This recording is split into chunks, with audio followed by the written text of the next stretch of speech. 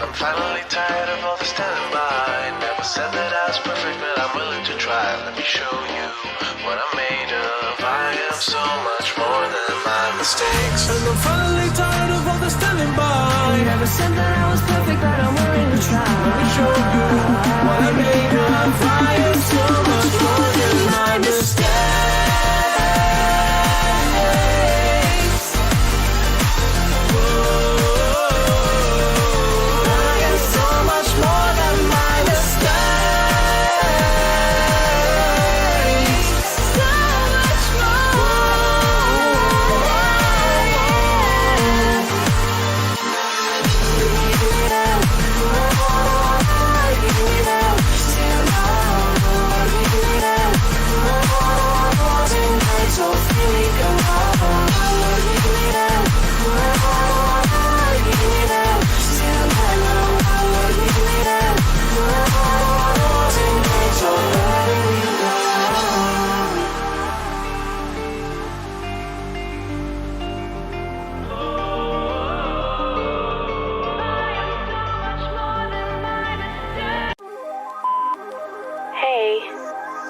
I'm kind of glad you didn't pick up.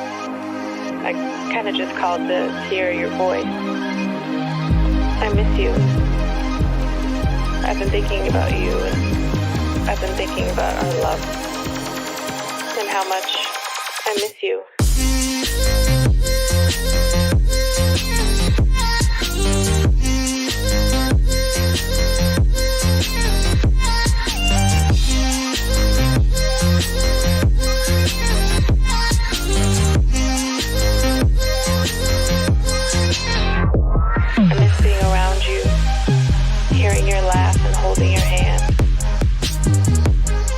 Every day.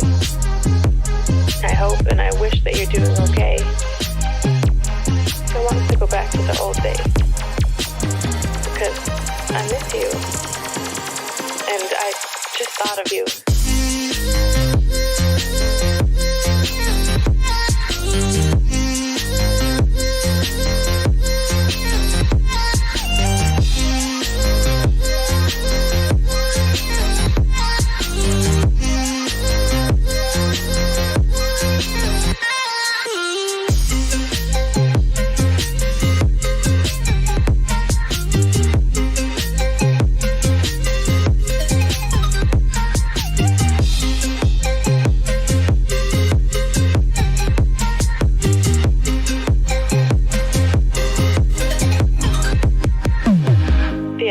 you listening to this, the thought of you on the other side of the line, I can't hang up. I don't want this to end. Not again. I don't know if you miss me too, but I hope you do.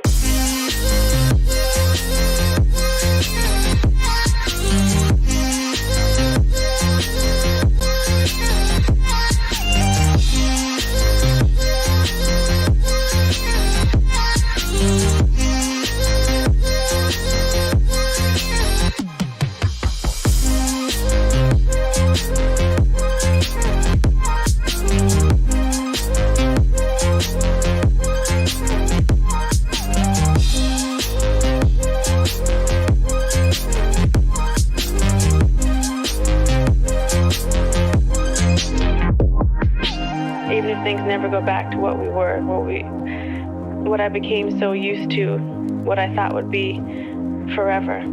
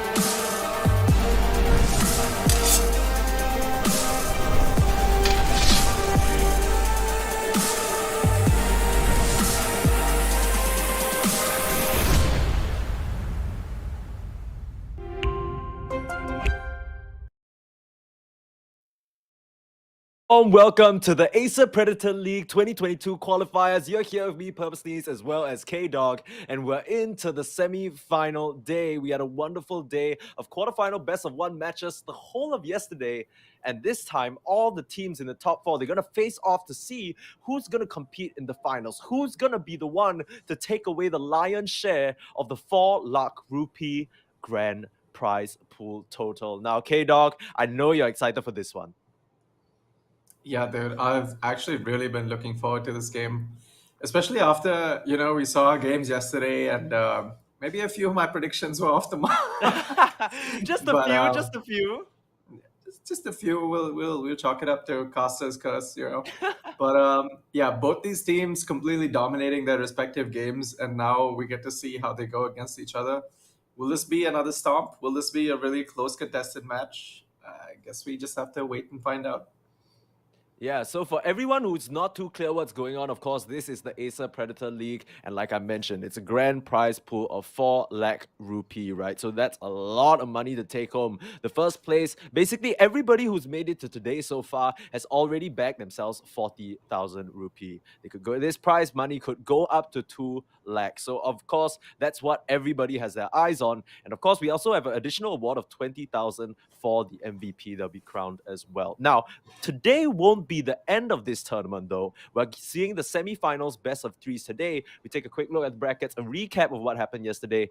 Whoops versus True Strike, Stylish Gamers versus Venkatesh Style, SuckWeed versus Win, and Revengers versus Defy the Meta. Those 8 teams duked it out, and today we have 4 remaining. Now, these teams, they're going to face off in best of threes to decide who is going to face off in the offline finals that's going to be happening in Bangalore at Nexus Mall on 3rd September. So that's going to be exciting, that's for sure.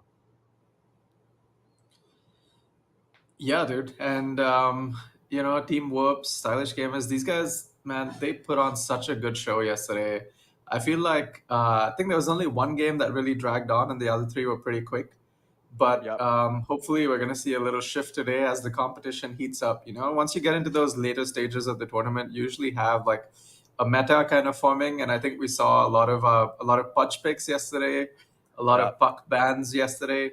So, and you know, like I said, in this Indian Dota scene, these guys usually know each other, right? So you'll see a lot of targeted bans, a lot of respect bans coming out.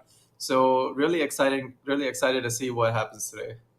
Yeah, so just to run all you viewers through our schedule that we have, like I mentioned, it's going to be best of threes today. So these teams, it's not going to be about a cheese strat or maybe just catching each other off guard in this one game. They're really going to have to outsmart each other in a full series, right? So for our first match, the one that K-Dog was talking about, it's going to be Team Wolves versus Stylish Gamers. Both these teams completely stomped their opposition in day number 1, right? And then for the second match, it's going to be Team SuckWeed versus Revenger. So both very exciting matchups. I think Team Whoops and Stylish Gamers, you were talking about really being excited for this one. Why don't you walk me and some of our newer viewers through what we can expect?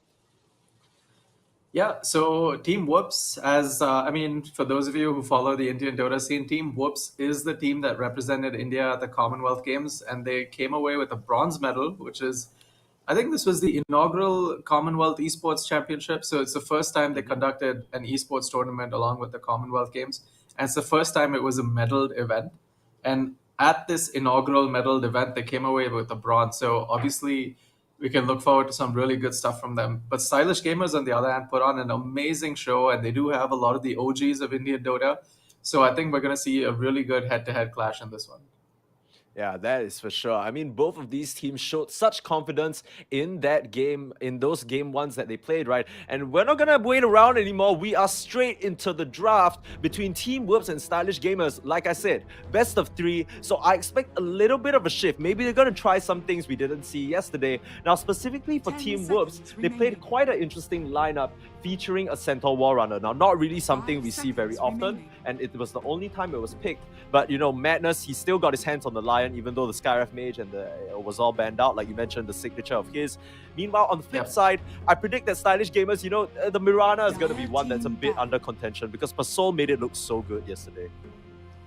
Yeah, for sure. And so, like I said, a lot of these guys have actually played on teams with each other, right? So they kind of know how the other person thinks, what the other person likes to play. And they're all also friends. So they sort of see what games they've been spamming in their ranked games and Yeah. stuff like that. So yeah, you get the secret strats banned out, you know. So Yeah, it's so like yeah. you just go to your friend's profile and then you see, oh, this guy's been spamming Dawnbreaker, ban. Tiny, ban. Yeah. Just like you just run through the friend Radiant list. team Punch is gonna Yeah. be banned out, no surprises there, and it's Marcy pickup. And we already expected this, right? Both these teams very heavily favoring the Marcy, picked it to great success. I think it was Pampu who played it on the off lane for Stylish Gamers, and it was is it Evil Ash on Whoops who was doing the deed Yep. on that side. So Very, very strong hero. The repositioning from that rebound and dispose can never be understated, and a good, solid opening pick to start. Yeah, and we also see that, the respect Pudge ban coming out. We do know Never Trust on his Pudge yesterday really put on quite a show. And Whoops not taking any chances with this game. When you have a best of three, you usually want to experiment a little bit, but both teams showing a lot of respect, getting, the signature heroes out of the way. Dawnbreaker is actually one of No Chance's special heroes, and considering how strong it is in the meta right now, you just want to get it out of there. Like, don't give the enemy their comfort picks, Yeah, I mean, speaking of comfort picks, No Chance already ran this Centaur yesterday. He's going to pick it up for himself again. Now, Centaur's not really a hero we see very prevalent in the meta, but if someone's called the best off-laner in India and he feels confident on it, then I'm not going to doubt him, right? 10 seconds. Yeah, for sure. But you know what has got through though? Puck has gotten through, and that is one of Master and Six signature heroes. So a lot of Puck bans yesterday, but today it actually has managed to slip through into Phase 1. We see a Quap ban, which is new for Phase 1 in this tournament, and the Tiny, Tiny is expected. Tiny is actually an ABH1 staple hero. He did play it in the Commonwealth Games too, and had a lot of success with it. So good to see Pasol's done he's done his homework and he's come prepared, Yeah, so I mean, Pasol, like you said, it's not even just homework, right? It's just these guys know each other in and out, and I'm quite surprised that the Puck's slipping through now. I assume that's what they're thinking about with this reserve time ticking down, but they're gonna opt to snap up Pasol's signature. Mirana did so much work on it, and more than just the arrow setups, we saw how much of hindrance Moonlight Shadow could be, right? Forcing you to have detection in these awkward moments when you're just trying to get pickoffs could really spell a bit of discomfort for them when they're trying to engage with that Stampede.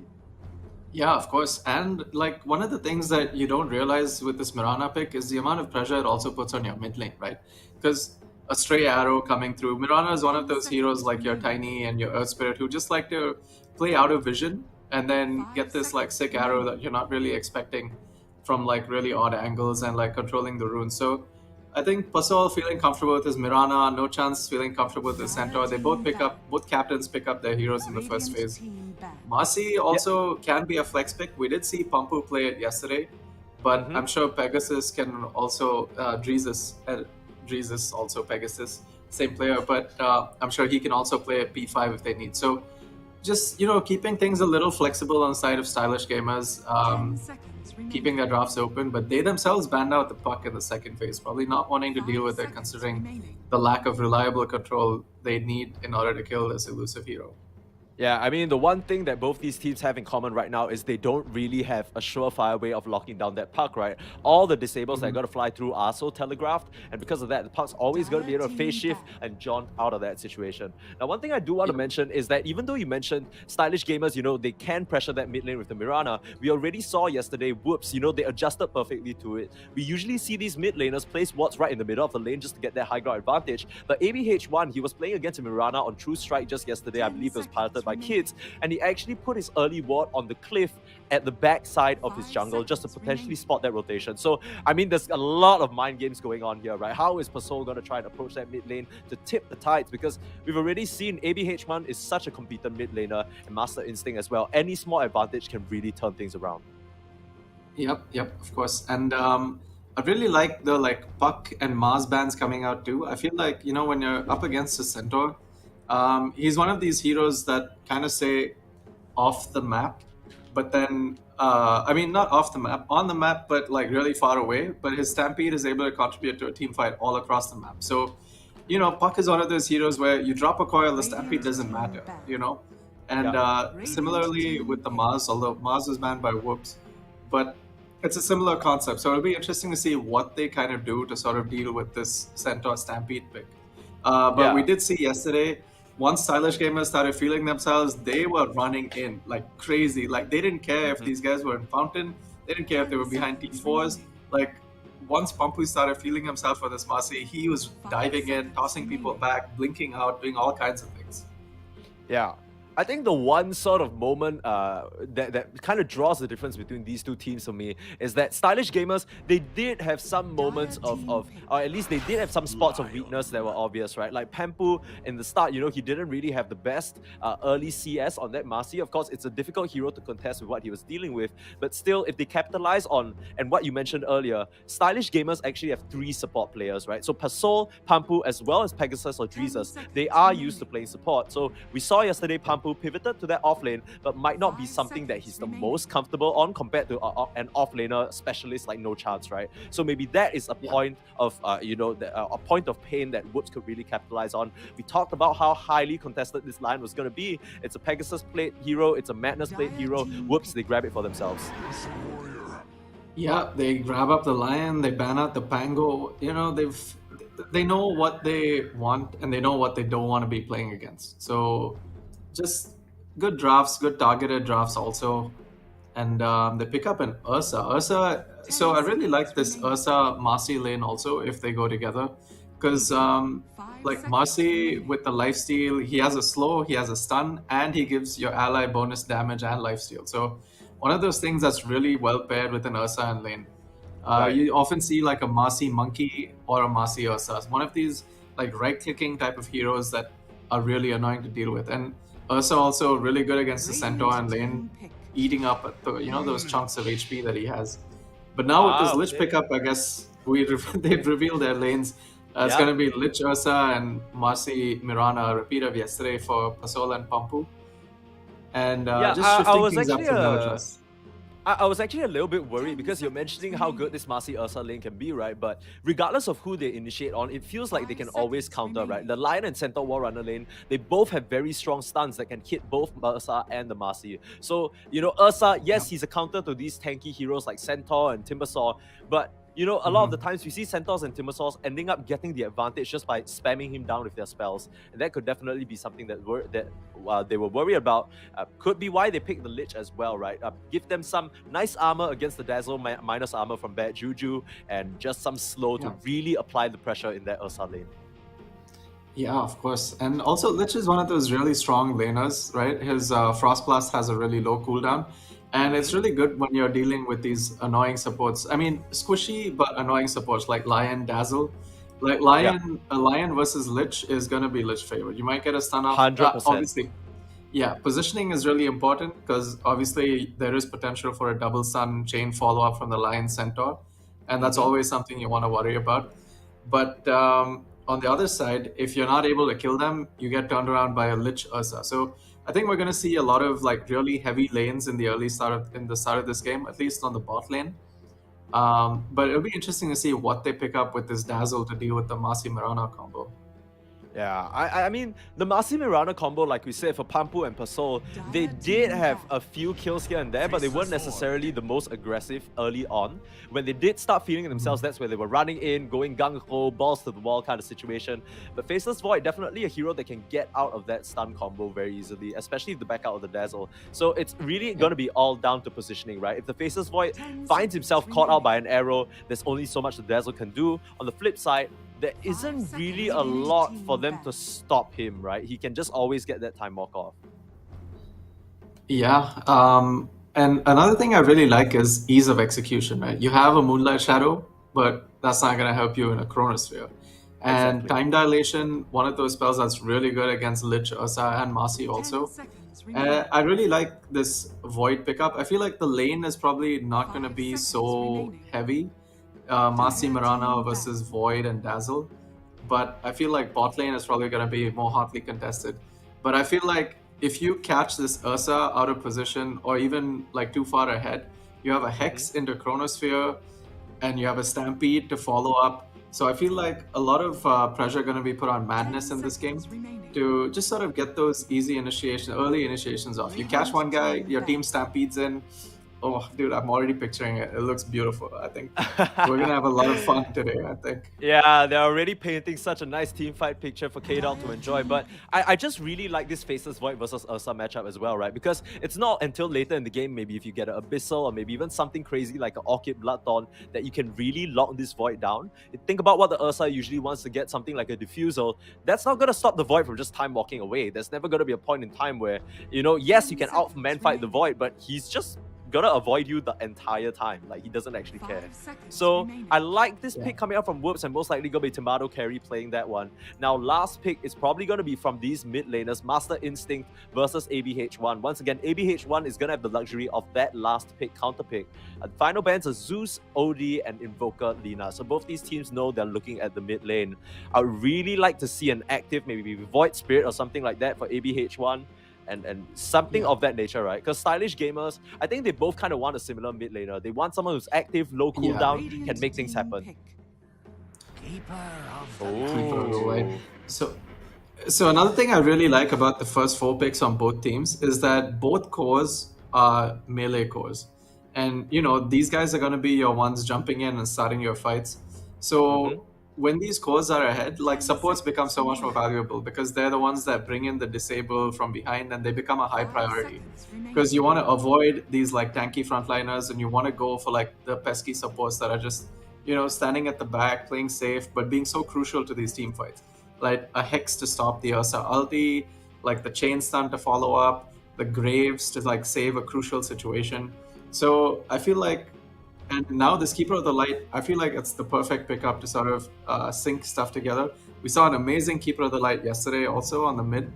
And hopefully we'll see more of that today. Oh, I'm a prophet or what? I mean, this is a perfect Void Spirit pick, right? Because you need someone who's going to jump that backline and the Koto, and Void Spirit can set that up. Low cooldowns as well means that he can always tag team up with Madness and Centaur War Runner when he gets that Aghanim's, and can apply some good damage in or outside of the Chrono as well, right? We always talk about Faceless Void having a combination of maybe teammates who can lay in damage to whoever's stuck in that Chrono. But what about everyone outside? How do you stop them from influencing what's going on in the Chrono? You get Void Spirit to just jump straight through to the backline, means that Keeper of the Light can't really have any action. So as we come to the conclusion of this draft, is there any lineup that you're favoring right now, K-Dog? Honestly, both teams look quite solid, but I really want to see some stylish gamer dominance today. I feel like I'd love to see like a Kotl Ags, you know, along with the Spirit Vessel sort of situation going on for the Void Centaur, and just standing at the back, throwing out these massive heals and massive nukes. I feel like the Kotl was a really good pick. And now this Kotl kind of forces your Void Spirit to have to be more active.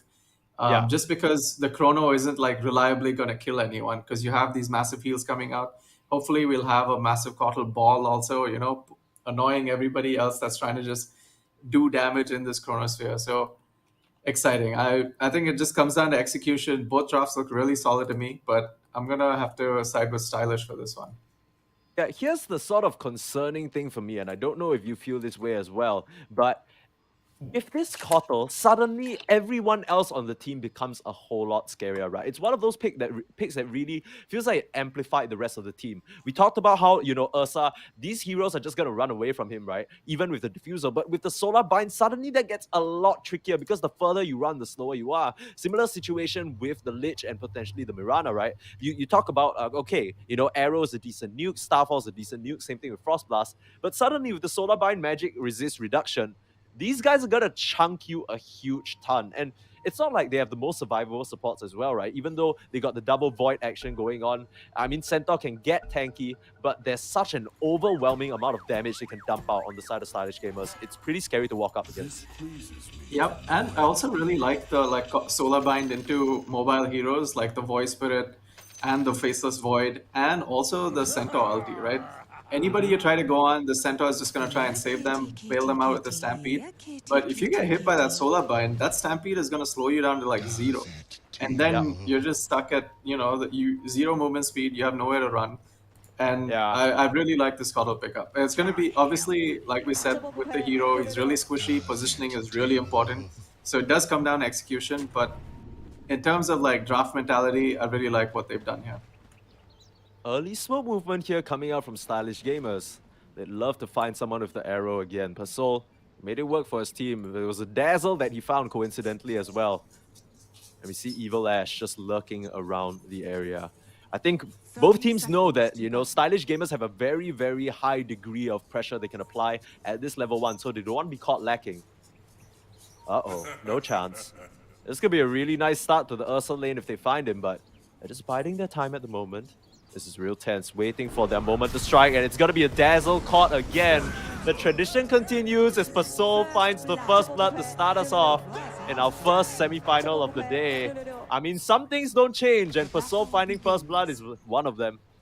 So they try and spread out to get as many runes as possible. It's gonna end up being what seems like a 1 for 3? No, a 2 for 2 still. So not that bad. They still get the bounties, but nice start for this Mirana yet again.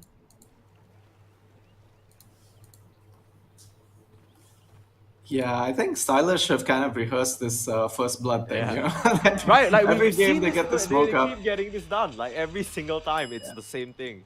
It's pretty cool. I mean, if it's 400 gold, I'm not gonna say no, right? It's worth it. Absolutely not. Absolutely not. And yeah, I mean, Tomato Carry, he's gonna have an okay time in this bot lane. Like we said, there's nothing really to stop him from time walking away. But Pasol, with this sort of early extra injection of gold, can get potentially what the item, maybe a Blightstone. No, he's actually opting for an urn. But still, these peppered auto attacks are gonna just kind of lay into this void. Yeah, I feel like this lane is probably not so easy. As you see, Evil Ash just laying into Pumpu. This new buff to the Dazzle Poison Touch makes it really annoying. You really need to create some distance with this hero. You can't eat those poison touches. It slows you down more. It refreshes the poison. Just very, very annoying to deal with. Yeah, I mean bot lane, I'm not really expecting any kills unless one of the Radiant safe laners gets out of position. But the lane I really want to watch is this top side, right? With the Ursa Lich, I feel like that could really be a proponent for a lot of action, especially with the double stun setup potentially, like we talked about. Madness and No Chance could really find it onto Jesus here if he overextends. Yeah, at the same time, if you look mid, I feel like ABH1, just coddle things, stand at the back, nuke the wave, nuke the side wave. Probably not going to see too much. Maybe the mid laner getting blasted a few times, but no real kill potential coming out from there. I think the lane to watch. They kind of chained their stuns a little bit, not maybe what they wanted. Jesus comes in with the shield, but a little bit too little, too late. Has the salve up for himself though, but they have to really watch themselves, right? You can imagine how much more damage he could do. But actually, Pampu is gonna grab the kill onto the bot side, so perhaps the Dazzle, inching a bit too far forward with that Shadow, I guess, Poison Touch pressure, gets himself caught out instead.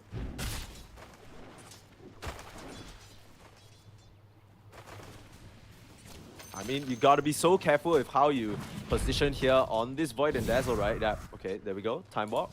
Has the creeps to block the arrow. So yeah, just need to make sure you're never in arrow range, right? If Pasol has you in his sights, you're most likely dead. Yeah, it's really not very easy, and it's not just the arrow too, right? It's like end of a creep wave, you need to move out of there, otherwise you're just eating a lot of creep damage in this early stages of the game. This hero is just really annoying to deal with, Marcy. Yeah. I like this move coming out from ABH1 though. We see that sentry being placed in the small camp, and he even walks over to try and contest that. So, we talked about how Koto is a bit of an uninteractive hero, as we see another kill onto No Chance in top side happening, but trading out, Never Trust, gonna fall instead. So 1 for 1, I don't think the Centaur will be too upset about that, but of course, the EXP going the way of the Ursa isn't exactly what you want. Yeah, but back to the point I was making, at mid, we see ABH1, even though this Koto is a little bit of an uninteractive laner, arrow coming in, finds its mark onto the Void Spirit. This is exactly what we were worried about, but ABH1 still has the Dissimulate, so he'll be okay, but definitely a little bit of a butt clencher there. Yeah, bottom lane, Dazzle overextending a little bit, Pumpu gonna toss him under the tower. Oh, Shallow Grave! The level 2, didn't really expect that one, but here comes Pasol back in the rotation. But turning around with the heal now, Pasol turns around for that courier. They managed to take down Pumpu, but the last leap away. Nice bait coming out from that Dazzle, recognizing that, he has that level 3 and all 3 skills available to him. Perfectly draws in Pumpu.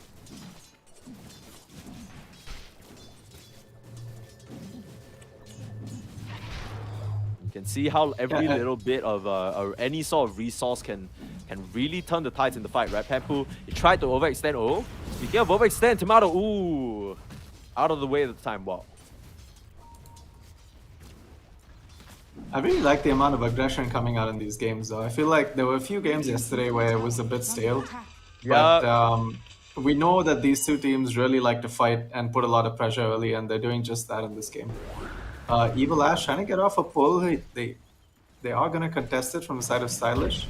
Wow, those hands flew a long distance. Did you see that? Let Marcy reach through the heavens or something like that to grab that dazzle. Turn it around. That's what's so strong about this hero. No chance. Getting gone on. There's the Earth Shock and the Citizen Gaze pulling him back. And the Fury Strikes are just going to be enough. Madness not able to keep that Ursa away. This is exactly why they picked that matchup against the Centaur Wall Runner. Now, Evil Ash being caught a second time trying to make that pull happen. But no way of making that happen. ABH1 though, gonna be spotted out by a ward. Can he find the mark onto the Mirana? The leap away and the Void Remnant isn't gonna find anything. So a bit of a wasted rotation here from ABH1, and that just means Master Instinct gonna be able to accumulate that wealth even more. Yeah, I think ABH1, that was also good timing though, because even though he did TP out, he's going to make it back in time for the wave coming in. I guess that's one of the disadvantages of having this Kotal, right? It's not exactly your lane tempo maintaining hero. You kind of just have to shove in and go for the farm game. Interesting build here coming out from Master Instinct. Actually has that Veil of Discord completed, and it's facing off against the Kotal in mid, but now we're looking at bot as Tomato taking some damage, but Master Instinct, he's gonna take a tumble in the mid. Was trying to play with his advantage with that newly picked up item, but now no chance, left alone in this top side. No way of surviving against that. And I mean, isn't it pretty funny that Pegasus has higher level than the Ursa? But yeah, I mean, there's no real way of surviving against that lane when you're left alone. Yeah, I think really good pressure. I think the players here really understand that, you know, yes, we lost our mid laner there, but there are no wasted TPs to try and protect him. Instead, they just put pressure on the side lanes and sort of try to get their advantage back there. Yeah. I think it's a very sort of, it kind of shows the high level of this game, right? Because a lot of the times what you do in your pubs, you know, you see someone in trouble, everyone just mass TPs. But, you know, both these teams recognize, okay, there's action happening on one side, that means I can make even more happen on the other. Sinister Gaze pulling Madness in, perhaps a bit too far forward. They have to slow up, but the Hex is out. And the Bears turn into a little frog, no harm comes this way. I'm a little worried for this Centaur because it's a hero that really requires an early start, right? The more if you don't really get to kind of get this laning advantage, I say that right as Never Trust falls down to a nice rotation coming out from ABH1. So this Void Spirit definitely making the most of his move so far, and Pasol with a TP out, just gonna sap up some of that EXP, but now Tomato, he knows that Pampu is here alone, could try and pressure up if the Dazzle comes around as well. Yeah, dude, I really like this build coming out from Pampu. The lifesteal is enough to sustain him through. Oh, Madness. Nice setup from Madness, tanks that blast, but is it enough? ABH1 double damage. Nice early ward setup. We saw Madness put that down, and that's gonna set up for the kill while the Kotal was trying to take those stacks. Now ABH1 runs into the arrow, not where he wanted to be. The tip comes out, Pasol finds him. The Master Archer lands yet another. Madness forced the TP out, no way of helping in any sort of fashion. Yeah, good heads up play. They stack it, they get ganked in there, but they don't let him go without being punished. And nice arrow to land from Pasol onto this Void Spirit. But they do identify that he didn't have any Astral Steps. He used them both to try and kill Master Instinct. Just good rotations, good rotations. So this is kind of scary for the side of stylish gamers, for me, because I feel like when you're talking about the late game, I feel like it's definitely in Team Whoops' hands, right? They have the Shallow Grave, which is such a strong tool. They have the Chronosphere, the Stampede, and this Void Spirit. Meanwhile, on the flip side, like we said, the Kotal can definitely fall off, but now the Centaur is the one who's mostly suffering here. The slow's coming out, pops the Stampede, but the Gaze catches him. Can this Never Trust want to continue chasing? Actually doubled back for a little bit. I suppose if he kept running, he might be able to find him. Maybe ABH1 and Madness though. They want to find Master Instinct again, straight away with the finger and the stun. Sets up another one for this Void Spirit. So at this point, they gotta know there's a ward there.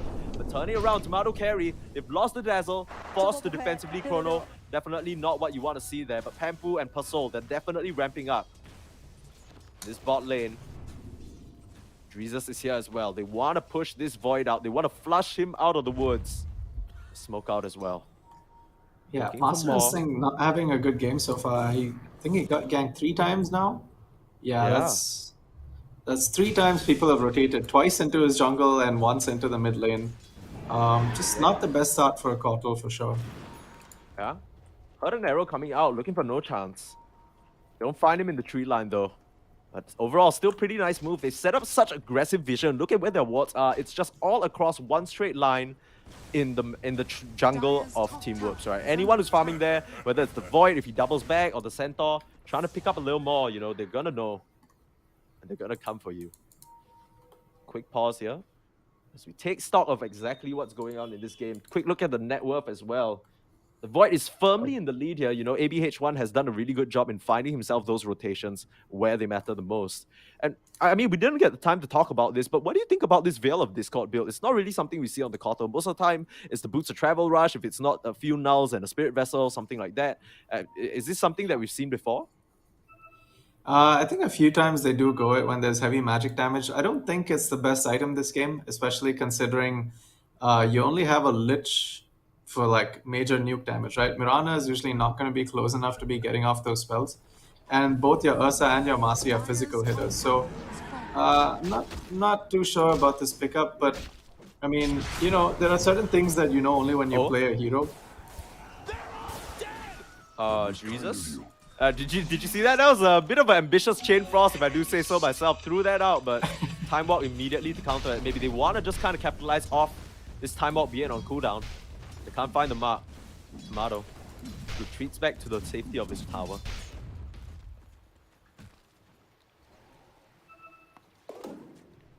At the side of Stylish Gamers, they've really tried to apply pressure in this bot lane. I feel like they've had 3 members, you know, just kind of lurking around the area, rotating across the mid to the bot side. They want to take this tower, but they don't have the best tower push. They found Tomato though. The Sinister Gaze into the arrow. And that's going to be more than enough damage, especially if the Unleash. Maybe H1 is deeping in. He wants to find somebody. But needs to back up. It's a 4v2 situation now. The Dazzle preemptively Graves. Do they have any way of stopping him? No, they don't. All the stuns being used. ABH1, second Void step out. Oh, nice dodge upwards to the trees. They don't see it coming. And like a thief in the night, just gets out of there. But look at the amount of pressure they want to apply. And I mean, it's kind of like what we said, right? It feels like Stylish Gamers, they want to hit this tempo with the Kotal. And they want to just kind of blow this map wide open before Team Whoops have any time to scale at all. The Void is going to take a while to ramp up. Same kind of situation for the Centaur War Runner. And they want to take full advantage of that. Yeah, and it's a good thing that they've got this tower though. Like, you know, when you rotate so many players down, you want to make sure you get those towers down. Otherwise, it's just a waste of time and resources. Meanwhile, you see Team Whoops really splitting up the map. The Centaur farming the enemy jungle and the top lane. The Void is also TP top to get some safe farm, and the other 3, after farming mid, are now making a rotation. Move! They see each other because of that ward. Nicely placed. And that's going to be Pasol tanking the death. Immediately pings it out, but doesn't actually find the mark with the ward. And a bit of an unfortunate move there. I bet Stylish Gamers would have loved to find somebody. But instead, they're the ones who get kicked out. Yeah, I really like how active ABH1 has been in this game. You know, you see these mids sometimes try to farm a little bit, especially when they're up against someone else who's farming. But really active play coming out from ABH1 this game. Starting the jump out to no chance, turns around the stun and the TP, but Master Instinct has that blast winding up. It's more. He does have the Blink Dagger queued up. Yesterday he went for the Hood and the Vanguard before getting anything else. But today I think he's identified that he just needs to become more active. So going straight into the Blink after the Vanguard. It is a bit slower than you'd expect considering the amount of like space he had in these last few minutes. But I guess ABH1 is picking up the pace though. Like he's making up for like the Centaur's time. Yeah, and I mean, if you take a look at the net worth on the top left, it really just tells us the story of the game, right? At this point in time, all these calls on the side of Stylish Gamers have such high kill pressure on the map. Whoever they find, this Ursa, the Marcy, and the Kotal, can really pack more than a punch enough to just take anyone down. But ABH1, he's the one shining hope for the side of Team Whoops right now. He needs to be the one to make things happen, and he's definitely the player to watch. If they manage to take him down, that's going to put a big halt in the aggression that Team Whoops are trying to find. And you take a look at where the map positioning, like the heroes on the map, right? Like ABH1, he's just on an offshoot by himself, trying to find whatever he can. And yeah, I mean, Stylish Gamers, I would assume they're looking towards Roche eventually because this Ursa, he's almost through with this Battle Fury, just 1,000 gold away. Yeah, I think things are slowing down a bit after the initial stages. Probably trying to put pressure on the towers, but everyone just kind of happy farming at the moment. I think this is gonna go back to our big boom clash at like 20 minutes or so, where everybody is like 3-slotted and comes in with their BKBs to have a massive fight. So who do you think that favors actually? Which side do you feel like this 20-minute boom clash is going to go the way of? Middle lane, they're kind of jumping on the Dazzle. Dazzle getting a bit out of position, trying to get a D-ward off. I mean, they've sort of been Mexican standoffing in this lane for quite a bit, right? Just trading sentries back and forth. You know, it's when not sure if Stylish Gamers want to stay. No chance. Being found by Dreezus. Pops the Stampede. Gets back to the safety of his Dazzle. Oh, TP out. They're gonna see this one. They're gonna see the mass TPs and they should know a fight is happening because Never Trust is getting killed in the bot side. Pops the Enrage. He's gonna try and up, chop out. Can he make the distance? Yes, he can. That Ursa's gonna get out alive. Thank goodness. That would have been a disaster. But there's ABH1, the cleanup crew, finishes off Pasol. Radiant are scanned. And the tips coming out. Never Trust knew. Pasol died for his sins there. That was a close one. If he got killed on the Ursa, that would have been a disaster for the side of Stylish Gamers. Radiant's bottom tower is under attack. And it just really feels like Stylish Gamers, you know, they have this opening, they had this 10-minute block where they were just terrifying, but they haven't been able to find exactly what they wanted in this block of time, right? And now, whoops, they've managed to claw it back bit by bit, pick off here, split push there, ABH1 getting kills after the other. No chance just escaping out of situations he frankly shouldn't with the Stampede, and it's a little curious to me because, you know, even though this Centaur was picked in the first phase, they don't really have a way, like, you know, the part of keeping him rooted. Madness found the Ursa, ABH1 is in! This could be the Ursa down, they pull him back, but it's straight into a Dissimulate. Second kill on the chopping block, Dreezus. The dust isn't gonna clip him. They don't have the vision, the arrow finds ABH1. Do they want to aggress onto this handful? The Dagon is there, and they found the Void Spirit, so it's a 1-for-1 trade. I think as the dust settles, it does favor the side of Stylish Gamers. They need to be careful now, because the Void still has his chrono. Blasting him back. Tampu can't find the touch. They can turn around with a chrono here, but they don't really have a lot of damage. Blast coming out again, the Stampede in response though. That's the call for the retreat. No chance. This boys, let's get out of here. I think we really saw the power of the Veil in that last one. I don't think ABH1 was expecting to go down that easy. But Solar Bind, Veil, Dagon plus Cautal Illuminate, and boom. That was a lot of damage. That Void Spirit popped like a grape. Like, you just squeeze him and he's gone. I mean, yeah, it's gonna have to be a lot more if you notice, careful. he's also gone for a BKB really early on this Quick Pearl of the Light. I think just identifying that if he ever gets caught, it's going to be really hard for him to survive. Yep. I mean, parting Dagon just for his troubles, just to send him back home with a little sore bum. But yeah, I mean, we already saw there were a few times that actually this Koto Master Instinct got caught out by ABH1, so he doesn't want that to happen again, right? He understands that as long as he's seen in the fight, he could get completely collapsed upon. And he's not the main chrono target, so he feels comfortable enough to just play the backlines with the BKB, knowing that the Void can't find him. Or at least can't really touch him.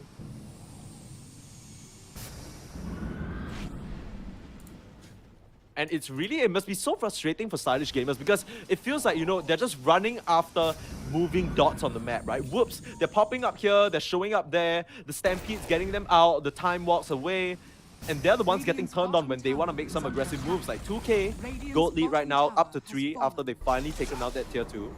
It's gonna open up the outpost for them to take as well.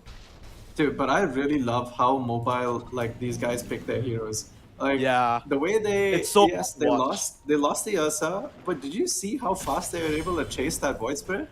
Like normally if a Void Spirit Astral Steps, you're like, okay, he's gone. But these guys are literally chasing with 4 heroes. I mean, the Lich is probably dealt the worst card of them all. He's like just slowly gliding towards the He's like wobbly voice, guys, wait up, guys.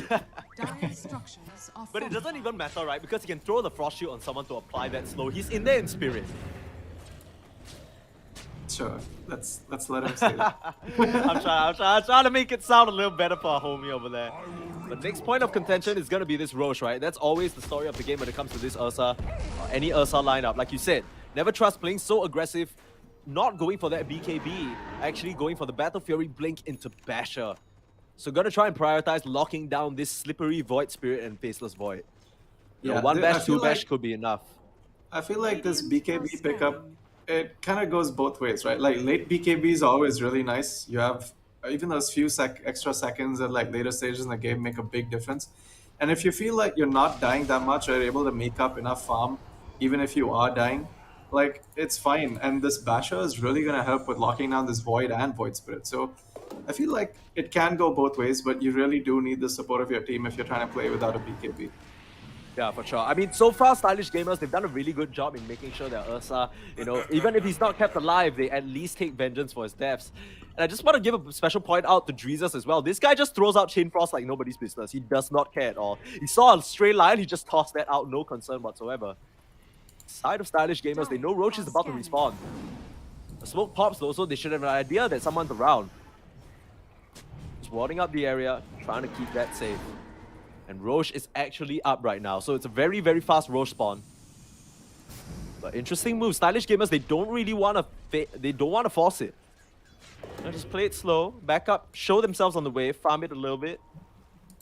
Yeah, this is like the power of the Ursa, right? It's kind of like the Enigma Black Hole. It's like he can do Roche, but is he going to do Roche? We don't know. And now he's just farming up, but everyone's kind of positioned to sort of stop this Roche fight. Yeah, and you don't really have a choice, right? Because if you show anywhere else on the map, he's just gonna stroll up in there. He doesn't care. Yep. Oh, But ABH1 could be no looking for a chance. pick. If they find this Koto, could be disastrous for them. Such an important part of the fight. Meanwhile, Dreezus, they pop the Moonlight Shadow, so they want to try and inch forward. They want to try and reclaim some parts of their jungle. For the most part, they have a decent amount of it watered, right? They have good vision. But they want to flush out the side of Whoops, who they know have to be in this area. But Soul sees Madness. Evil Ash as well. Got to be spotted out. They should have seen each other there. Need to play the edges of the fight. To play out of vision. Can't afford to be caught out. And you can feel just how tense it is. Even though it is this game number 1 of our best of 3. These two teams had a very, very simple and straightforward day number 1. This is the most challenge that they've had. No chance. Gonna see him turn around with a stun. Instant finger of death. There is the Lich out of fight. And for Soul as well, they stand no chance. The supports melt like butter. And here's the awkward bit. The Faceless Void isn't really the best at doing Roche, but they're gonna start it out anyway. They want to force some buybacks. There it is from Soul. They need to watch out for those arrows. They need to watch out for the chain stun. No chance. Has to body that one for his team. There it is. Gonna be a swing and a miss. Nice awareness, keeping an eye out for that. They've jumped in though, onto the Koto, forcing out the BKB. That's huge, they need to go in right now. The stun of the Faceless Void is gone! Never Trust ripped into shreds, and now the Stampede wasn't enough. They're trying to turn it around, Yules up on the no chance, purging off their Stampede. Now Panfu's stuck in no man's land, but in is ABH1, was looking for the Ursa, couldn't find him. Has to disseminate out, the stun's out as well, no chance. Already made the distance, now it's the Ursa who's straight onto this Centaur. They found the line in the back line, the stun is gonna land onto no one. And in and out of the fight, this Ursa Bear rips them to shreds. You're in his jungle now. This Roshan belongs to him. Stylish Gamers are gonna grab this one for themselves. What a fight. Dude, Roche Bash into Ursa Bash into Kotal Dagon. Oh my god. Like, that's the worst sequence of events that could have happened. And dude, that's, oh god. The Stylish have to be thanking Gabe for that one. That was just too much. Oh, found Master Instinct. That was a nice Astro Remnant, but nice. They'll dodge away straight into the Chrono. They found Master Instinct. That was the Chrono that we were waiting for in that fight. And I was just about to say, you know, this Faceless Void, I'm really wondering if he should have been the main person hitting that Roche. They tried to force the issue instead of finding additional kills. But I guess they got a little bit too antsy, right? They just want to get it done. They want to get it out of the way. 2 kills now, looking for more. Madness with that Blink Hex. Could be so crucial. Now the Ursa does have 2 lives. See him, immediate Hex, stun out and the finger. That's the first life down. But there is the Chain Toss as well. Stampede just to turn it around. He's just gonna get caught out. Never Trust. He's left alone, but he's straight onto Madness. There is the grave though. Nicely done from this Dazzle. They want to get this Ursa. They want to keep chasing. But do they want to risk it? Popping that Enrage from the shot. They found him, the stun, the follow-up, it's there, the arrow's coming through, but the Hex is there too. No mana, no HP, and no friends left on the mat. Team Whoops, they answer right back. Is under attack. Now it's them who are Dude. putting pressure on this top side. Beautiful shallow graves coming out from Evil Ash, like saving that lion.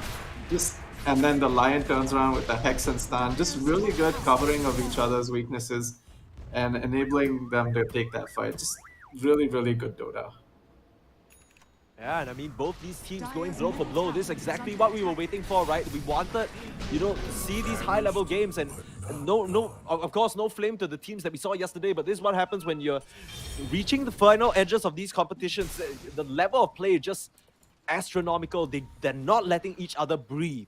Every single fight is just back and forth, and you gotta get rid of this Dazzle, you gotta get rid of the supports. Yeah, bottom lane, ABH1 forcing Master Instinct to use his BKB.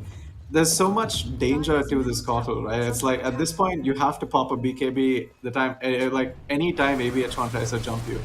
Like one Astral Step into an E-Blade combo along with his other spells and you're gonna die. So you have to just pop that BKB and get out. But that means you're vulnerable for the next 70 seconds now. Gem on ABH1. Bought up by Madness, they want to be able to see through that pesky Moonlight Shadow. I mean, at this point... and D-Wards too, right? Like Void Spirit, Yep. one of those heroes that's good at scouting high grounds with the Aether Remnant. It's always nice when you have like a hero that can scout high grounds and give them a gem, like your Venge, your Venomancer, like any of these heroes that are able to get you that vision. Mm-hmm. And not to mention, ABH1 is so difficult to kill as well, right? He's only died 3 times. Bottom tower is under attack. Now it's Team Whoops who are the ones who are applying pressure. Yeah, the thing I like about the Whoops draft versus the Stylish Gamer draft is that Whoops have like 3 cores that want to run in, right? 3 frontlining cores. Bottom tower has But their supports are the types that can kind of save and contribute a lot from the backlines. But I feel like on the side of Stylish, they have 2 cores that want to frontline, but they don't really have the best saves for those cores.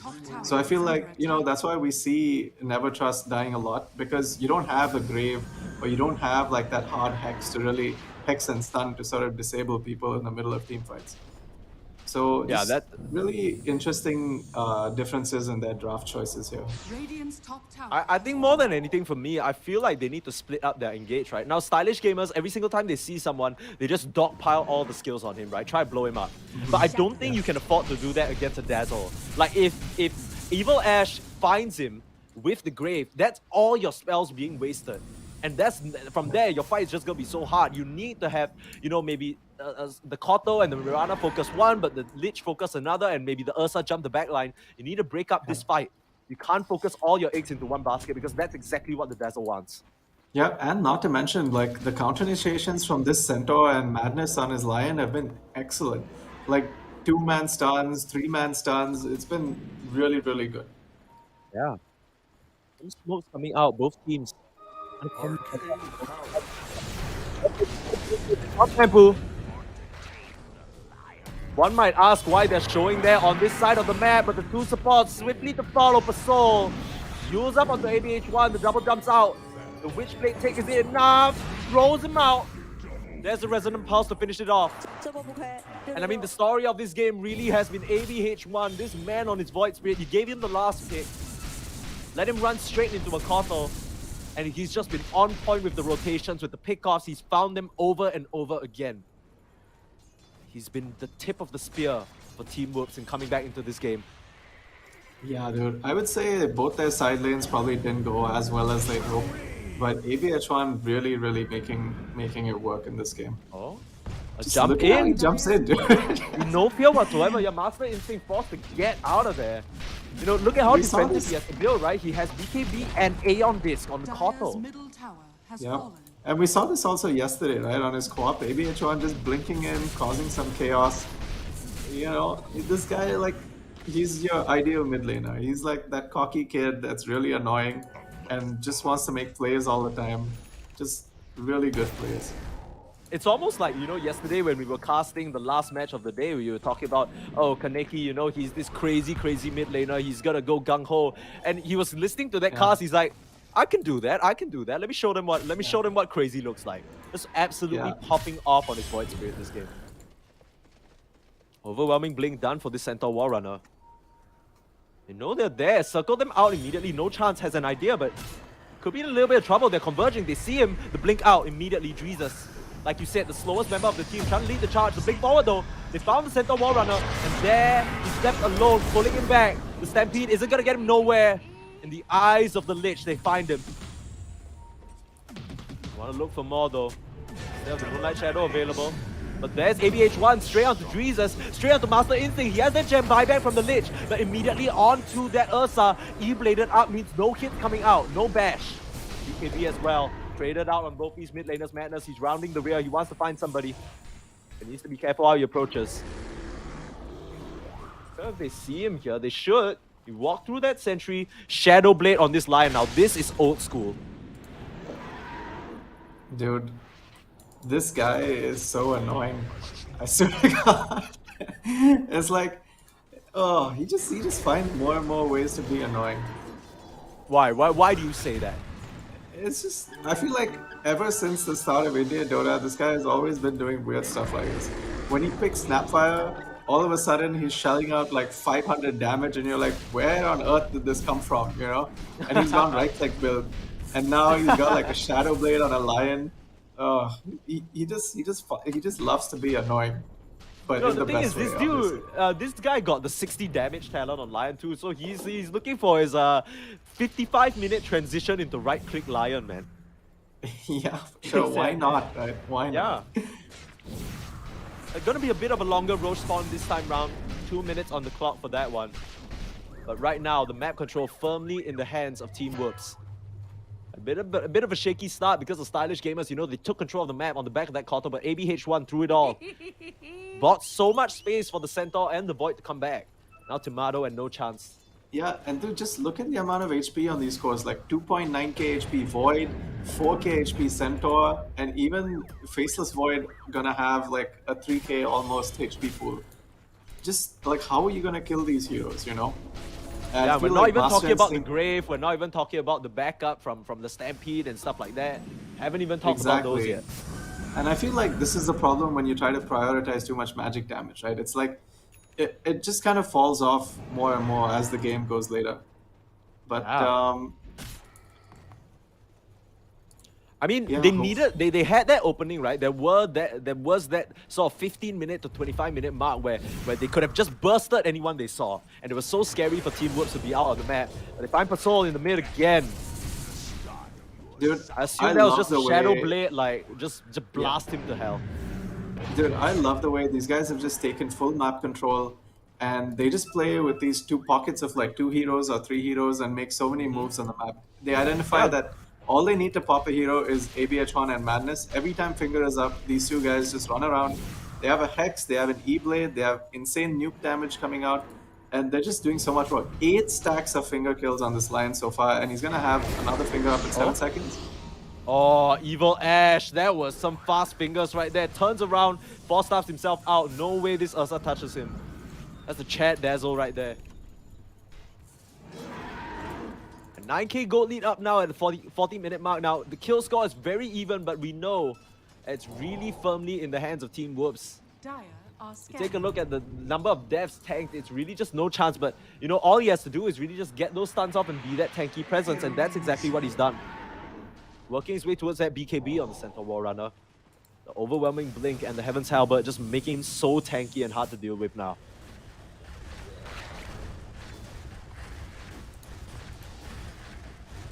And I mean, Roche is up right about now, so if they Radiant scout are it, scanning. you know for sure Team Whoops, they're gonna make a beeline. The pings come out, and the Void is coming in. And ABH1's also got level 25 on his Void Spirit now, so that Uh-oh. extra Dissimulate stun coming out. A nice AoE stun. Probably gonna get his shard sometime soon. Maybe with this Roche. No shard from Roche. Just an axe. Just an axe, no big deal, just axe. I mean, that's gonna be really useful for the Void to lock them up, but you know, could be really nice for the Centaur as well, for the Stampede, you know, damage reduction. They're gonna give it over to this Centaur. So that means with the Stampede buff. Oh, sorry, was it on Centaur? Who did they give it to? Oh, they're actually giving it to the Dazzle. I mean, Dazzle's the one holding it right now. They actually, yeah. Madness is the one who takes it. Finger of Death. Cooldown 20 seconds. Damage 950. We gotta see how much damage this Finger of Death does in these fights. I mean, you take a look at the Lich's health pool. It's 1,360 with 8 stacks. 480. That just one-shots the Lich, by the way. Dude, these. I feel like this time, Whoops is really feeling themselves. When you give an axe to the lion, that's respect, dude. They're like, you know what, boy? You've been doing a lot of work. Just take it. Like, keep doing Yeah. it. You wanna go get your kills, you know? Sure, you deserve it. You deserve it. Yeah, and a finger of death every 20 seconds. Yikes, that's a lot of damage, dude. Like, you could use it Yeah. multiple times in the same fight. Yeah. Like this Ursa 2 Finger of Death said he's literally dead, by the way. Like this guy will die to 2 fingers right now. I mean, it's so scary. Take a look at where the side of stylish gamers are just herded into their base. I think this is something that we talked about in the early stage as well, right? And it's a point of pain for the side of stylish gamers. The draft has really evolved into a bit of a double core, right? Pampu has really fallen off on that Marcy, feeling more like a third support than an offlaner. Of course, has that Basher and the Mindbreaker, so can do quite a bit of damage, but we just haven't seen this Marcy have quite as much impact as we expected. Yep, and Faceless Void also finishing up a Butterfly, making things really, really hard for stylish gamers to get a kill, even if they do get on top of them. Aeon Disc completed for this Void Spirit means that even if they find him, on the off chance that they do, he's gonna have that momentary respite of safety. Dire's bottom tower is Ado under was looking attack. for a chrono over there. You see the side of Team Whoops just inching forward, looking to punish whoever dares poke their head out. Now, this is the one weakness of their lineup, right? They don't really have the best way of pushing towers, but with Tomato, with his Aegis, it's so hard to deal with. They even have the Frost Shield, so this is gonna be a slow process. Level 25 means the backtrack process is there. The finger melts per soul in an instant, no shot. Dire's middle Witchblade damage more than enough. Trying to mess with Tomato right now, but there is the E-Blade defensively. The Hex, the Dagon, the Blast, the Shallow Grave. Dire's bottom Evil Ash there with it again, but Pampu in with the Hex, is the Lion. That's the first type of the Void. They had committed a lot for that one, but no major ultimates. ABH1 still in the front lines. This is the Dude, strength of this stylish is like gamers. They can ping really pong. hold it. Yeah, they can just Did you keep holding it. see They can how keep many bouncing, times- They don't care. But in, straight out the backline, Pampu forcing the PKP, and there is the Aeon Disc pop. Tomato carry with the PKP, and the Chrono catches this Marcy, the Marcy's down, but ABH1 falls as well. They're onto this Ursa, jumping onto the backline, finishing off that Lich. And the Dagon isn't going to do nearly enough to Madness. Madness turns around and knocks that Ursa down. Master Instinct, you're the only one left. What can you do? The Hex out. Buybacks coming out in spades here. ABH1 as well, committing that one. Dire's middle tower. Never trust. This is his last life here. If he dies, it's going to be huge trouble for them. But Soul coming out in 9 seconds. Perhaps with that Moonlight Shadow, they can find and engage. But ABH1 is back into the fray. Madness getting that mana back up as well. They need to be so careful how they approach this. They need to keep their distance. But without that engage of that Marcy, how will they start this fight? Lich is gonna buy back. Arrow finds nothing. The Hex is out onto them, but they found the Ursa and that's him out. 2 minutes, no Ursa, but Soul missed on the fall. And there's a valiant effort. The Hex out on the Faceless Void, but they couldn't find anything. Gem of True Sight dropped the deck as well. Dire's bottom tower has And that is more than likely going to be GG, even if they don't call it. I don't see how they can fend this one. Master Instinct is trying valiantly to push them away with the blinding lights and the blast. Only so much a Koto can do, illuminate. Out, but there's the E-Blade forcing the BKB and the Aeon Disc stuns out. No chance, pops the BKB as well. And here comes Tomato Carry, just knocks down that Lich. No shot at surviving. Oh, that's going to be the Faceless Void a little bit too far forward, so they haven't gotten Megas just yet. The buyback though committed. They want to end the game. They know there's no buyback on this Ursa for another minute. They want to keep pushing. BKB forced out from Marcy yet again. E-Blade's out as well. But the Koto, he's going to drop. And he's forced to buy back. Master Instinct, he held up for long. Now Madness turns around with the finger. The finger and Dagon trade out. But now only one left is Pampu. And the GG is surely going to be dropped any moment now. They're knocking on the tier 4. They're knocking on the base. And GG, Pampu is the one to call it. as Team Whoops, what a game from them, styling on their opponents and forcing them down. 28k gold lead, that's just about how many kills that the side of Stylish Gamers got. That is not a good start to the series for them, but Team Whoops, what a show of dominance. Yeah, I think it was okay. I think it was going pretty even for a long time. I think just I think the supports on Whoops really showing their worth. Like these guys were so notorious. Like they would bait, use themselves as bait, and then grave, and then four staves, and just keep saving each other. And ABH1 also salvaging the games for the other two cores. I think the early game looked a little shaky, but then they sort of slowed the pace down a bit in the mid game. They used their advantage from ABH1 and Madness and made really good movements on the map to ensure that they came back into this one. Yeah, I just want to bring everyone's attention. I'm not sure if our observer can scroll to that stat, but in case he can't, ABH1 dealt 44k damage to heroes on his Void Spirit alone. That's a whole 10k more than this Koto has been blasting, Dagoning, blinding lighting. This man was on a mission and he did not stop. Like, you take a look at that number right there. Just eclipsing everyone else in the entire lobby. So, I mean, this guy, he put the pants on today. He was like, you know what? I'm going to bust all of their bums. No one's getting out of here. All the supports I did on my screen. And man, he delivered on his Void Spirit. They gave him the last pick and he made it work. What a player, ABH1. Dude, I still remember when in the Dota 2 India official group on Facebook, that's where all the news is really posted. And somebody had put a screenshot of Thompson's game, and they were like, "Who is this ABH1? He's some Indian player who's killed Thompson 3 times. Like, who is this guy? Why have I never heard of him and stuff?" And I mean, at this point, you're gonna have to hear of him. He's really making it work and he's making it look good. And I mean, you love to see this kind of stylish player, right? Especially on the hero like Void Spirit. So much room for skill expression, and he definitely showed us what he can do in this game number one. But of course, very well played from the supports as well to bring that one back. And that's going to be our game number one for our opening semi-final series between Team Whoops as well as the side of what Team Whoops and Stylish what is their Gamers. name? Stylish Gamers. That's the one that always eludes me. You know why? You know why I've lost it? It's because that was not stylish in the slightest. That looked a bit flat. You know, they had their moment of 10 minutes, then it all just kind of went into shambles. Now I'm hoping for a bit of a better match number two. You know, a bit of what we saw in maybe the 20 to 30 minute mark. You know, near the end, it kind of felt like it was a lost cause already, don't you think? Yeah, I think they had a few moments though. Like the Roche fight was really good, where they looked like they were losing, and then all of a sudden they disengage and re-engage in spite of in spite of the 4-man chronosphere, and then they end up getting a team wipe. They end up getting the Roshan. They end up getting more kills. I thought things were looking really good for them, but then there were a few points later on where they got double chronoed with the Masi and Keeper of the Light. Just I think good games overall. I think maybe a few mistakes here and there in terms of their positioning, overestimating their power spikes, but for sure, just good Dota. I think I'm pretty happy with how this game went. Yeah, of course, this is a best of 3 after all, which means that this game puts Team Whoops one game away from being one of our grand finalists of the Acer Predator League India. But can they just wipe the side of Stylish Gamers? Or will Stylish Gamers come back in a shocking game number 2? We'll have to wait to find out. Stay tuned right after this break.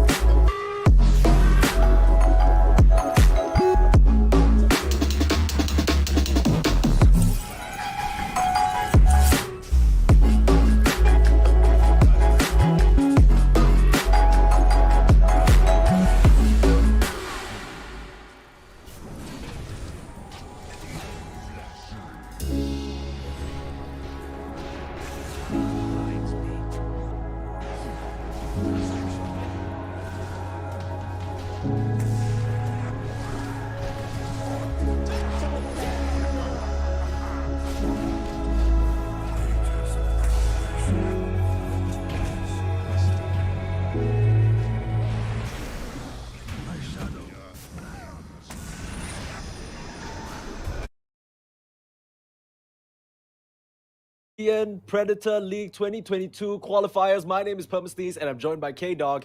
And we had such a banger of a match to start us off today between Team Whoops and, of course, Stylish Gamers. Team Whoops, they were able to hold on strong to the magic burst that the side of Stylish Gamers were trying to put out and hold on till the late game where their Faceless Void and, of course, none other than ABH1 on its Void Spirit just decimated the rest of their opposition. So, we're in a best of 3 after all. Of course, for those of you not familiar with what we're going through right now, it is, of course, the Predator League 2022. These teams are fighting for not only a chance to make the offline finals, but also a chance to win a prize pool of up to 4 lakh rupees. So that is a huge amount. K-Dog, what do you think of that first game that we just saw? Dude, it was really good. I feel like, hindsight, when we're looking back at the game, I feel like their draft was good and they were doing really well. But I think there was a bit of fear maybe because the Ursa going for Battle Fury and not going for Diffusal. I feel like it was a really good Diffusal game, right? Diffusal really good against your Void Spirit and your Faceless Void. So Yeah. I feel like maybe just a little bit of fear coming in where he's like, oh, but nobody on my team is going to be farming. So maybe I should Yeah. go for the Battle Fury just so I can scale a bit better. But this also gives your enemies time to come online, right? You're not invading jungles with a Diffusal. You're instead farming your Ancients a little bit. So I feel like maybe if they just stuck to the strategy that they opted for, but maybe just went a bit more aggressive, they could have closed the game out with their Cottle power spikes. But I feel like the K-Dog, game just being K-Dog. delayed. Yep. Would you say that Ursa never trusted his teammates? I would say All they right. had no chance against no chance. Nice. But I mean, yeah, it did feel that way. I think it's a very interesting point you bring up because we were talking about how this lineup could hit such a nice timing. But with that Battle Fury, the Ursa, yes, he had some success, but you can imagine how much more he could snowball with a bit more of aggressive build. Now, hopefully, we see a bit more cohesion on the side of Stylish Gamers, but we're into the draft. So, a bit of a switch up in the bans. They're still going to take out Pudge, the most contested hero of our tournament so far. But, of course, the Pango banned out Respect to Master Instinct. On the flip side, they're going to ban out Tiny and Dawnbreaker. So, still, all the heroes that we saw opening in the first phase still open for choices here for both teams. 10 seconds. Yeah, I think what they realized after the last game is that, if they just don't give Master Instinct a good start, then he's a little slow to ramp up and they can exploit that a bit. We saw him get picked off 3 times, right, by the support duo plus ABH1. And that really, really set him back on his timing. So I think a good option in taking out his favorite hero of the patch and also removing Never Trust's hero of the patch. So just a lot of respect between these players. They identify who's dangerous with what and just removing their comfort picks from the pool. Yeah, speaking of removing comfort, Evil Ash looked phenomenal on that Dazzle with the saves coming out from the Shadow Grave. So this time, Stylish Gamers, they're going to nab that for themselves, most likely piloted up by Dreezus. Now, one of the issues that we already pointed out for Stylish Gamers is that, they have these 3 support players, right? Pasol, Pampu, as well as Dreezus or Pegasus. They are mainly support players. So they're going to have to try and find a way to mesh that into their lineup. The answer is going to be immediate, the Juggernaut and Marcy. Now, Juggernaut, a hero that has either eaten bans or been picked as well. So very highly contested. And that's going to be snapped up in the first phase for them. Yep. Jug, one of those carries that comes online a lot faster nowadays with your Maelstrom and Shard. And really strong lane with your Dispose plus Spin. You have a healing ward for sustain. You also have the Marcy heal plus damage coming in. And also, this is one of Evil Ash's favorite heroes. They did pick it a lot in the Commonwealth Games too. So probably just a very rehearsed draft for them coming out this time. It'll be interesting to see what Stylish Gamers do against this. Another interesting thing to notice is that in the last game, Stylish Gamers won the toss and they chose first pick, right? Which is why Whoops were able to nab that Void Spirit as their last pick of the draft. But you also have to understand that when you get first pick, you're usually prioritizing meta heroes in the early phases. So this Dazzle obviously something they really, really wanted. And To take it also away, allows right? you to get... Yeah, and also in the in the first phase of picking, you get the last pick. So they picked up the Axe now after seeing the Marcy and Jug.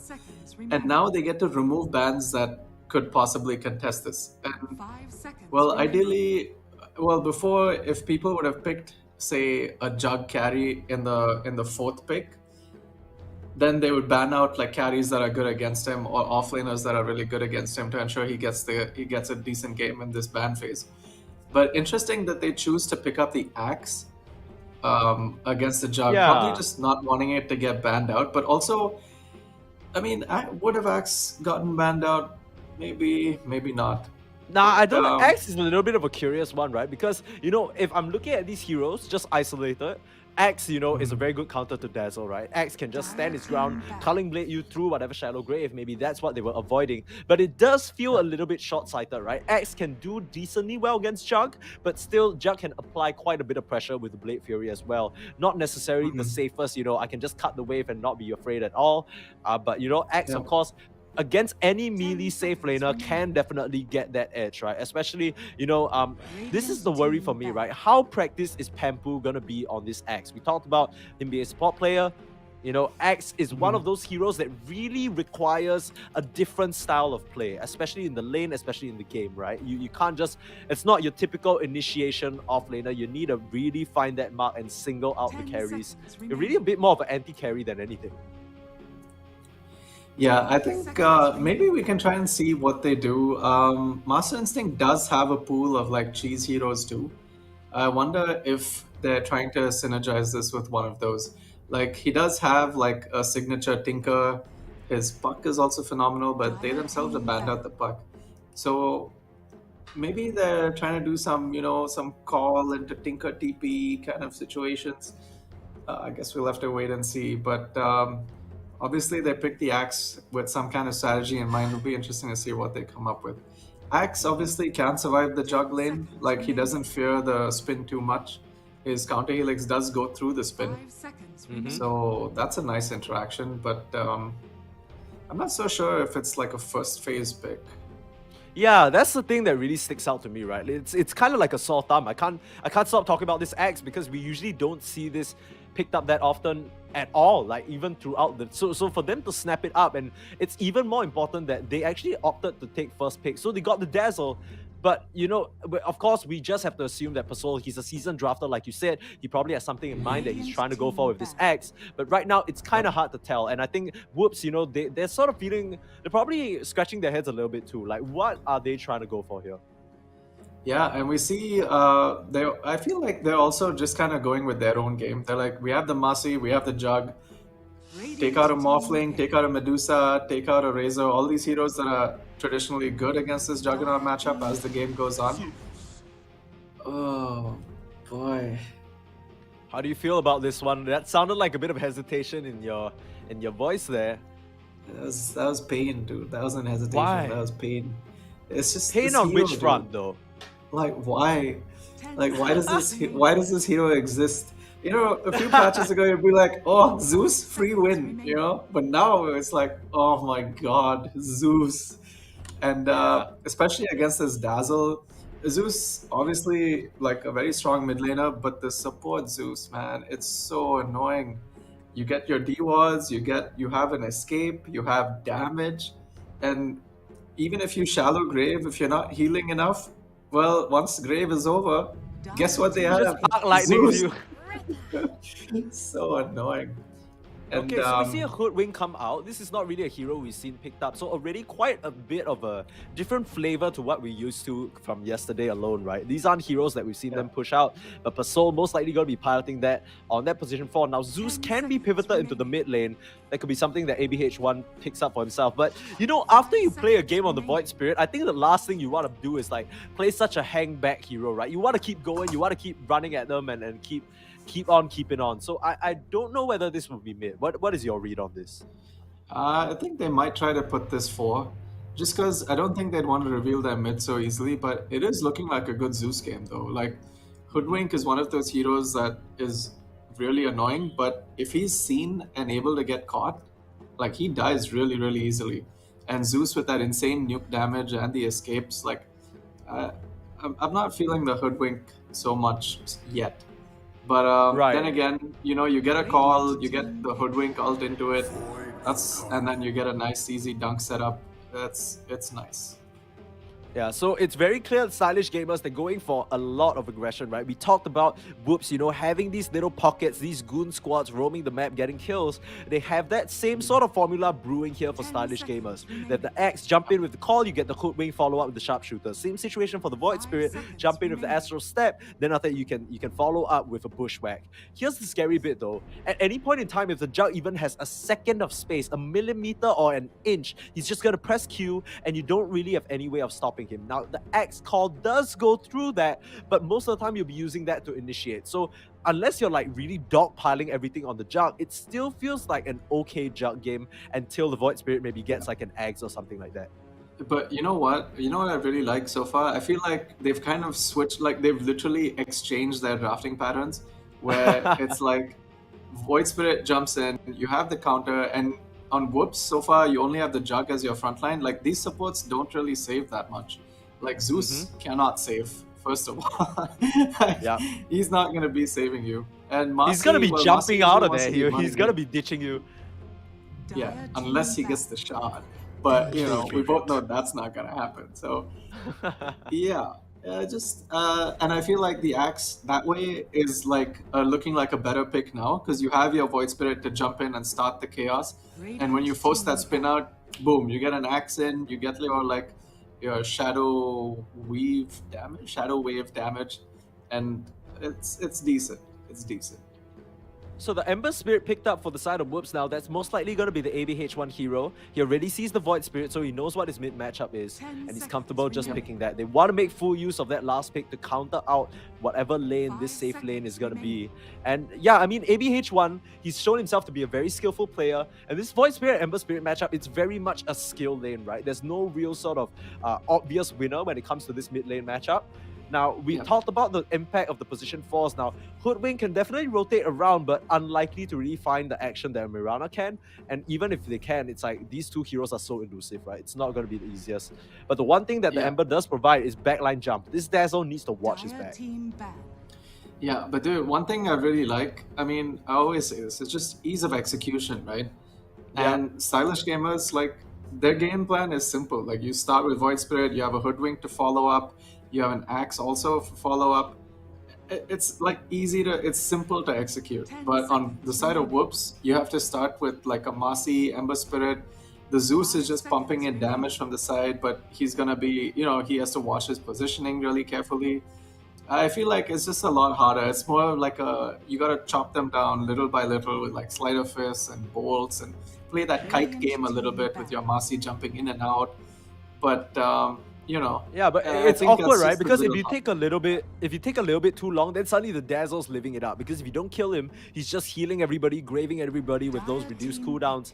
I think you talk about ease of execution. Now Jug and Zeus, it's not like they're very complicated heroes, but in terms of working together, like how does the Jug play the fight, right? Like what is his game plan? Like he spins and then he tries to Omni Slash someone, but they have a Void Spirit who can disjoint that. They have a Shallow Grave to save whoever gets Omni. It just 10 feels a little bit seconds awkward. remaining. Now I'm not really seeing the game plan for Whoops at the current moment. 5 seconds remaining. Yeah, but they do have the one advantage though is that they did get to ban out a lot of carries. So we see Moth ban, Lucifer ban. We don't see a Spectre mean- ban, so Spectre gets picked up. I mean, it's pretty telegraphed because of the Viper and Necro bans, right? I mean, this is a hero that Yeah. really suffers to them. And those are two offlaners that no chance could have picked up 10 too. So now they're in a bit of a remaining. pickle. They need an offlaner that can really pressure this Spectre Dazzle lane. 5 seconds remaining. Let's go. Any predictions? You have 10 seconds. Mars?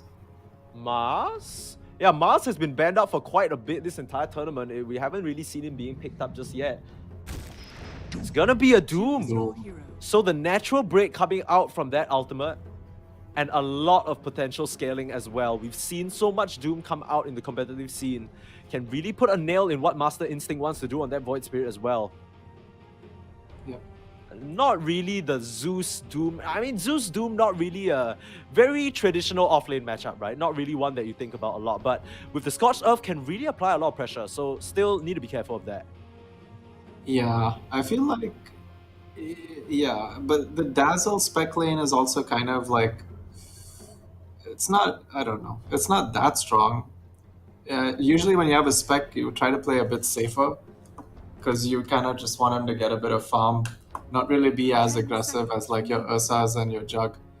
But on the other side, you have like a Marcy 5 Jug who seconds really just want to remaining. run at you and kill every time you're out of position. Um, and Doom really has only one target, right? Void Spirit. Like you don't really Yeah. care about dooming anyone else too much. So I I mean, feel only like maybe in his the game, later stages of the game, that's where you'll maybe doom the Spectre to break those passives. But prior to that, like you yeah, said, Master Instinct needs to die. yeah, basically. Um, So any draft that you're liking more, you mentioned the ease of execution on the side of stylish gamers. Do you still feel like they have that advantage even with the way the draft panned out? so the thing is, even if stylish gamers win fights, they don't have any tower push, right? Because they have a spec, they have a Yeah. void, and they have an axe. So axe can cut waves, sure, but they win a fight. You don't really want to cut waves. You want to push like towers, and I feel like overall I'm kind of liking this Whoops lineup just a little bit more, because Doom is like, even if your Doom has a bad game, you devour, you Midas, you kind of come back, kind of pop off, and like heroes like Hoodwink and Dazzle will probably just die to like this Doom scorched earth. So, and especially when you have like a Zeus ult on top of that, I feel like, and you have, sleight of fist damage coming in from like really far off. I feel like this Doom pick was really nice. But then So again, there yeah, is the Doom cooldown to look out for. There is like a cooldown based game on these guys. The Marcy, Zeus, and Ember, I feel like it's going to be really like these guys have shown us from the last game that they love playing together, right? The two supports go with their mid and just salvage the entire game. I feel like we'll probably see some of that this game too, and yeah, hopefully there should be a lot of action. But this time Master Instinct has a little more mobility. He has a Void Spirit, so hopefully we'll see a lot more action coming on. We won't see like the static Kotal farming this game. Probably see a lot more action this time. yeah, I mean, for me, the story of this game is pretty simple, right? There's very key players on each of these sides. I feel like for the side of Team Whoops, they once again have put a lot of pressure on ABH1 because his Ember Spirit needs to make things happen. You have slightly greedier cores in the Jug and the Doom, and they're just gonna want to be chilling, right? If they don't have their ults, they don't want to fight. So he's gonna have to kind of try and make action happen along with Evil Ash as well as Madness. On the flip side, though, the side of Team Stylish Gamers, they need this X to have a good game. They need Pampu to just run away, just force this Jug out of lane, and he can be the frontliner that they play around. So he's gonna stand in front, give them vision, cut the waves, and when they try and go on him, that's when the Void Spirit and the Hoodwink pop out of the trees and really just gimp them, right? But if the X doesn't have a good lane, then suddenly their options for making plays are very limited. They want the X to snowball, they want the Void Spirit to get pickoffs, and then that's where the Spectre can go for the Aghanims build and get that Horn Shadow Step in just to get that free money coming in the bank. Bit of a pause here, the Indian Dota Classic here, as you Should said. we go into some trivia time?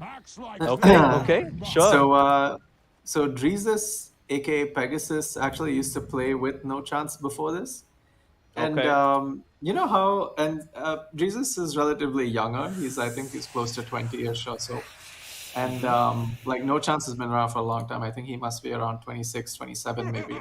And there's always like this seniority kind of respect that you give older players who have been in the scene for a lot longer. For sure. So I remember being on the Discord once, and No Chance's name is Moin Ajaz. So Moin. And he would keep saying Moin Bai for everything. And Bai is like, respected elder brother type of thing. Uh-huh. And it's really interesting because now he has to poison touch and like spank his Moin Bai out of lane. And Yeah. It's like he wants to say it's just bye-bye to his Moinbai. Like, get out of here, Moinbai. Please just stop bothering me. I mean, these like you said, these two teams, like, you mentioned this yesterday, and I don't want to overreach here, but these two teams are definitely the favorites to win, right? So it's kind of crazy that they're going to be knocking themselves out. This could very much be the grand finals match for all things, right? Like, yeah. And but we're going another to thing see to this consider. level of... Yeah, one more thing to consider is that this is a do or die game for stylish gamers. So they have to pull out their best draft. You know what I mean? They have to pull out their like best heroes because this is their last chance. Like if they lose this, they're out. So hopefully this must be like, the ace in the hole that they've been saving up, their secret strat that they want to use. So it'll be interesting to see how this kind of ties in together. Yeah, I mean, there's definitely, I'm pretty sure they have the tank fully loaded, but at this point, if you don't blow out everything you got, then you might not even have a chance to do it subsequently. I'm very interested to see, though, because, you know, when you talk about a hero like X being picked up in the first phase, I mean, it does sort of come together, right? They're playing a Spectre draft where, you know, it's different from the age-old Spectre. Maybe a couple of years ago, the Spectre wants to farm that Radiance and then start joining in the fights, play a lot more passive, get up to that 6-slotted stage where you become that hyper carry that nobody can kill. Now, there's a bit of a flip to that, right? The Spectre can get involved on the map, and we're seeing the resurgence of this Spectre through the X build, right? Getting that Shadow Step just to get those pickoffs and accumulate the wealth that way. And you know, they built the draft perfectly around it. They have an Axe to jump in, they have a Void Spirit to jump in, they have the bonus follow-up coming out from the Hoodwing or the Dazzle once he gets a shot. So it's an interesting draft for sure. Now, is this the ace in the hole? That I'm not entirely sure. Dude, but that's another thing about the Spectre is, like, yes, what you're saying sounds really good, right? You get the call, you haunt in, you cause some chaos, but also Spectre likes to punish these like really weak supports. Like, for example, your traditional Zeus, you haunt, you have a diffusal blade or something. This Zeus is almost dead every single time. But now, Zeus has an escape, Marcy has an escape, Jug can spin, Ember has an escape, and Doom, well, Doom is also just gonna run with Scorched Earth. So there's No, I mean, like, even if you walk up to the Doom, right, and you show yourself, and he knows you're the real one, he's just gonna Doom you. Like, yeah. So I feel like in that case, in that sense, I don't really like the Spectre pick too much. But then again, you know, Manta Diffusal, you get on, all these heroes have like relatively low mana pools and they're very mana reliant. So it'll be like one call, you jump in with a Diffusal Blade, that guy has no mana to Omni Slash or no mana to Doom or no mana to Remnant out. That could also, it can go well. But then again, we need to see that kind of that execution and that timing that they kind of missed out on last game with the item choices, I think. yeah, that's for sure. I mean, so what items are you looking for the side of Stylish Gamers, right? Because they need to hit that timing and they need to get the ball rolling. I assume this Spectre is going to go the typical standard, maybe like a Yasha into the straight X rush. That's what I'm guessing. ABH, I mean, not ABH1, sorry, but I think Master Instinct, you know, typical Witchblade build just to start things off. But the X, do you feel like he has to rush a Blink, or can he go for a Vanguard, a couple of defensive items beforehand? I feel like you probably need like the Vanguard into Blink, just so you can kind of cut lanes and not be killed by this Jug Marcy combo. Okay, already some early action, tossing him back. Tried for the move, but a double bushwhack catches them too, so that's the end of the aggression right there. That's show 3. I mean, cheeky move there coming out from Evil Ash, trying to pull him up to the cliff with that toss. Fortunately, not nearly enough range there.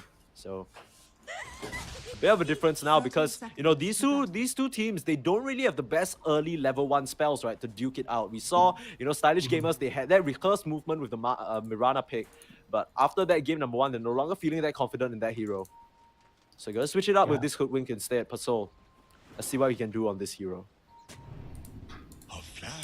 Were they trying to go for a cliff with the Marcy, like try to? Yeah, they were trying to pull him all the way back. But oh, okay. So some dewarding wars in the mid lane. Madness expending most of his mana pool to try and get that deward. But at the end of the day, it's just going to be denied up by Master Instinct. But they do get the gold for the ward. So nice little early advantage here for the side of the Void Spirit. Found Madness as well. If they start this game out with another kill, I mean, if there's one thing Pasol knows how to do, it's get first blood regardless of what hero he's on. This is the 3rd time he's done it. 3 times in 3 games. Yeah. This guy doesn't miss.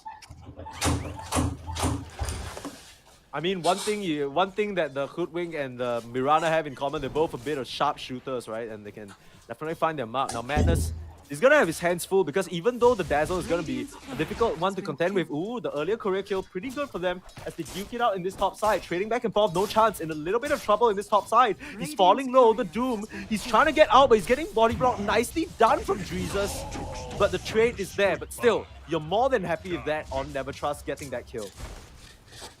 Yep. Like we said, Moin Bai really taking a spanking from, you know, his protege. Yeah. I mean, No chance. It's gotta be calling like, hey bro, who do you think you're disrespecting right now? Can you let me farm a little bit, bro, please? Yeah, I mean the Doom going for that Devour level 1, pretty standard stuff, but because of that, Dreeza's Pegasus seeing that and applying so much pressure. Meanwhile, bot side. And like we said, this Axe Pampu needs to have a good start. Needs to get that Vanguard bright and early so he's unkillable. And can just force this Jug out of lane. Jug not the fastest farmer. You know, really has 2 stages of the game where he's strong, right? The early stage, and after that, it's a long period before he ramps up. Now it's Dreeza's in trouble. The Moi Bai is taking his revenge. No! Opts to turn around, but there is the finishing blow. Madness knew that he would stick around. And the voice lines immediately coming out. You can tell there's a bit of friendly rivalry going on here between these players. Oh, meanwhile, bot side, they've gotten the touch of the Pasol. So picking off their Hood Wing, that was the spin and probably the disposed rebound combo. Action happening all across the map in this early stage.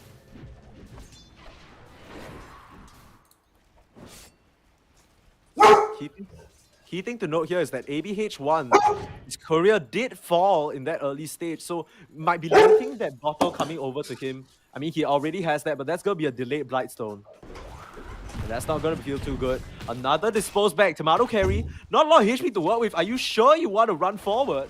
This Jug is in struggle city right now. If you can get the touch, forcing out the spin, but they can just auto attack him down. Where is the backup? The Acorn shot, the last touch, trying to juke through the trees, the tower armor, the blood. No, the turnaround, the armor, is it enough? For Soul trying to find the last hit. This Jug surely is gonna die. There's no way he makes it out. The disposed back, no way. Tomato carry, turning around for the crit and gets the return kill. So even though the Jug drops, he gets that kill. What a fiesta. Not what Pampu wanted, but they still get the kill at the end of the day. Yeah, I think he'll take that though, because he did get the XP for that. Tomato, I mean ZXC did go down first before Pampu did. Top lane. Some pressure coming in. Never try to slow it down by the Heavenly Jump. Force the Spectral Dagger out of the tree lines. Even with Jesus' help, it's not enough. So much pressure coming out from that Scorched Earth in that level 2. Dude, these poison touch sticks are so annoying. Yeah, but Madness turning around with the punches. Like you said, this Zoo's so annoying to deal with. It's a support that can just put out so much damage. I don't think people realize how much stat Zeus had. And now Dreeza's falling low in the top side. Action in the bot lane as well as they're trying to get the touch onto this Axe, pulling him back. The Pampu's sitting pretty. The Dazzle's gonna die off screen. The Pampu being spun up now. They have that sidekick as well. The call is gonna be a swing and a miss though, and Tomato Carry able to waltz his way out of that one. Okay, Bushwhack, Acorn shot, bouncing. Not on the right target though. As Marty could find a dispose, turning it back. But Tomato Carry, 15 seconds without Blade Fury means that the side of Team Whoops, they have to retreat. I will not forget this. Yeah, dude, you're gonna feel a lot better about this aggression on the Axe once you have your Vanguard up. That's for sure, but I mean, it's still a ways away. He has that Ring of Regen, but Pampu, he's falling low in the bot side. They're trading out, but the stick is there, and the healing ward. Tomato Carry, nicely baited, perfection. But the Dire actually killed off Madness, so that's a little bit awkward. I think he suicided himself, yep. Died at the tier 2 tower. So just trying to get a nice reset of, you know, his resources there. But Tomato Carry, you know, he's making this Jug look good.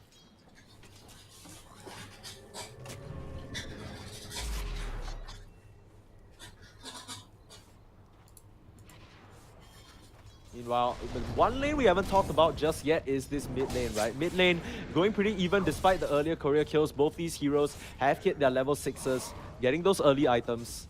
And it's Dude, still relatively tight. Yeah, neck and neck. 33 to 33. 33-2. Yeah, talk about a And skill both of them matchup. level This is, 6. yeah, I mean, they're not giving each other an inch to play off of. There's a harass flowing back and forth. I mean, it's going to come down to these first rotations. That's my bet. But it's a little bit awkward because there isn't really a lane that's immediately obvious to rotate to. Have to wait and see though. I'm sure these mid laners can find an opening. But for now, they seem content, just kind of sticking around. Dude, Master Instinct cancelled ABH1's TP back to refill his bottle. Oh, that's kind of significant. Now ABH1 get chased down and the Astral, okay, no, actually ends up remnanting the other way. So nice little bait and switch there. ABH1, he doesn't get the TP back, but at least he gets the Invis rune. And Evil Ash was making his way over. But meanwhile, top side, no chance, chases down the Dazzle yet again. Putting his disciple to shame. Never trust, try to get a return kill on Madness, but the move speed is just too high. Is under attack. And off the mark with that Spectral Dagger, sorry. Nicely done. Fortunately, a bit of a disconnect. 这波不亏，666。 Just having so much action on the map, we can't even keep up. Everywhere we look, we're just not catching the kills here and there. I mean, they're happening so quickly. No chance, you know. I think he's got the better. He's showing why he's the senior, right? Yeah, for sure. Dude, this top lane is going so well for them. No clear like lead at this point though. I feel like it's going okay so far. Spectre may be lagging behind a little bit in terms of CS versus the Doom. But I mean the Axe on the other hand, he's got his Vanguard, he's cutting waves. He's really feeling really good right now about this game. Yeah, I mean, at the end of the day, though, I feel like Timado Carry did get more out of the lane than he was supposed to. I bet they picked this Axe to try and pressure out a bit more. And, you know, he did make it to this stage where he now has the Vanguard. But still, Timado Carry's level 5 as well. He's not missing anything. Actually queuing up that Midas to potentially power farm up and scale as well. So he's still going to have a pretty good game. CS-wise, 28, you know, can't beat that Axe who's just cleaving up every single small camp he can find. But some action in the bot lane as they found this Jug. They're pulling back Pasol. The spin actually gonna catch, not catch Pasol at the moment, but the last touch, can they see him trying to juke into the trees? The punches, the evade, but the last crit is there. Meanwhile, Madness gonna fall in the top side once again. I'm not really sure whether that was a deny on purpose. But yeah, I mean, Madness gonna die again, so I'm not sure what's happening in this top side. Rezus rounding out the rear, finds the poison touch onto Evil Ash though. These takes are just pushing away. I mean, they've gotten the con to Timado Carry. One more spin is all he needs.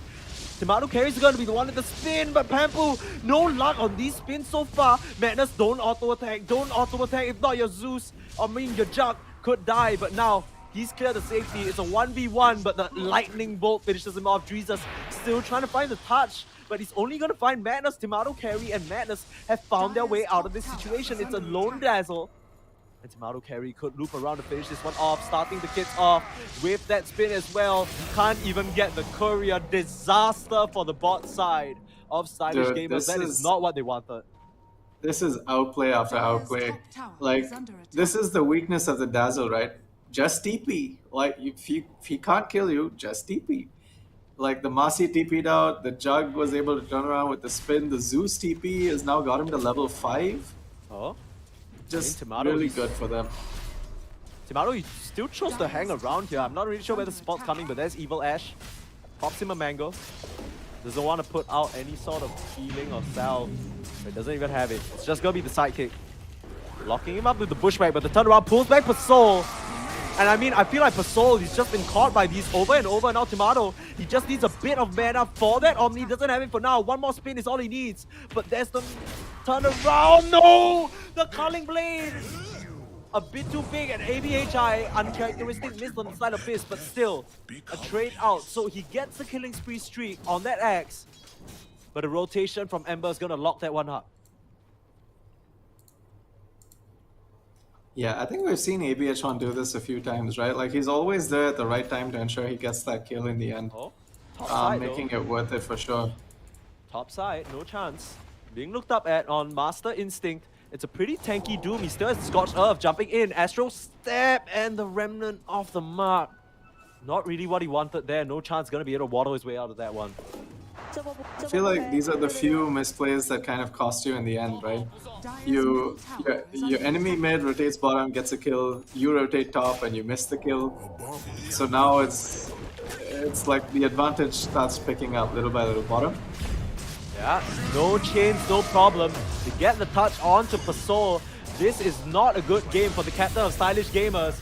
And the Omni Slash, before any sort of Culling Blade can come out, the healing ward to keep them all healthy. And they're really starting to run away with it now. I mean, the Axe, he was picked to try and dominate this lane. He has that Vanguard but no way of really getting the... Oh, look at how much that Ember Spirit hurts. I mean, last chance, he has his Midas and the Jug working his way towards his as well. He's gonna have it in just about 100 gold, and they're having a phenomenal early game, and they're still gonna be able to scale up. That's the Astral Remnant not able to dodge from that Sleight of Fist. So ABH1 has to miss out the kill. Dreezus trying to run all the way to that rune to get it for Master Instinct. I'm poking back and forth though. Oh, he tried for the slight bottle, but just missed. Yeah, a good try there. I mean, it's so hard to get that right. You have to be frame perfect basically. It's fine, But yeah. dude. If you get it even 1 time out of 10, like Yeah, you're like a Chad, right? Like good shit. Okay, the Haunt out. They're gonna find this Marcy alone in the jungle, so taking off Evil Ash, but I mean, that's just a position 5, right? It's not the biggest of deals.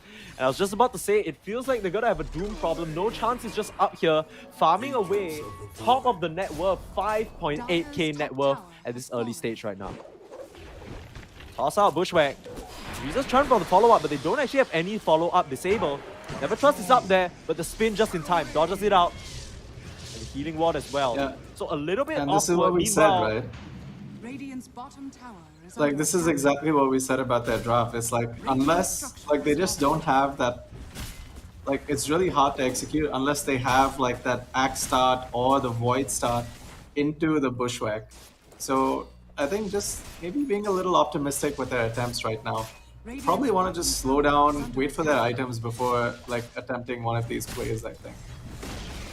I mean, look at the amount of heroes they need to bring just to get that tower. I mean, that's supposed to be a done deal by Axe with his Vanguard himself, but instead it takes them 10 minutes, definitely a bit later than what they wanted. But I mean, real story of this game right now, Pasol, he's picked himself this hoodwink, but really hasn't been able to find quite a lot of impact, right? The Bushwhacks, you know, they can't really set up for much. He's been caught out of position by this Evil Ash Marcy over and over. And they're a bit of mode recovery right now. 3k gold lead down. And accidentally blocking their own small camp, unfortunate. But yeah, I wouldn't be surprised if they try and smoke up for a move now. Dude, this Doom has a Midas blink at 12 minutes, and he still has Doom up. The Yikes. tower is down. Like, Oh he's my having gosh. a really good game. Yeah, and I mean, no chance the captain as well. This guy is just straight chilling right now. You know, his team, you know, they see 4 people down there. They're just laughing. Every member of Team Whoops is just farming freely. The Astral Remnant not able to catch him in time before he flies out of there. I'll take that as tribute. Side of Whoops, they're looking for a little something too. They see that Spectre alone in the bot side. No Haunt available. Needs to make his way into the trees now. If not careful, Madness finds the touch with the Lightning Bolt, and there's the pullback and the toss. Immediate Omni Slash out onto Never Trust. Can't even make his way back to the creeps. You have to wonder what that Spectre was doing there alone, without any vision to cover him. Dire's middle tower is under attack. Action in top though, blink out, no chance. Throws out the Doom, but there's a pick pull Axe. There's a lot of move speed to work with. The Zeus as well, gotta throw in his Thunder God's Wrath, but the chase down is there, no chance, a stun. Slight miss, but has that blink in another 3 seconds. The Axe is just ticking lower and lower, no shot of getting out there. The final Infernal Blade finishes him off. Dude, you know, you see a Spectre go down, you want to try and make a similar play, catch someone who's alone top, but too much time has already passed, and then they get a double return kill instead. Yeah. Yeah, things not looking very good for Stylish Gamers at this point. I feel like now they're kind of scrambling, because Spectre also can't really farm so well. Like, he's not one of your... He doesn't have, like, a steroid to really help him farm. He doesn't have, like, the crit in the jug. Or like, you know, he just doesn't have your traditional farming tools, and he doesn't also make items that farm. He's not your Maelstrom or Battle Fury builder. So, like, the spec recovery game is going to be really hard. It's very similar to like the Slock we saw yesterday. Yeah, it's just like not a hero we see very often for good reason, right? You need so much kind of support on your team to back that up. That's presumably why they drafted this kill heavy, pick off heavy lineup. They wanted to give him that bank through the pickoffs. In, but missing. Sleight of Fist, gonna dodge out. But there's the Remnant. If they can get the kill to ABH1, that's gonna be huge. And that's the Ember down. Definitely not a trade. But there's the stun out. No chance, no mana to work with. But no follow-up there. I mean, nicely done. Immediate reaction from Stylish Gamers to punish ABH1. The first time really this series that he's being punished for his over-aggression. Now here comes the Spectre as well. They found Marcy, Evil Ash gonna drop. This is exactly what they need on Stylish Gamers to come back. Can they find more here? Nothing better of it. Yeah, dude, this is a best case scenario for your Axe Blink reveal. Like, Yeah. he's got 3 Culling Blade charges now. He's got his Blink, so he's gonna be on the map more active. And you've just killed their enemy mid, you've got an extra kill, your Spectre has got some comeback goal too. This is the best case scenario for Stylish Gamers right now. Yeah, so I understand that Pampu is going top to try and deal with this wave, but I think, you know, suddenly the game gets a little scary for Team Whoops, just for a little bit, right? Because this Axe now is Blink. Every time he's off the map, which he should just kind of keep himself off the map as much as possible, you need to play so much more reserved. You can't extend because even the jug spin TP isn't safe from him, right? He can always just make those kills happen and get that follow-up from perhaps a Void Spirit or a Hoodwink. And just like that, maybe can help a soul recover a bit in this game as well. This Hoodwink, like we said, not having the best game at all. Ember Spirit has queued up a Maid Slayer.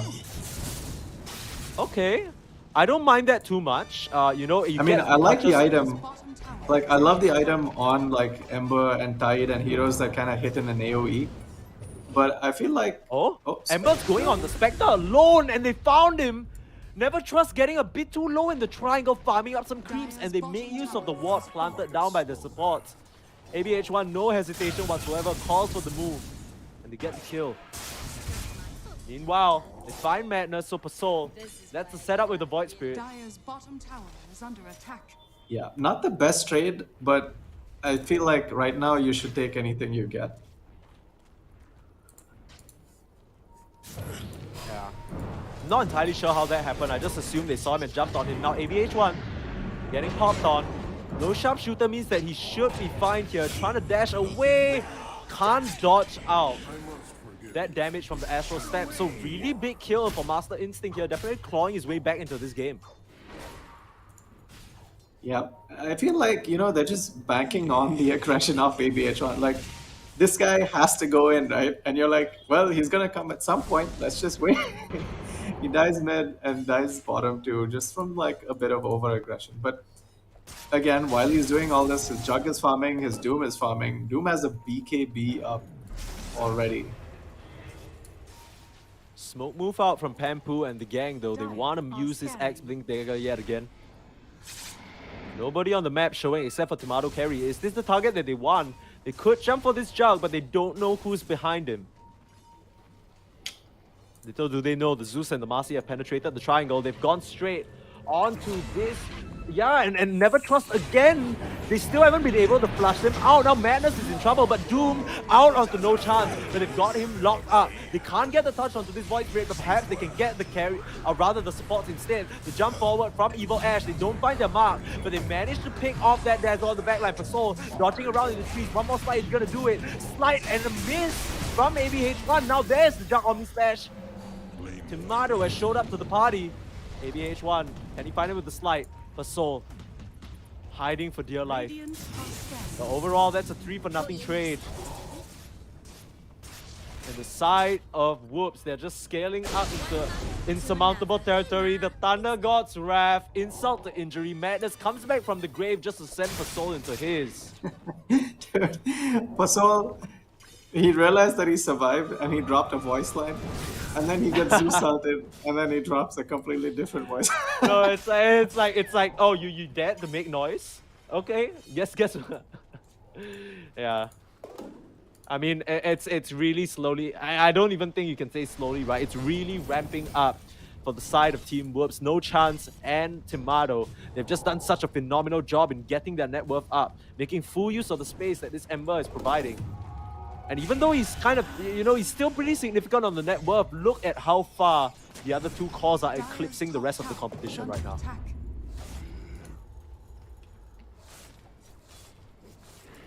Yeah, I feel the biggest pain for the Spectre right now. You know, it's like, how do you come back into this? You're gonna have a Manta up. Okay, Oh, call top out onto this Axe straight away. They found No Chance, pops the BKB. Weren't able to finish him in time. The sharpshooter comes out a little too late. And the defensive BKB, not the worst. I mean, this X, he's gonna have a Seb-like performance if he wants to come back from this one. But I mean, man that we haven't really been talking about this much this series is Master Instinct, right? Like, the key difference between the Ember and the Void Spirit is the Void Spirit, if you give him a little bit of EXP and advantage, he can actually blow people up 100-0. There's Pample in, jumping in, Astral Step. And there's the Astral Remnant as well. They don't have a save, but Tomato's gonna be a-okay. They take down the Healing Ward finally, but ABH1 wants to turn around with aggression. Here comes Marcy, here comes Evil Ash. Tosses the Axe back into his demise. Has that Shallow Grave for now. ABH1 looking for the fight to finish him off. Gets two. Lined up perfectly, no chance into the start as well. And Jesus. Moi Bai is down. Moi Bai is gonna punish you for all the aggression you did. And he actually dooms an illusion. Not the best moment for him, but they're still gonna get this touch on the Master Instinct, or are they? Astral Step out the burn and the Dissimulate. Can they get the touch? Jumping forward. Swing and a miss, no chance, still hot on his tails. And there is the slight to finish him off. Dire's middle tower As the has dust fallen. settles 4 down. To the side of Stylish Gamers. What can you do? His own teammates Tipping him stepping for up missing the and Doom, right? Yeah, dooming an illusion. But I mean, it's definitely scary business when you don't even need the Doom to win the fight.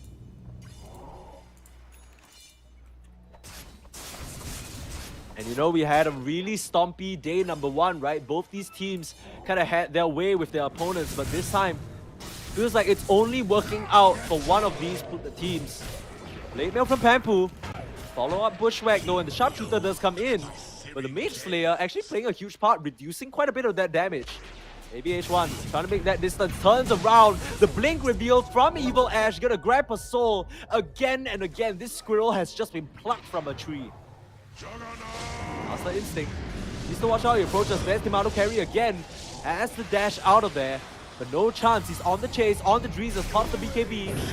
Now Master Instinct out of options. I don't know whether he still has a Dissimulate, but he's gonna get tossed back. And this is just a meat grinder for the side of Team Whoops. They're just cleaving up the side of Stylish Gamers. And they're gonna go straight for Roche. Dire's middle tower is under attack. Yeah, good movements, well played. I feel like this is the problem with the spec, right? No haunt. How do you really contribute to the team fights? You don't have farm, so you're like, your lane was very important. And now, well, you're playing 4v5 against these heroes that come online a lot faster. And this 20-minute mark is exactly when you start feeling the pain. Roshan has fallen to the ring. Roshan now in the hands of Team Whoops. There's nothing to fear now on Tomato, SNY and Aegis in the back pocket. Heard a call coming out. They found this Zeus. That's a good pick off the start. Do they have the Culling Blade? Not even going to use it. It's on cooldown though. But still, nice little pick off for them. Dire's top tower. You know, you is under mentioned the attack. support on the side of Team Whoops. Always getting the better of their counterparts. It really feels like this is the case again. Trying to make a goal. Master Instinct finds Evil Ash, but meanwhile, on the offside, ABH1 actually kills off the Axe solo. I wonder how that one happened. Oh, no, he had the Doom with him. Ah, okay. Didn't have to use the Doom though, which is scary because that's still available. Dire's Yeah, I think it was Now just really Jesus good found teamwork. again. I think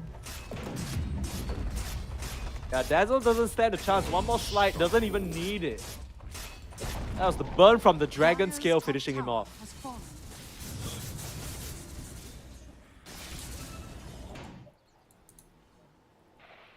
This is starting to get really dire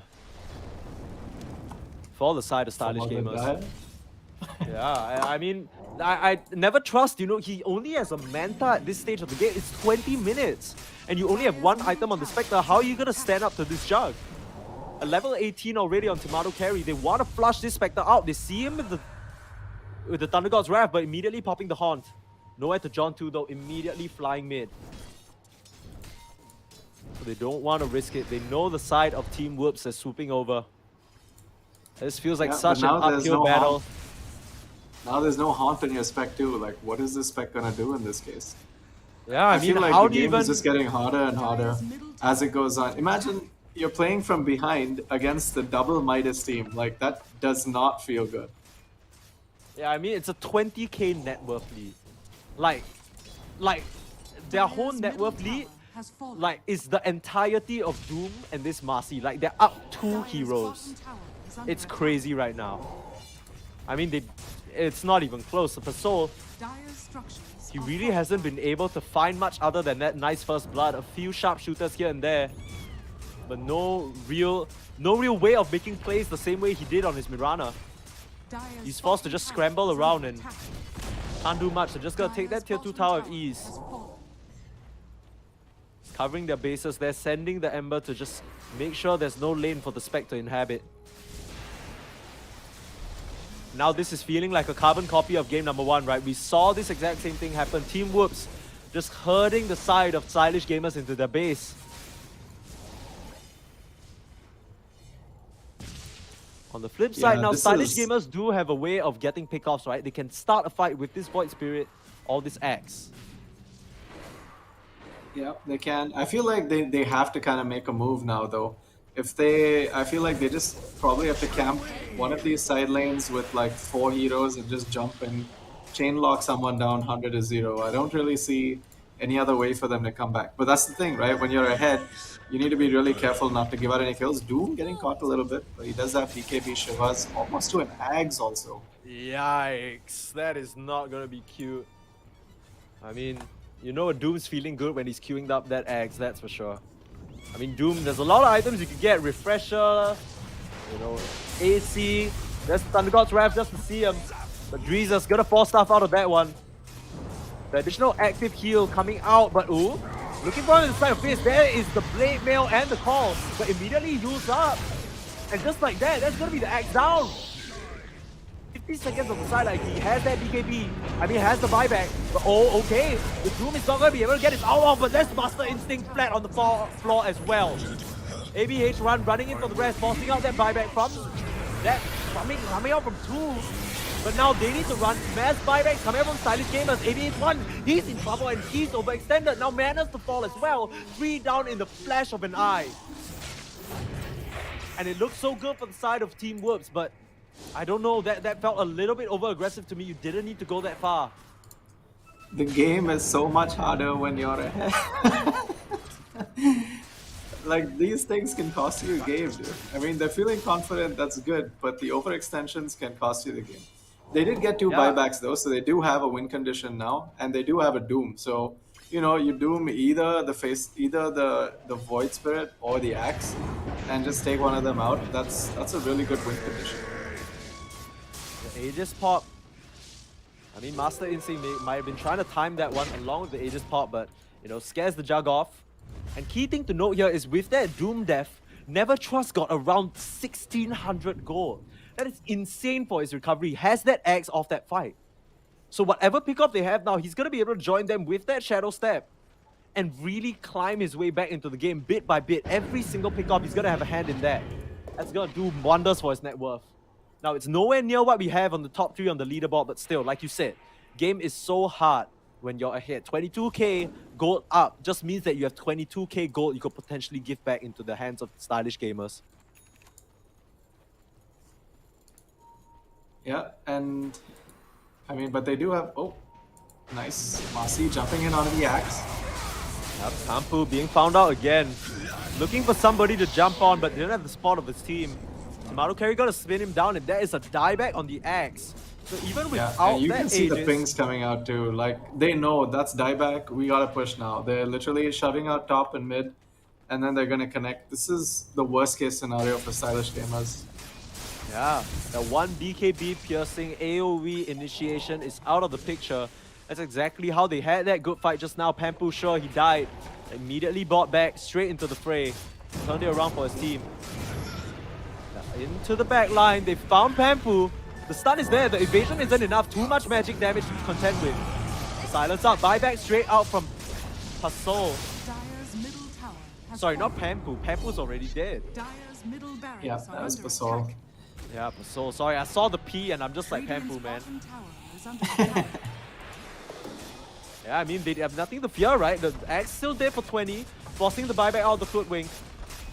They know that this Jug can just hit with impunity, Dire's no middle fear. barracks has fallen. No chance has that Axe and the BKB jumping in, silence up. Are under attack. Scaring him a little bit, but the stun out, slightly off the mark from No Chance. Pasol has to be so careful. Reezus getting targeted down by his buy, but oh, Tomato in a bit of trouble, but there's the spin, just in time, gets him out. And the use up as well to cancel the shallow gate, but there is the save. The call coming out from the X instantly into the Doom.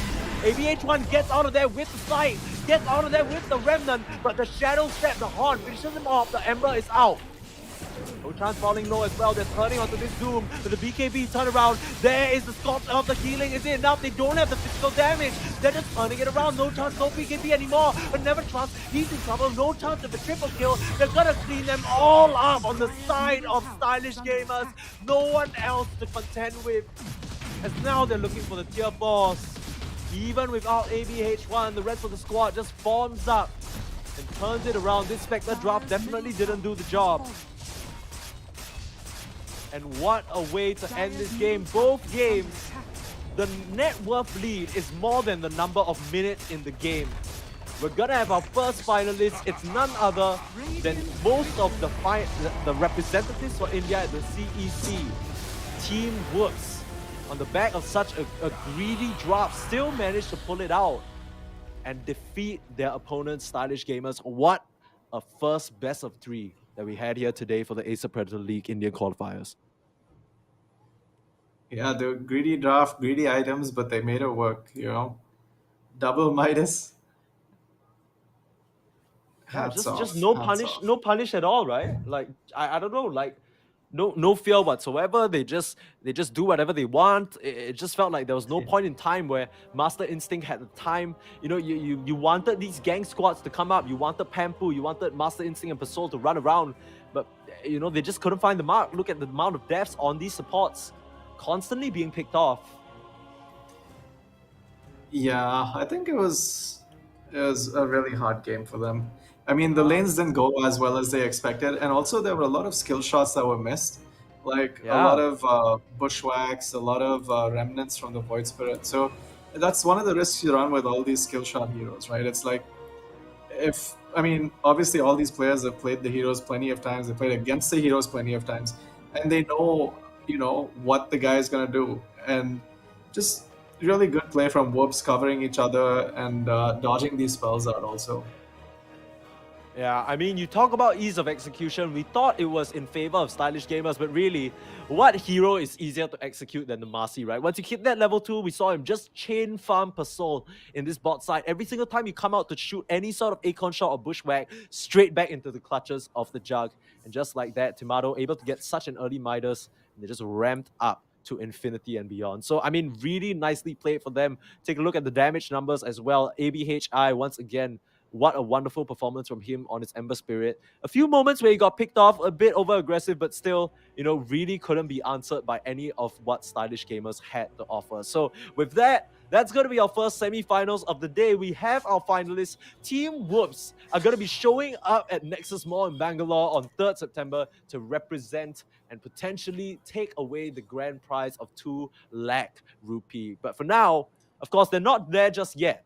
We still need to find out who our second semi-finalist will be, and we have that matchup for you right after this break between Team SuckWeed and Revengers. So don't go anywhere. We're going to have more Dota action for you. Stay tuned.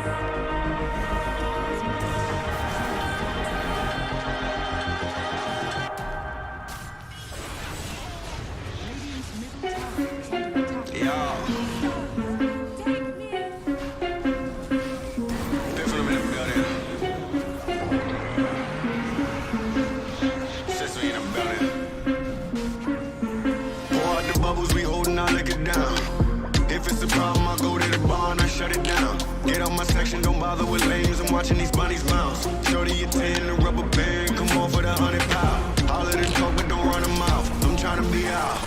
All I really wanna know, when we leaving. All I really need to know is when we leaving. All I really wanna know, when we leaving. All I really need to know is when we leaving.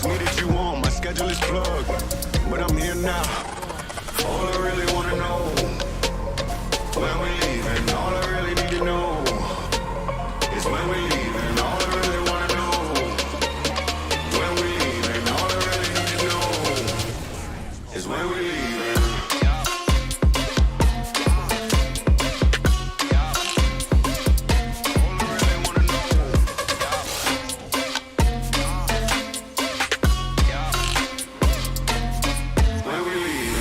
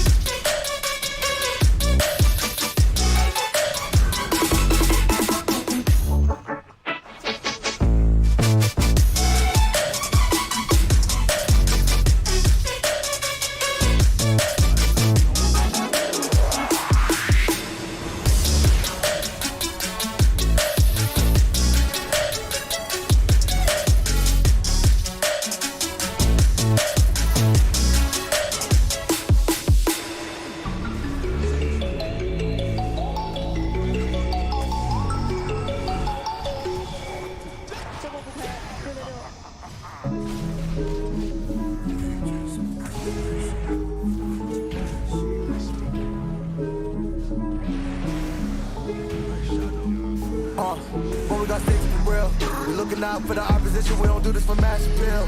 Don't make me blast it still. I put in work, no fly in the mirror. They want me to lose, but I can't. Mama shed like 1,000 tears. I can't do that shit to waste. I pull up in Mercedes. Next year you gon' see me pull up in the race. All I do is ball hard. Mama told me, boy, make sure you tie up your legs. Hey, when I was down bad, boy, I got on my knees, I started to pray. Now I'm breaking bread with my young Betty Wiz. You was a part of the gang. No, now we getting paid every single day. Yeah, I was hustling. I can turn an 8 to a 28. Let me show you. 12, they can kiss my ass. Yeah, see them lights, but you know I got the strap. But right up now we getting paid every single day. Yeah, I was hustling. I can turn an 8 to a 28. Let me show you. 12, they can kiss my ass. Yeah, see them lights, but you know I got the strap. But right, I push the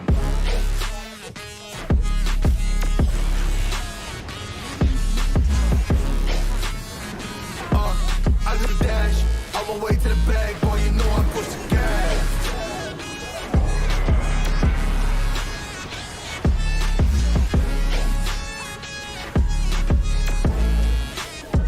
Yeah, okay, my timing is critical.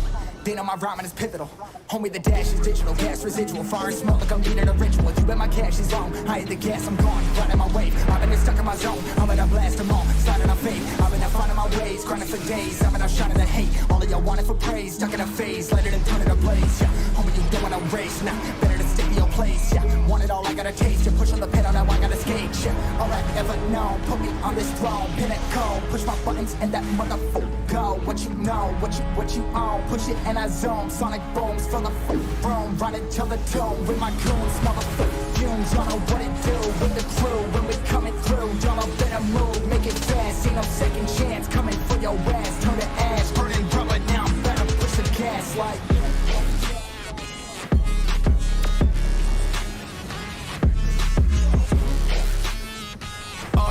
I do the dash, on my way to the bag, boy, you know I push the gas.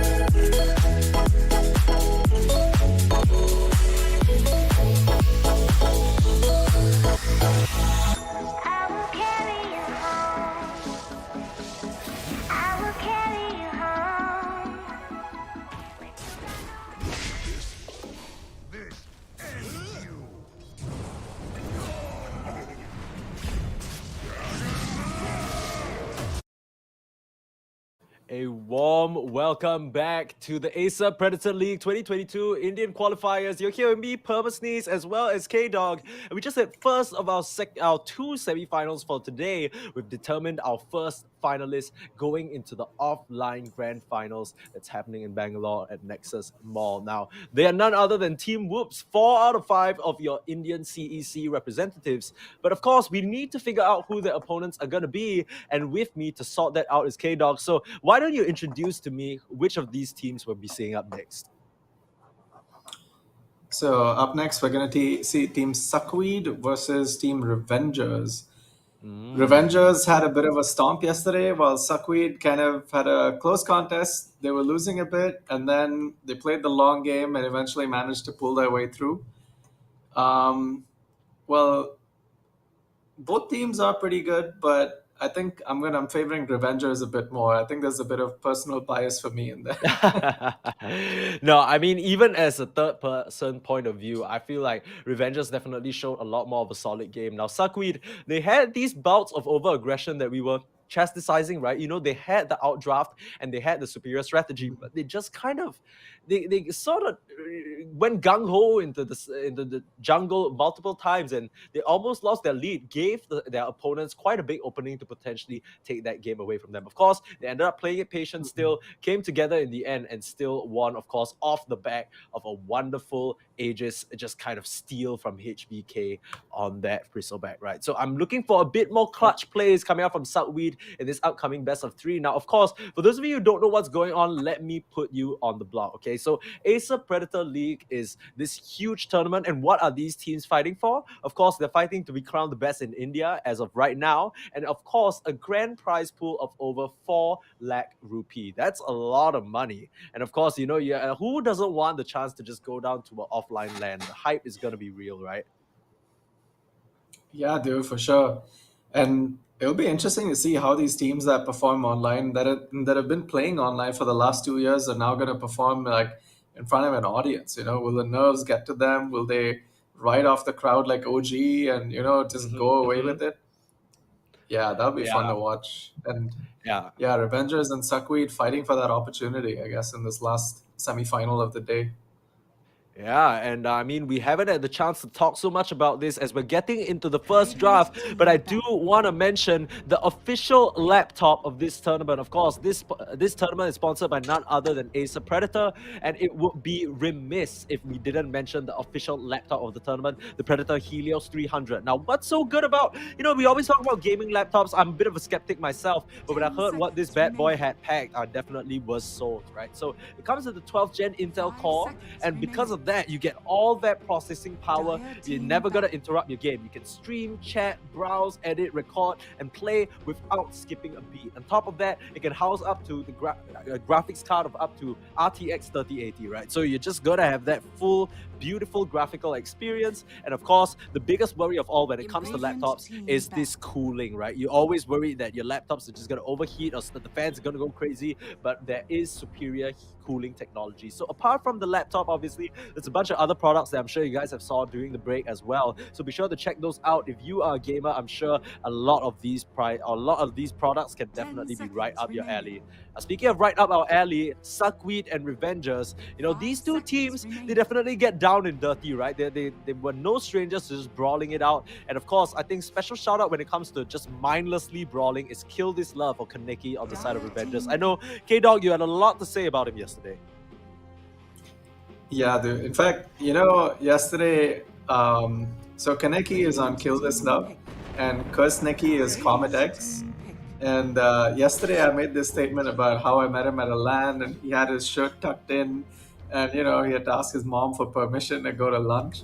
And immediately after the game yesterday, like after their series, he messages me, he's like, my shirt was not, I mean, it's like, my shirt was not tucked in, dude. And I was just the voice changed too. You're doing him so dirty on this stream, bro. Like, he's gonna come back and message you again. Hey, dude, he's gonna call his mom next. You need to be careful. I mean, that's good, right? Mom's gonna see him on the big screen, on the big stage. True. Mom might even drive him up to Bangalore.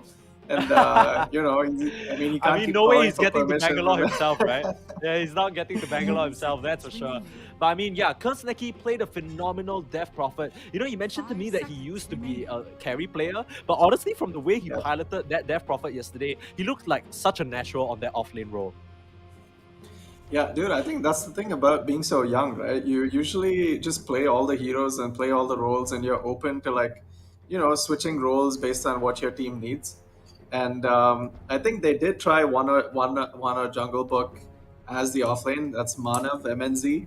But I think his offlane was a bit too greedy. So then they were like, dude, just like go back to carry, you know, like just leave the offlane to like young superstar. And but this time we see a Razor pickup. So maybe, you know, trying to get a bit more of a carry in the offlane kind of situation going on.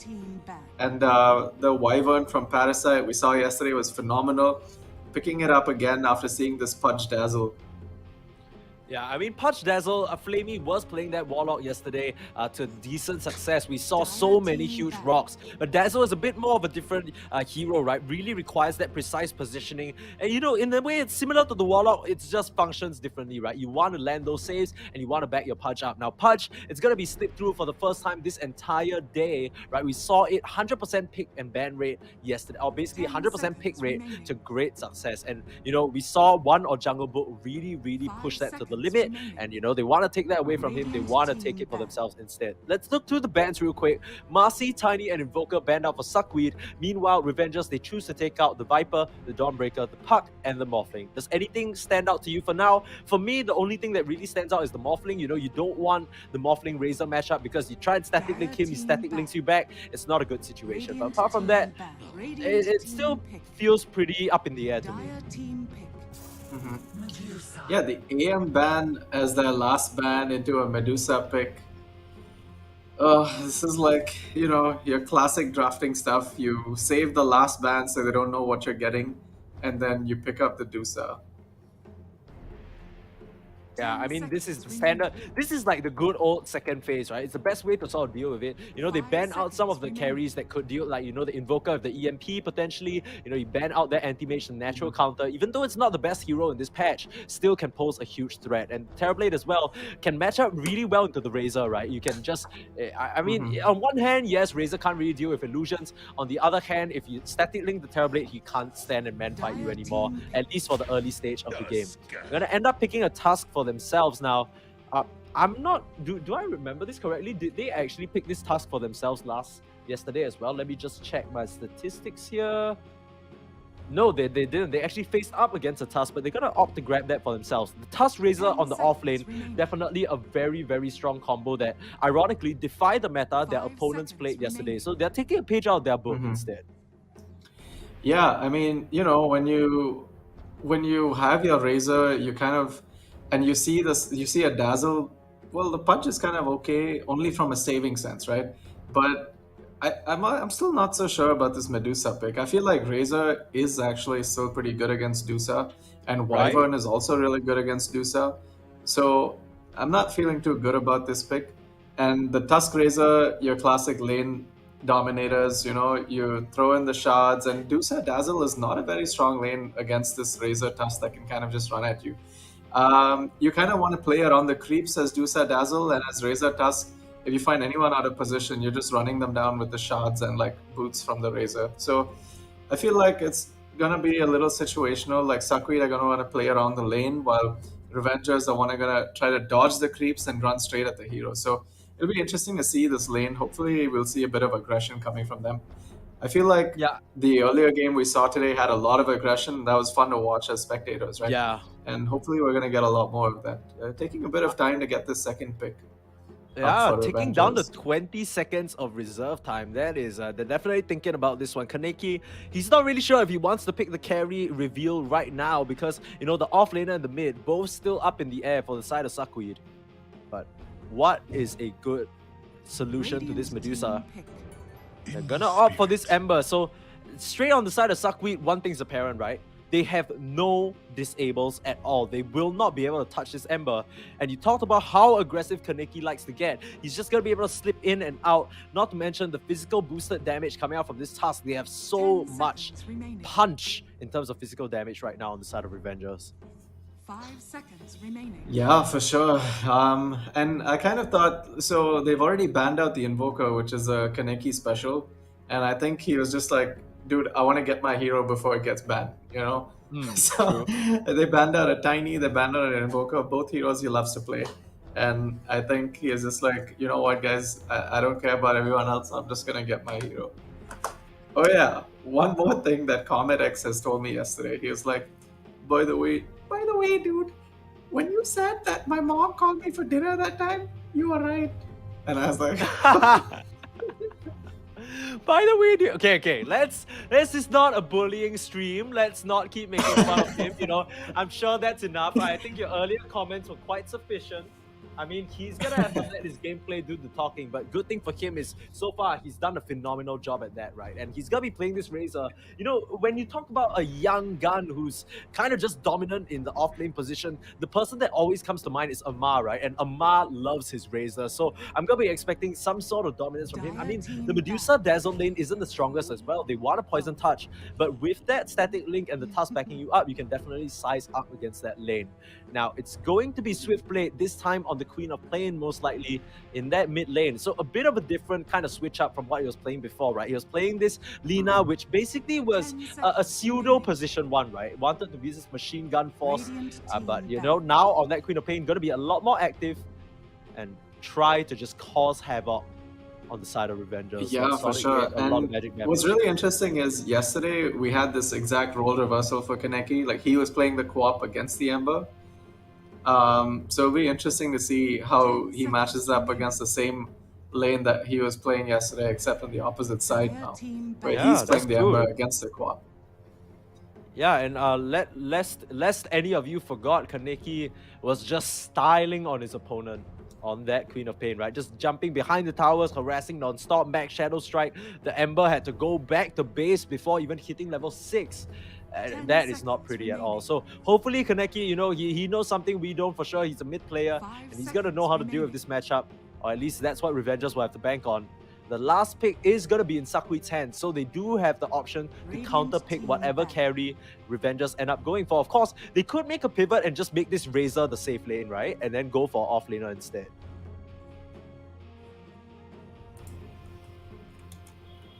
So they've banned out the Death Prophet on the side of Revengers. That could mean that they're assuming this Pudge is going to be a position 4. Now, Blackwater, he played a pretty convincing Clockwork yesterday, diving in suicidally. If he's playing that Pudge, it's going to be a hook, but the other way around. But still, you know, two very different schools of thoughts. And we've seen Pudge position 4, it didn't really look super good, right? So they banned out the PL, another hero that can really deal with this Medusa, get the early diffusal, just burn all the mana. But the Quap, you know, you never really threatened the Quap. So interesting ban there. Maybe just protecting their final hit. Once looking at SuckWeed again, it's like, it's the same problem, like 0 disables. It's like you have a hook, which is a skill shot that you have to land, and after like Stylish Gamer's last game, like we know it's not very reliable. It's like, I mean, sure, it's nice if you do land it, but it's not a guarantee. And aside from that, they just have a Dazzle slow, they have a Quap slow, they have maybe a Quap silence, but they have a Dusa slow, but no stuns. So you have that same fatal flaw problem where people can just TP out if there's a problem. And I mean, well, speaking of TPing out, that's literally what he does, right? Spin TP. The only person who's ever gonna stop that is the Pudge. Yeah, and I really like this Jug pickup because you have your Jug diffusal shard timing around 15 where you can just run at this Dusa. And I really like that, you know, they're picking these heroes that can be really aggressive and just run at these guys. And SuckWeed, I feel like this is going to turn into an offense versus defense kind of game where SuckWeed have to just rally behind this Dusa and sort of look for pickoffs, but can't really be as active on the map just because they don't have like the lockdown or like the kind of follow-up that you need. The Pudge and Dazzle are not very mobile supports, right? So it's going to be a little hard. And when you're against a Tusk who has these like barrier creating spells, it's kind of hard to maneuver around it when you're the Pudge, Dazzle, or even the Dusa. So far, I'm really liking this Revengers draft coming out against Team SuckWeed. Yeah, it definitely feels like SuckWeed drafted themselves a bit into a corner, especially with this Pudge first pick. It looked so good in all of our matches yesterday, but not when it's played position 4, right? And that's gonna be it. It's a Brewmaster, so a lot of disruption in the team fight and definitely the front liner that you need. But here's the thing about Brewmaster, he's not really the most traditional frontliner because he wants to get his split off. But if he gets focused down, he can't get that crucial ability out, and then suddenly the team fight just falls into shambles. Now, of course, these players know better than I do, so we're gonna let them do the talking, but it's this Brewmaster last pick. It doesn't necessarily match up against the Jug very well in lane, and in fact, you know, Singaporean Dota, we have a very, very notable Brewmaster player. His name is J-Dog, and you know, he always complains. You know, every single time he plays Brew, it's his signature hero. You know, they pull out the Jug because it's such a free lane for the Jug. Yeah, and also I feel like Brew is really nice when, you want to toss one hero up and keep him out of the fight.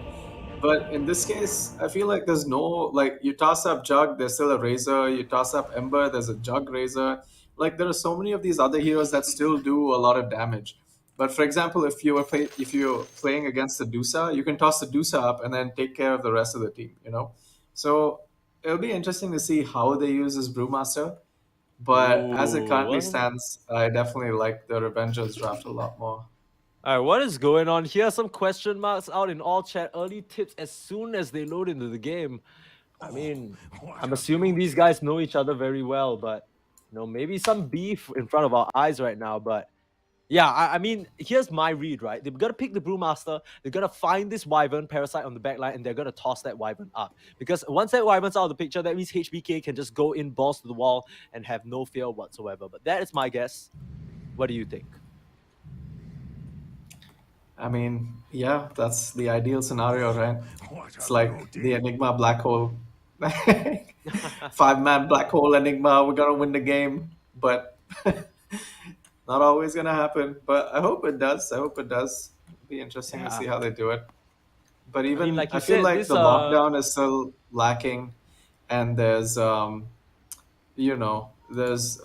like still no stuns. They picked Quap and Brew after that, so there's zero stuns coming out. yeah. And this Razor is gonna get a BKB, right? Jug already has a free BKB, so like I just don't like the lack of control coming out from Suckweed. Yeah, it's definitely gonna be a hard game for them. They're gonna have to rely on their Queen of Pain rotations and perhaps some setups. I mean, a lot of pressure on the back of Blackwater. He has a lot to do on this position for Pudge, and it's not like he has the easiest targets after all, right? You get the Ember, he can always slide of his Remnant out. You get the Razor. There's the Snowball save. There's the Winter Wyvern behind him. The Jug can spin. It's just not a cute look. But there is one interesting fact. Medusa is HBK's signature hero. It's the hero he played when he really rose to prominence in the Indian Dota scene. And it's the hero Okay. he spammed to get from like rank 1.7k to like rank 400. So that's a pretty like high rank to be at. So he probably knows the ins and outs of this hero. So it'll be good to see how he deals with the opposition with this scene. Yeah, I mean, they've definitely set up quite a situation for him to deal with, especially with this Razor and Tusk. But, like, if what you're saying is true, if anyone is going to know how to deal with this, it's going to be HBK on his Medusa. You're going to need him to farm up a Yep. Storm and just head into that triangle and just ramp up quick. And hopefully hit this timing Dude. before the Jug. Okay? Kaneki has placed the same obs mid every game, and they just gets literally D1. didn't even see it. I'm guessing they saw yesterday's game or something, and they've already de-wadded it and tipped it. Oh, no. Blackwater, a little out Blackwater. of position. Yeah, reminder, not skilling anything up yet. Throws out the shards, forcing Blackwater around, running around for the hook. He knows he's gone. They're gonna try and give this kill to...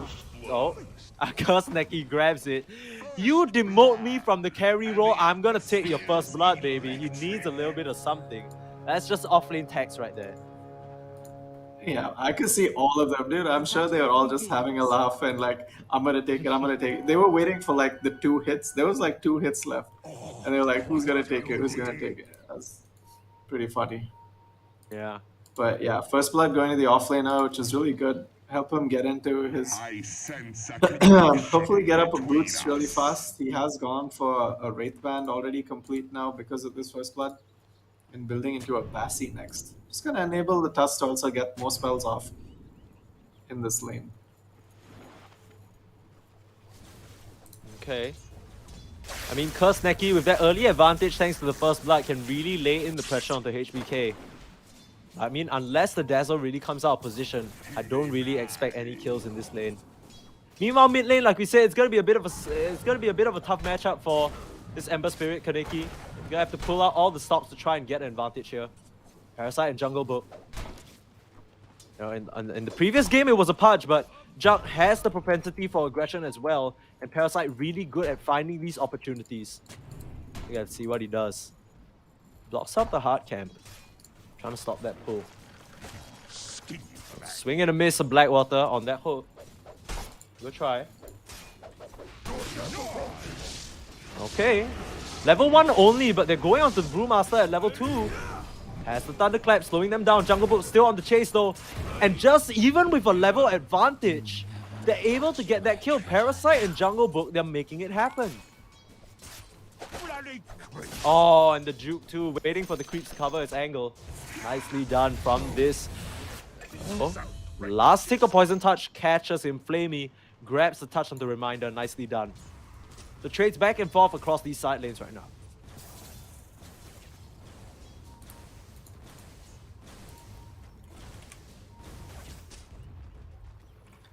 Yeah, just some pretty standard stuff coming out early in this game. I feel like the only one who's not having a good game is probably the Pudge. Died once, missed the 2 hooks. Now has finally got mana no for his next hook. like he has 1 mana for a hook, and then he's just like, if he misses that one too, it's like you gotta stand in the corner and reflect, bro. Like I don't know, you need to figure your stuff this out. is like the HY, right? Yeah, go stand in the loud. trees and then yeah, think about what you're doing wrong. But I mean, a little bit awkward because this Brewmaster, they last picked it. They would have known the matchup, but I mean, it doesn't really seem like it's that good of a lane matchup. Maybe they picked it for the game, but he's suffering quite a fair bit here in this top side. Yeah, things definitely not looking good for SuckWeed in this top lane. Okay, finds the hook, Parasite, that could be the kill they're looking for. But the turnaround, the Brewmaster, he's gonna be traded out. So overall, still pretty good for Brewmaster. But oh, Jungle Book, hot on the chase. Does he have any way of getting this kill? No. Spin already down, no face boots just yet. Never refuse gold. He's gonna give up on that one and just farm those creeps.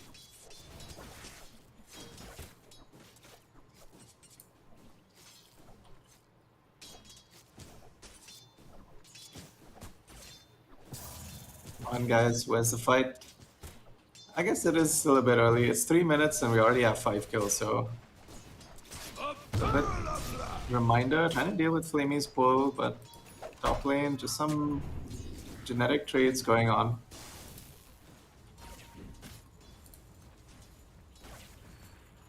Yeah, I mean, all things considered, still pretty okay. Oh, Flamey. This is the out position we're talking about. Going for the early shots, but reminder, no level in the snowball means that Flamey gets out of that one. The tip's coming out. Yeah, I mean, there's definitely some sort of beef here. Flamey, at least between Flamey and some of them, he's been pretty aggressive with these tips. Now, Kill This Love has done a decent job in keeping up, but the advantage very clearly in Swiftblade's favor, right? Radiant's middle tower is under attack. Yeah, for sure. 22 and 9 to the 17 and 3. But as we know, Kaneki loves to run all over the map. Top lane, nice hook from Blackwater, landing on the Parasite. Yeah. We talked about Blackwater needing to do a lot, and he's starting to kick things off here, one after the other. If he can keep finding this Winter Wyvern, they can eclipse a level advantage here and really push this jug out.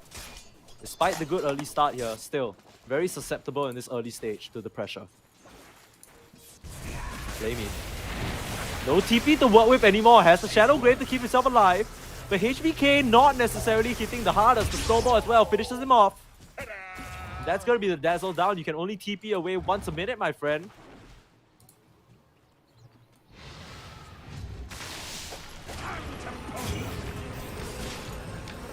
Okay, a kill in the mid lane. They get this Swift Blade, Queen of Pain, so really nicely done for Kaneki. He's gonna go extend forward, but could be in a bit of trouble now. Flamey finds the Poison Touch, putting up the branch to try and fog him. Trying to go around the trees, but there's a ward on the other side. No way of getting out. Kill This Love. Sleight of Fist dodge.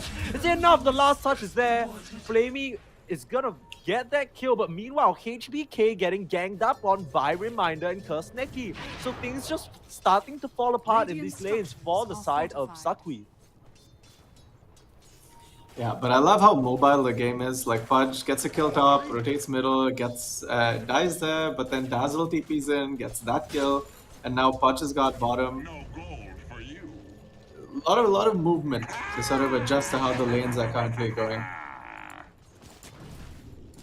But in top lane, they kind of left the jug against the Brew here. Yeah, I mean, apart from that, they're going on to Swiftblade again. That was the Blink being used and Kill This Love. Kaneki just going in, but there is the Shallow Grave just in time from Flamey. Could turn this fight around for his mid lane, and Swiftblade Gonna get turned around. Oh no, Parasite has that Splinter Blast. Able to get out of there. Cold Embrace available. Flamey trying to set up that Shadow Wave, but it's physical damage, my friend. Cold Embrace blocks it all. Yeah, just a little bit early, I think. I think he was trying to time it towards the end of Cold Embrace, but missing out on that kill just by a few milliseconds, probably.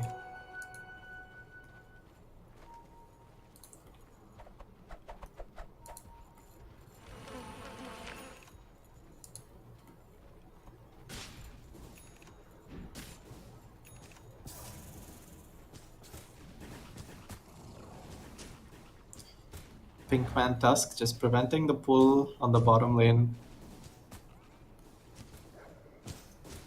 Yeah, I mean, HBK, we really expected that there'll be a lot of pressure coming this way. I mean, Blackwater throwing out that hook is going to reveal there's some sort of vision in the area. Yep, Still, that was now- a fresh ward too, so probably gonna find that one. Now, reminder, I mean, Pinkman still walking up. But there's Kursneki. He has that Eye of the Storm going. The Shadow Grave got to keep Blackwater alive for now. The hook back. HBK gets out of there alive. The rot damage isn't enough. No, the last touch. Kursneki finds the distance, and now it's Parasite on the Chun. Chasing down Flamey, but there's the TP in. Has he gone a bit too far forward? The split is forced out. They need to get this kill. If not, it's going to be off or not. Turning around for the Splinter Blast. The full rotation into this bot side. 4 members on the side of SuckWeed. They're only gonna get 2. It's not too bad, but still. Okay, swift play. It's Pinkman who gets the rune, and he used the blink for that. Now in a bit of trouble, the hook back, but there's Snowball following up. They have a Sonic Wave. Swift play gotta throw that one out. Now Reminder in a bit of trouble. Pinkman is gonna drop, but it's not before he gets the kill on the pain. So Swift Blade, even though he's given the advantage in terms of the laning matchup, Kaneki still found him over and over again.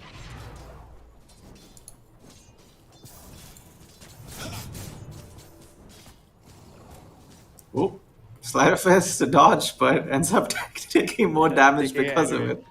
Yeah, a bit of a fumble there. Not what he expected. I mean, Jungle Book, the Midas Rush, had that early, as early as like what, one minute ago. Oh, what? Parasite. How did you find him there? I mean, this guy on his Winter Wyvern makes it look like such an active hero. Tower is under attack. What a player. The ward in the middle of the Dude, jungle as well.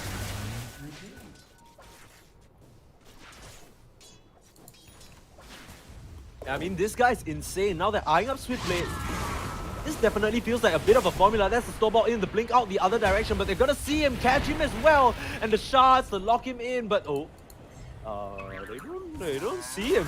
They see him now. Plasma Field. He has to blink in 1 second. Can he get out? Yes, he can. Good Juju and Shallow Grave. Gotta pull back Kursneki. Now in a bit of trouble, but there's the Winter's Curse. Kursneki taking a bit too much damage though, and walking in through the curse. Parasite can't find him. So overall, nice response coming in from SuckWeed to save their Queen of Pain. Swiftblade has been the target of a lot of aggression. And they're able to turn it nice around. move Hook by out. Swiftblade Parasite, not over just yet. Sorry to interrupt you there, K-Dog, but Swiftblade, another kill. So definitely Dude, finding his way that was back so into well the played game. by him. Yeah. He walked into the Winter's Curse to dodge the tick of Razor plasma field damage, and then stuck around enough to get this kill on the Wyvern too. Okay, have they stuck around for too long though? Now Pinkman in with the ice shots as well, the snowball, but doesn't have the Walrus Punch. There's still a Grave available, and the Sonic Wave! Things are falling apart, but Blackwater gonna be cleaned up. Kaneki gonna be trying to find another. There is the, chains into the link.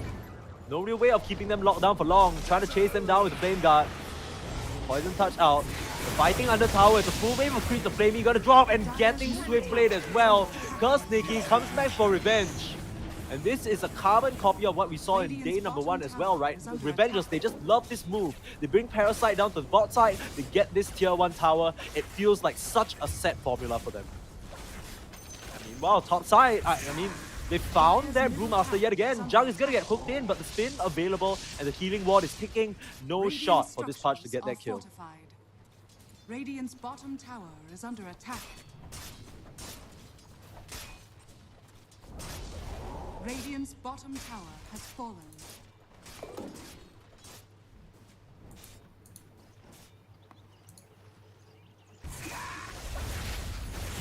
Yeah, meanwhile, Flamey being sent on a dewarding mission, not gonna find the ward. Probably based on the time Para got a kill in that jungle. Dire's middle tower is under attack. Gonna smoke up towards Radiant's mid. bottom tower is under attack. Looking for a move here, but it's really just this Winter Wyvern. They'd be predicting or preempting a bit of a gank. Yeah, they're pinging out. They want to find this Medusa in the triangle. I mean, it's a very obvious place for her to be.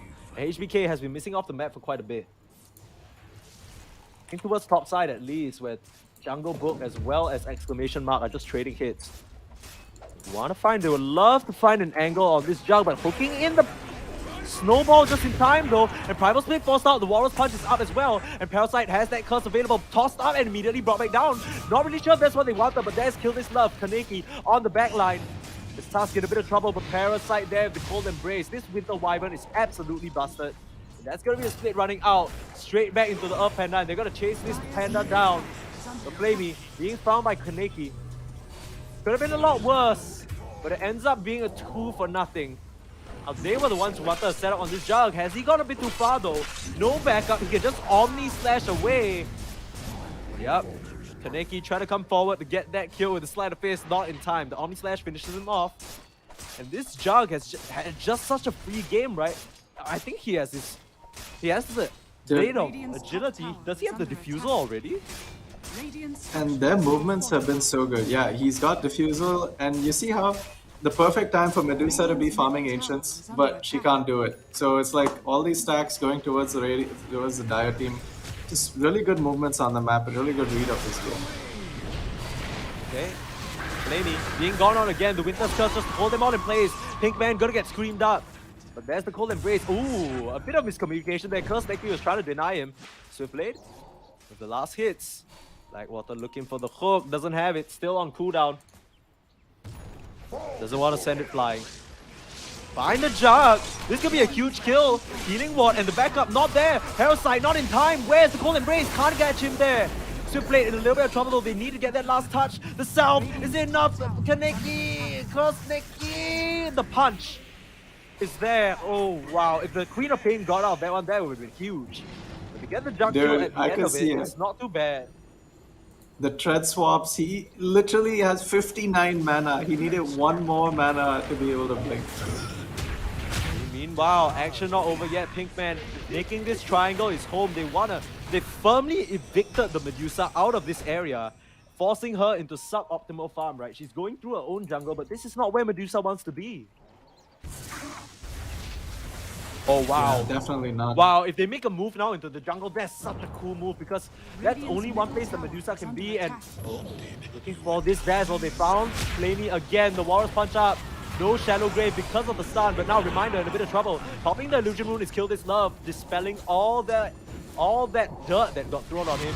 The stick as well, Reminder being kept alive, pulling up that Winter Wyvern, and there's the Stone Gaze off on the side, but they're all turning away. Parasite turns around for the curse, and this punch is dead! No shot, and they spin all over. Plasma heal as well. HBK stands no chance. Your signature hero can only take you so far, they say. Revengers punch a hole straight through SuckWeed's mid lane. Just run straight past that tower, taking them down one by one. And it's looking so one-sided, K-Dog. Yep, Diffusal, Midas complete on the jug, running at this Dusa. This is not looking good. No Ancients, no place to farm. Like, this is the one thing you don't want, right? As like a Medusa, where you put all your eggs on this Dusa and then she has no place to farm. It kind of like ruins your game strategy completely. Your win condition is crumbling.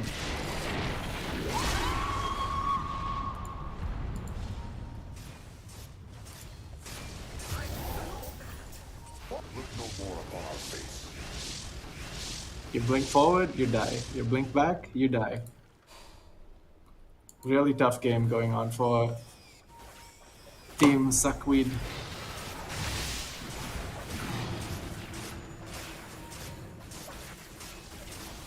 Radiant's top tower is under attack. Radiant structures are fortified. Looking at the net worth graph at 16 minutes, there's a 7k lead for Revengers, and they're just gonna quickly get into Roche. They do have a Jug healing mode, they have the Tusk tag team. Just gonna use this timing to sort of get an early Roche advantage and hopefully try and pressure towers more with this. They do have the bottom and the mid T1 already down. Radiant are scanning. And realizing that they don't need the top T1 before getting this Roshan. Medusa on the other side and Quap gonna use this time to sort of get some farm and sort of get back into this game. But there is a ward scouting them out, so Revengers know that there's not gonna be any contest here. They do see the Brewmaster up, so they're gonna try and move top. Parasite. It's trying to find him. Are scanning. The Razor Plasma Field just gonna miss him by a little bit. Radiant's top And the Blackwater there to hook his friend out. They will lose the tower though, and Swiftblade quickly moving into the dire side of the jungle, trying to get some farm up in this triangle, make some space for his DOTA also. Just splitting the map really nicely, trying to be more efficient across their farming patterns.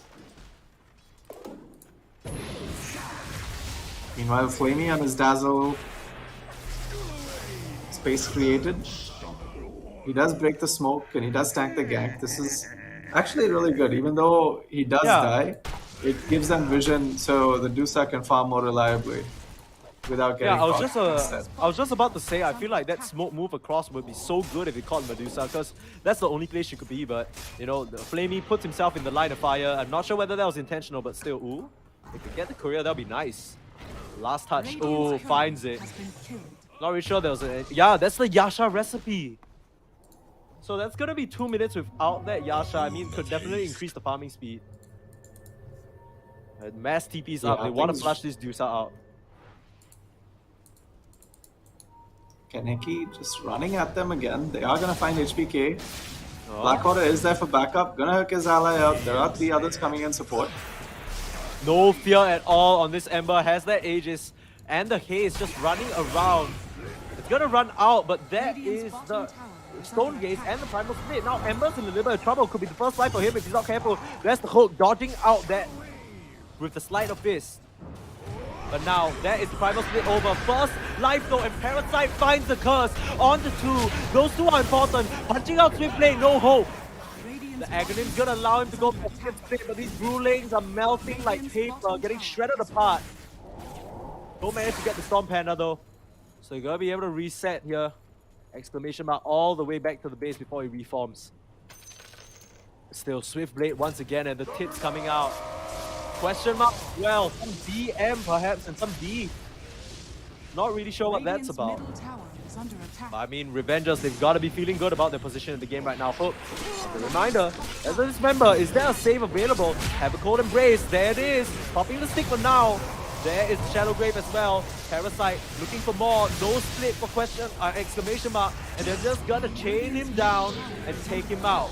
That's the Medusa mistake state, bouncing among 3. And Jungle Bolt doesn't actually have the Aegis, needs to be careful, but kills Flamey. Hook out though. That Jug could be dead, and Jungle Bolt is gonna drop. So the over-aggression ends up cutting him short there. They took the Aegis on the Ember. Because of that, that Jug is gonna get chopped apart. Still staying around though, they have no fear, they want to keep going. They see this Medusa, the hook is gonna miss because they keep popping the BKB running in. But HBK has that Stone Gaze, the Sonic Wave as well, sending them flying. And that's gonna be the sign of retreat. Revengers, they're happy to back off after that one. Yeah, dude, that's a good thing. Now you just heal up, rinse and repeat. There's no Sonic Wave, there's no Stone Gaze. Bruce Blade gonna be up, but it's fine. The 2 big ones are out.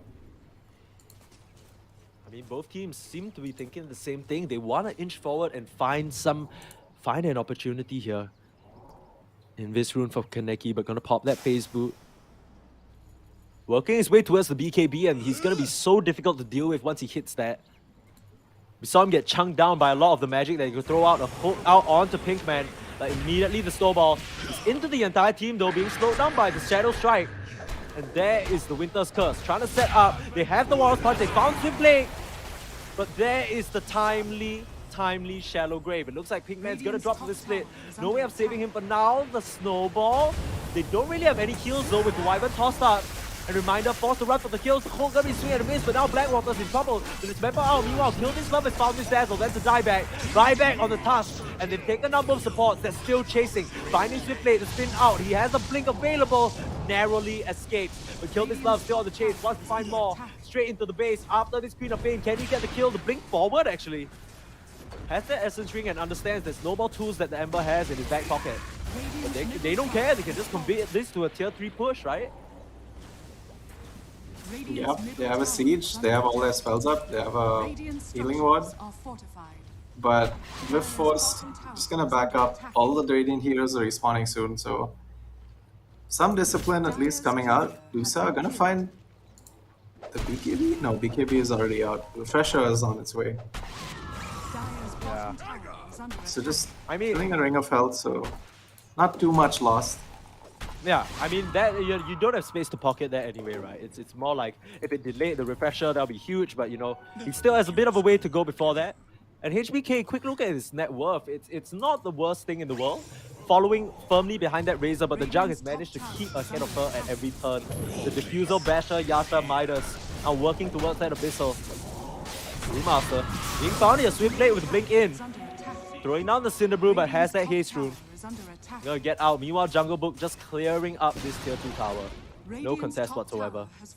Like one Ember alone is forcing them back. Top side though, the Jug getting gone on. Spinning. Dismember available. Sonic Wave almost catches him too. And they're gonna finish him off. That's a huge kill. The turnaround Winter's Curse gonna get the punch. But a trade that way is not how you want it to go. The blink forward, the two supports now in a bit of a pickle. Parasite, is he gonna sacrifice himself, getting tossed up? They want Pinkman first. They're gonna bring down the Winter Wyvern, but into an immediate blink. Chased down by Swiftblade, and here comes Kursteki. Now they're in a bit of trouble. Popping that static link on the Deucer, and no Stone Gaze means that she's gonna drop. Meanwhile, Pinkman buying so much space. Both supports, look at them. Pinkman's gonna get out. Parasite's not even dead just yet. What is going on? These guys on the side of SuckWeed, they're trying so hard to grab as much as they can, but in their effort, they get absolutely nothing. They start with the Jug, that's a good kill, but there's nothing else. The TP out, spotted out by Parasite, and he's gonna be laughing all the way to the bank. High fives up. This Winter Wyvern's gotta be feeling good. Yeah, dude, he's honestly been owning on this Winter Wyvern. I guess they're probably gonna try and ban it out in the next game. But do you want to use a ban on a Wyvern? I don't know. Yeah, definitely. It seems to be turning out like a signature of Parasites. He's able to do so much, not only in the lane, but the setups and the maneuverability that he possesses. Like always flying over the right cliffs, just buying so much time, casting the Cold Embracers when they matter the most. And Pinkman on this task as well. Such a pivotal role in catching these heroes, right? Constantly snowballing forward. The ice shots leaving them in a bit of a pickle. Yep. And we see the scene that we've seen all too many times this tournament. 5 heroes in their base. Yeah, I'm not sure if you heard that, but Kaneki actually accidentally popped his BKB, so that's the reason why there's a well-played spam coming out from this Jug. I think it must have been a misclick or something, but that is actually the 9-second BKB pop. Not the best. I mean, there's no way that SuckWeed are gonna know this, but it seems like they're looking for a move anyway. There is the jump forward on the mid lane. They've gotten the cut onto this Swiftblade. I mean, it's Queen of Pain. She's the one who jumped forward, but she ends up dropping. Stone Gaze, and there's the primal clear on the sidelines. They found the Winter Wyvern, but Kursteki coming into the fight. Refresh, but immediately tossed out. Wasn't able to pop the BKB in time. I don't know what this all tech's about, but Jungle Book has found his mark, killed off the Dazzle, and HBK as well. No save whatsoever. Gonna drop to the deck, so no way of saving their Medusa if the Dazzle so picked off so early on. And no Wyvern, no problem. Radiant's middle tower is under Look out. Pulling back, remember. Needs a little bit of backup. There's a snowball on the Blackwater. Punch up as well. So much damage. Getting killed off. Pinkman able to finish that one off. Kursteki though. The damage on the Reminder is enough. Pinkman's gonna drop, forcing out that BKB from Kursteki. Jungle Book doesn't want to risk it. Calls for the retreat. His teammates are gonna follow. I mean, at the end of the day, it still ends up being pretty good, right? Overall, all you get is these supports. You don't get anything more than that. 16k gold lead now for the side of Revengers, only at this 26-minute mark. I don't know. Yep. And there is a DD rune to play with at the top. They saw Swiftblade moving up, but I feel like they don't really have enough lockdown to sort of control it. Yeah. Jungle Book working towards that Abyssal Blade. Almost has it, just a recipe away. That's gonna be so scary for anyone on the side of SuckWeed, right? If you let that Jug walk up to you, I mean, he's definitely has his target set on this Dazzle. Maybe you can share with me, what was that he all chatted just now? That's just his name. But is he it the Jug mistyped name? it. Oh, Yeah, okay. it's Kunte, but he typed Katne. Yeah, I was like, what is that, bro? Like, oh, they bounce with Blade again and again. This Queen of Pain caught out. Now I really wonder whether that was a pick to hook out Flamey, but straight into a Winter's Curse. He tried to save his friend, ends up killing him instead. But, oh, this is just turning into a disaster. And this Queen of Pain definitely has not had the time of day. And really good stuff coming up from Kaneki, right? Showing that he knows both ends of this matchup. And onto the Brewmaster as well, forcing out the split and the spin just to negate that boulder toss. Things are definitely not looking good for the side of SuckWeed. They're scrambling to find something, find an opening back into this game, but the Medusa just too far behind, still so far away from that butterfly. And even then, we've seen how much damage can come out from the side of Revengers. The evasion's definitely going to help, but at this point, Abyssal Blade on that Jug. Look at the Ember as well. He's working his way towards that Aghanim's. Yeah, but if you have to be one hero stuck in your base, I'd say Dusa is probably the best one to beat for that high ground defense. True. They do have a monumental task ahead of them, but with this Aegis from the second Roche, it's gonna be that much easier. As the Axe shot on that Roche. I mean, the Ember already has it, so I guess you could give it to this Jug, who doesn't have it just yet. Yeah, I think Jug is probably a nice one to keep it. Yep. And he does. Our spin suddenly got a lot more deadly.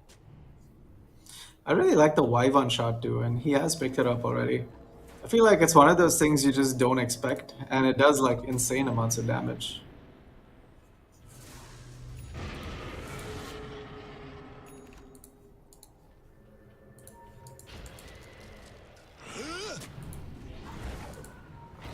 Like you said, this team of SuckWeed has herded back into their base. I heard the Stone Gaze come out. Is the Medusa okay? Forced to pop that one, probably hooked back by Blackwater. In the face of danger. Without that tool, it's going to be very hard for them to defend high ground. Jungle Book, no fear whatsoever at the top side. Just spinning forward. So much damage on the Swift Blade. There is the punch and there is the kill. Just grabbing that Quap has the buyback. There is the Shallow Grave. Keeping the Brewmaster alive for now. Can pop that split, but no shot. There's Parasite with that Winter's Curse to deny that. Still have two splits available, but so many resources already used for the side of SuckWeed. The hook out, they grab Pinkman. That's split as well, but onto Blackwater, another Warrior's Punch. The follow-up is there. Blackwater needs to get out, but Jungle Book spinning on top of him. Jungle Book found the Medusa. He's trying to do the damage, but he's gonna back off for now. Things are so tense. Buyback after buyback. What an expensive hold for the side of SuckWeed. The hook swing and a miss again. Jungle Book quick on his feet for that one. On to the mid tower. Kill this love. Kaneki has been such a force to be reckoned with. Plus Neki as well. Trying to find a way into this fight. The hook out. Kurteki popping the BKB immediately, but the snowball save is there. Kurteki falling low, but the cold embrace finds its mark. The Shallow Grave on that punch, not going to keep on alive along. Pinkman is going to drop the last touch of that urn. With a refresh in, Kurteki on the HPK. They found this Medusa, but can they get the kill? The Medusa up. The Brewmaster trying to save Perry, but no shot. Medusa out for 1 minute. Kurteki going to drop. No, the last hook is going to grab him, but that's not before Jungle Book cleans up big time. Still striking away. Has that healing bot. A one-man army here. Nothing to fear. He could get hooked into the tower, but I don't think he's even too bothered by that. The pump faking it, gonna miss again. The spin out, turns around, no fear whatsoever. Kaneki rounding out the backlines as well, gonna interrupt that with the curse and the slide chain. Finishes off that punch. Jungle Book on to Flamey now. This age-old rivalry, the bash is there. Look at the BM coming out from Jungle Book. not even gonna die. Meanwhile, the entire time, the Brewmaster trying to get the touch on the Parasite, but the buyback from the Dazzle, he knows this one is over. They've just lined up for the chopping block that is Jungle Book. The slides, the slashes, the Blade Fury, it's all too much for the side of SuckWeed. And they're gonna get eaten up just like the food in their profile picture. Some BM all chat coming out, but Flamey, you know, there's only one winner in this game, and it's the one who takes down the opponent Ancient. Parasite, bit of a pickle there, forcing out the split is Kaneki. The whole builder gonna land, and no real follow-up on this Ember. Cleaning up the racks at this point, but now the Queen of Pain is back. You know, it's very much feeling like they've won this game, but still, it doesn't look like the side of SuckWeed are giving up just yet. The Queen of Pain definitely still in this game, forcing out the Stone Gaze. The Abyssal though found the Medusa. Where's the backup? Jungle Book's just in. And now, bashing up the Queen of Pain. The silence, the Sonic Boom is there. Jungle Book, so much lifesteal from this SNY. Nothing to fear. I sense a connection. They're just hitting Dude, away what on do you this even rank. do against this? I don't They're know literally what to camping. do. They're literally I camping have no outside their idea. fountain. Oh, they see Parasite. He was looking for a cheeky curse. The Sonic Wave to force stuff out though.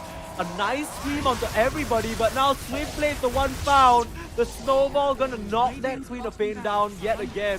They're lining up like bowling pins, and the GG is called. No hope for this squad. SuckWeed, they're gonna have to take it in game number 2 because game number 1 is done and dusted. What a beautiful match, and what a nice showing coming out from Revengers. They make it look clean.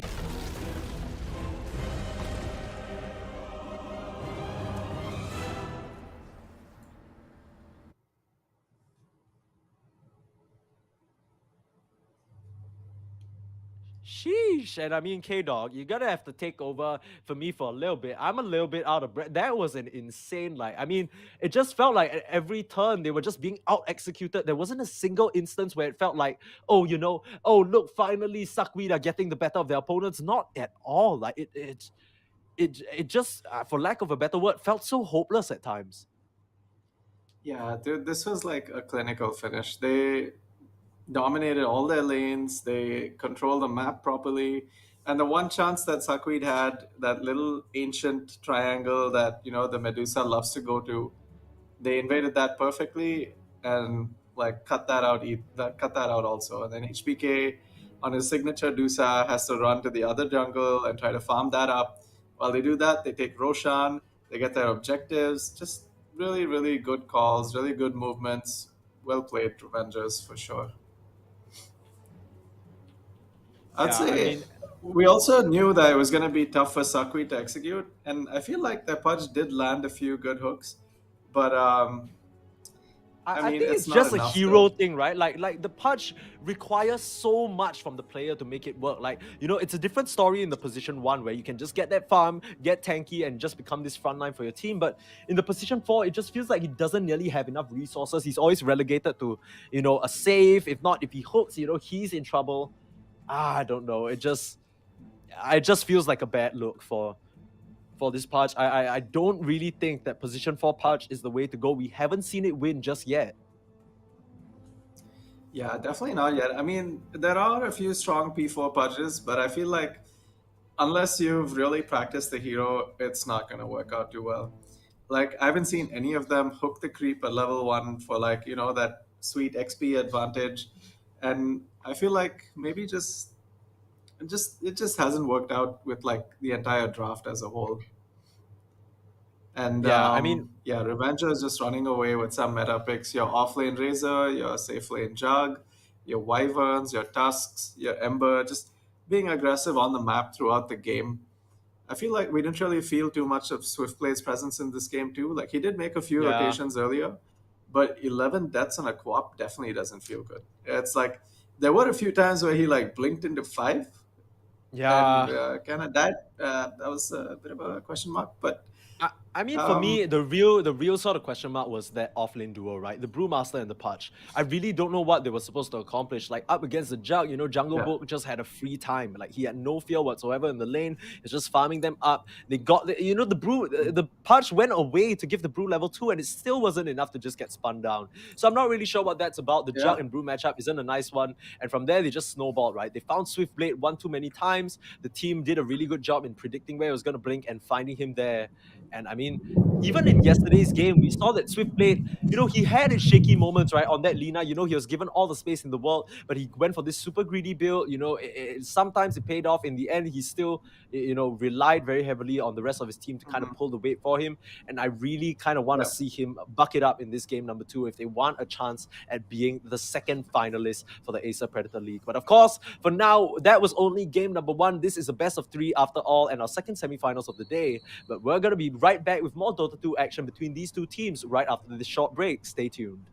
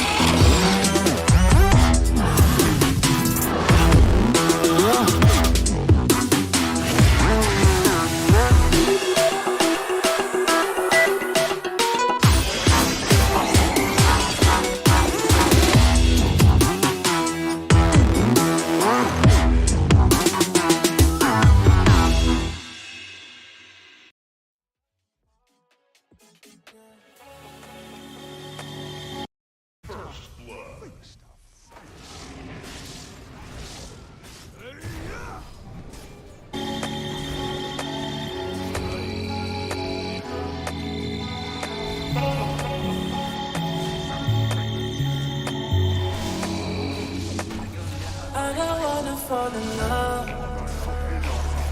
I just wanna have some fun, yeah. I don't wanna fall in love. I just wanna have some fun. I don't wanna fall in love.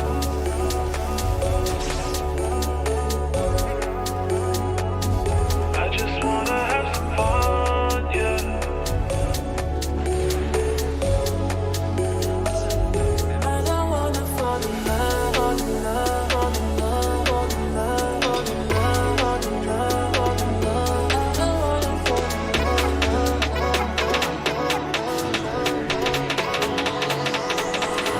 I don't wanna fall in love. I don't wanna fall in love. I don't wanna fall in love. I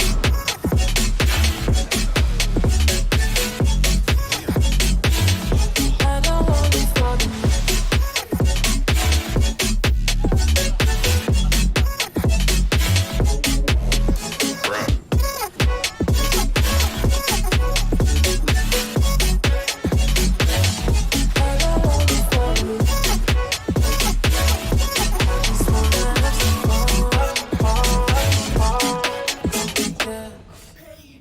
Radiant's bottom tower is under attack.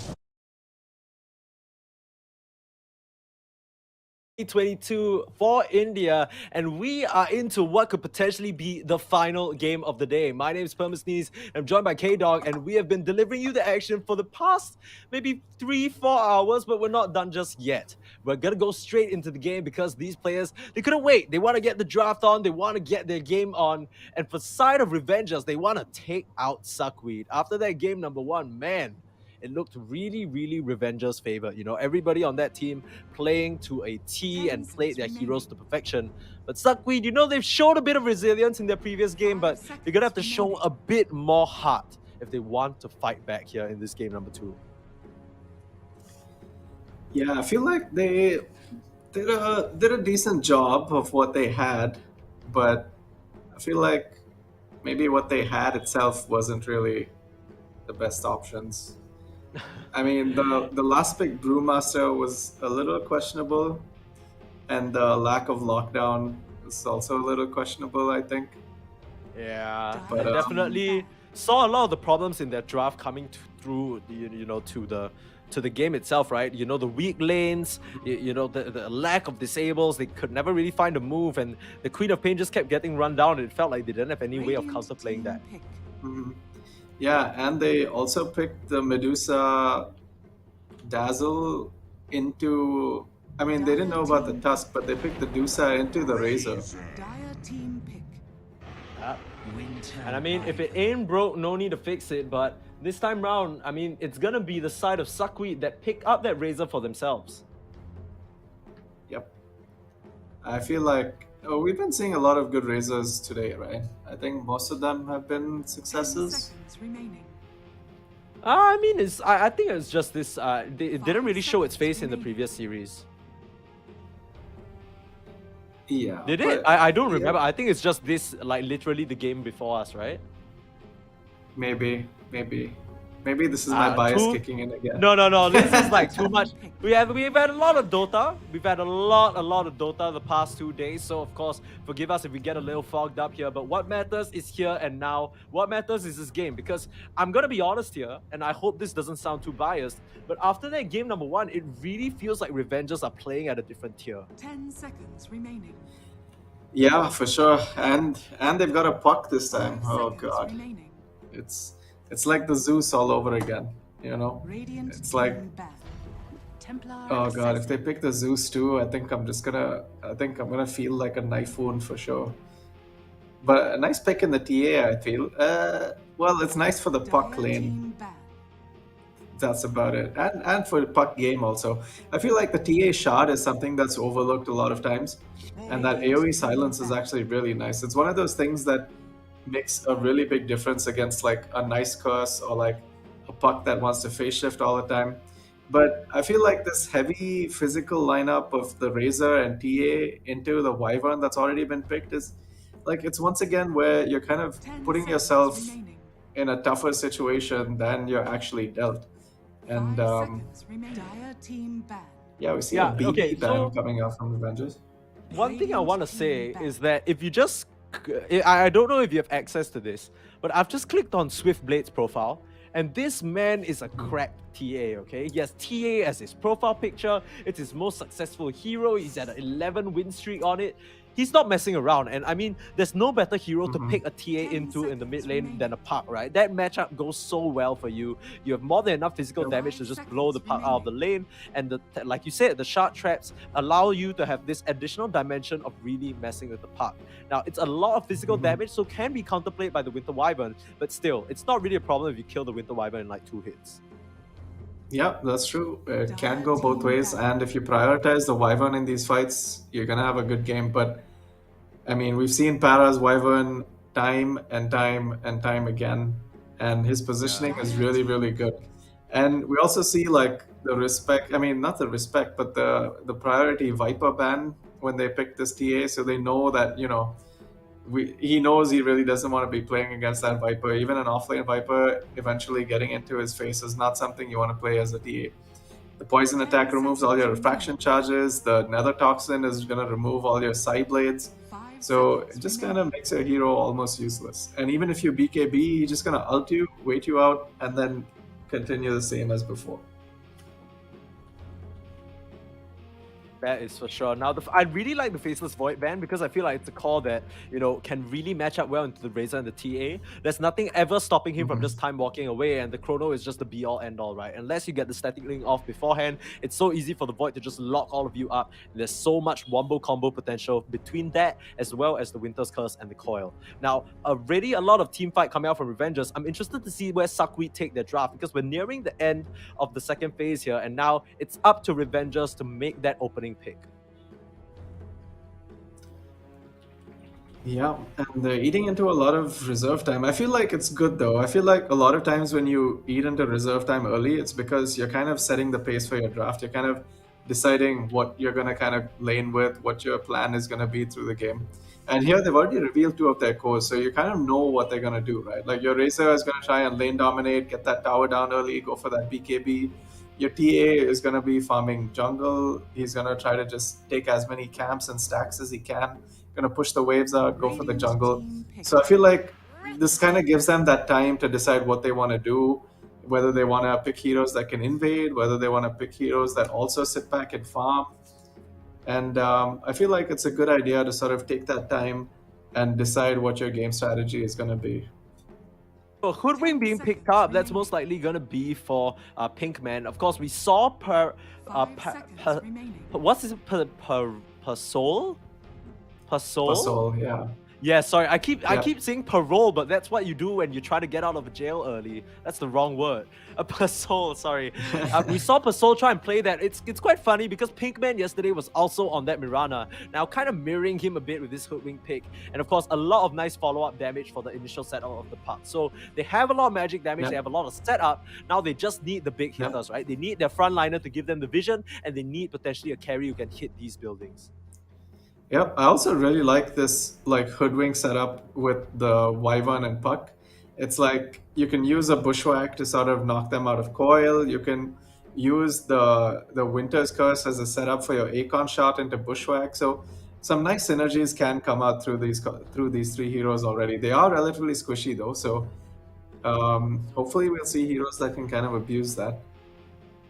But once again, this Puck, like I feel like you need either like your shamans or your lion to really control this guy. It's too elusive and very annoying to play against.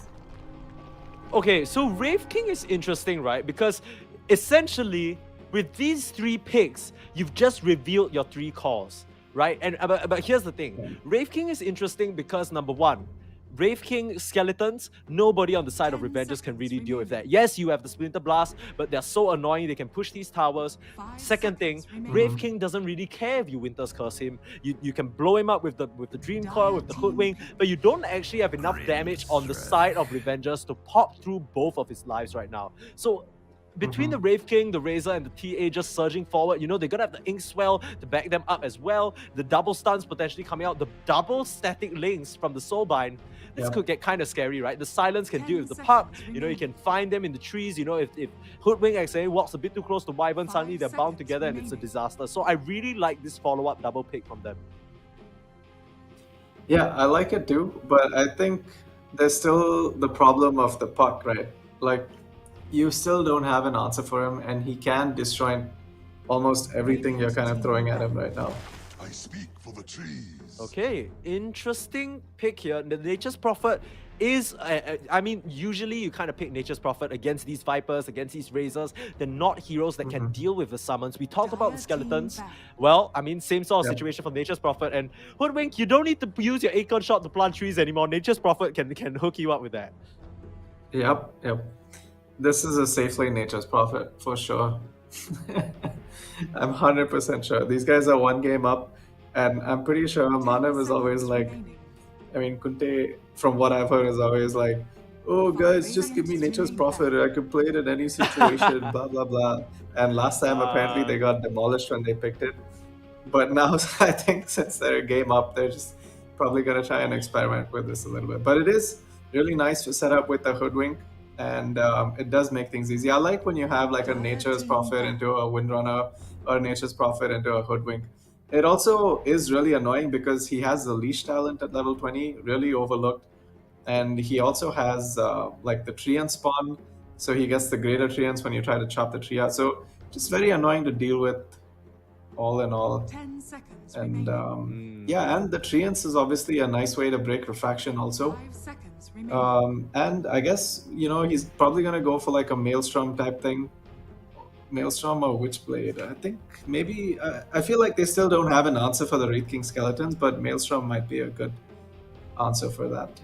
Yeah, the one thing I'm kind of worried about is as much as they have the physical damage resist coming out from the Wyvern, they don't really have the most armor. Nature's Prophet is an int hero, so even though he has a lot of good base stat gain, he doesn't naturally get the most armor as well, and they could really be susceptible to just being chopped down, right? The Deso from the TA, along with the Meld, the Razor Eye of the Storm, just cutting them down, and we all already know how much physical damage a Wraith King can pump out. So, I mean, it's gonna be a little bit tough because they can just get 100 to 0 so fast. Yeah, I feel like this last pick for Revengers is going to be really crucial because you need a frontliner. They don't have someone who can kind of stand in front right now against these three really hard-hitting physical heroes from SuckWeed. You have the Razor, you have the TA, and you have the Wraith King. You have control, yes, but do you have anyone who can kind of stand there and be your like guinea pig, your bait? Yeah. I mean, they're still very much lacking a frontliner, right? And you can't rat forever when the TA... I mean, you want to rat, but at the same time, take a look at what you're working with here. You have a Puck, a Nature's Prophet. Yes, these heroes kind of scale very well into the late game, but how are you going to stop them from just rolling up to your base and destroying it in like half a second, right? You need someone to be able to start these fights. I can't help but feel like this Revengers draft in game number 2, even though they had a bit of an advantage seeing all 3 calls early on, I don't think they've used their answers quite well enough. 10 seconds remaining. Yep, and I'm really liking this last pick from SuckWeed too. The Lion, I feel, is a really good answer for the Puck, especially when you pair with the Grimstroke. And the really nice thing about a Wraith King carry is you can put it in front, right? You're not afraid because even if he dies, he comes back to life. And even if your Wraith King doesn't have the best game, you still have your pseudo carries in your Razor and your TA. But the big problem now is that they're really greedy. They have 3 cores that need farm, and that's where the problem might come up for Team SuckWeed. Yeah, I agree. I mean, But this Mars the definitely Mars- does. I mean, they needed their last pick to do so much, and in a sense, it does, right? The Hoodwink Mars, a very, very strong combo that can threaten the Wraith King. Same situation with that coil, right? You can always break the coil forcefully with a spear if need be. You know, nice team fight setup along with the Winter Wyvern. You know, the Curse can set up for a nice arena. You know, the Natures can buy a lot of space for the Prophet. You know, whoever gets Sprouted gets instant spear. So I don't mind this too much, but I do still feel like the side of SuckWeed, they have a lot more of a robust draft. You talk about ease of execution. I mean, Swiftblade's gonna have a wonderful mid lane, and we're gonna have to see how it goes because I feel like Revengers, they're gonna have to pull out all the stops to come out on top in this game. Dude, I was actually really worried because I was like, you know, SuckWeed is looking good, but this last pick Mars, I think, has kind of sealed it. Like, this pick is just too good for this game. Like, it's Oh, you think literally so? everything they needed. It's a frontline, it's the damage negation, it's he can break the static link with the spear. He can literally negate all the damage from the Razor and the TA with his arena. He can clear out the skeletons from the Wraith King too with one God's Rebuke. So I feel like it really does offer a lot of solutions to this game. And I'm frankly quite surprised that it was let through when, you know, this is what they needed so badly. Yeah, I mean, the way you say it, it looks really like the perfect pick, right? And I mean, Curse Nicky, he has shown up on Razor, he's shown up on DP. I'm excited to see him on the Mars. Smoke move coming out from both sides. They've assumed positions in both of their jungles. Kaneki though. I mean, look at Kaneki. He switched up his ward placement this time around. Look at where it is this time. It's on the off. He's learned from his mistake. He's like, damn it, these guys keep watching my replays, keep rewarding my wards. I mean, it's actually going to come in handy here because if they breach down to the low ground, they're going to be spotted.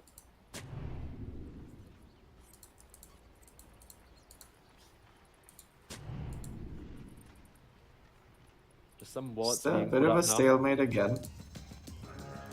I guess these first blood guys need to learn a thing or two from stylish gamers, huh? Yeah, dude. Like, someone get in Soul stream right now and ask him to teach you.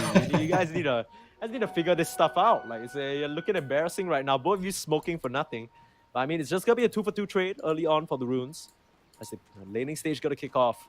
And I always like to ask this question, but it does feel like, you know, I know the answer to this. It feels like all these lanes have the potential for kills here, right? Dude, did I speak too soon? Is it gonna be a first blood? Grimstroke? Flamey? Oh, Flamey. Oh, no. I mean, no, but if they see, if they see him, they just gotta run right. Flamey, where you going, my friend? Reminder, Pinkman and Parasite slowing him up. Cause Nicky still has the abilities. Oh no! I mean, it didn't seem. Is like it worth it though? I don't know. They left a full. Yeah, I mean, They left a Rifking, full wave of XP. tactical feeding.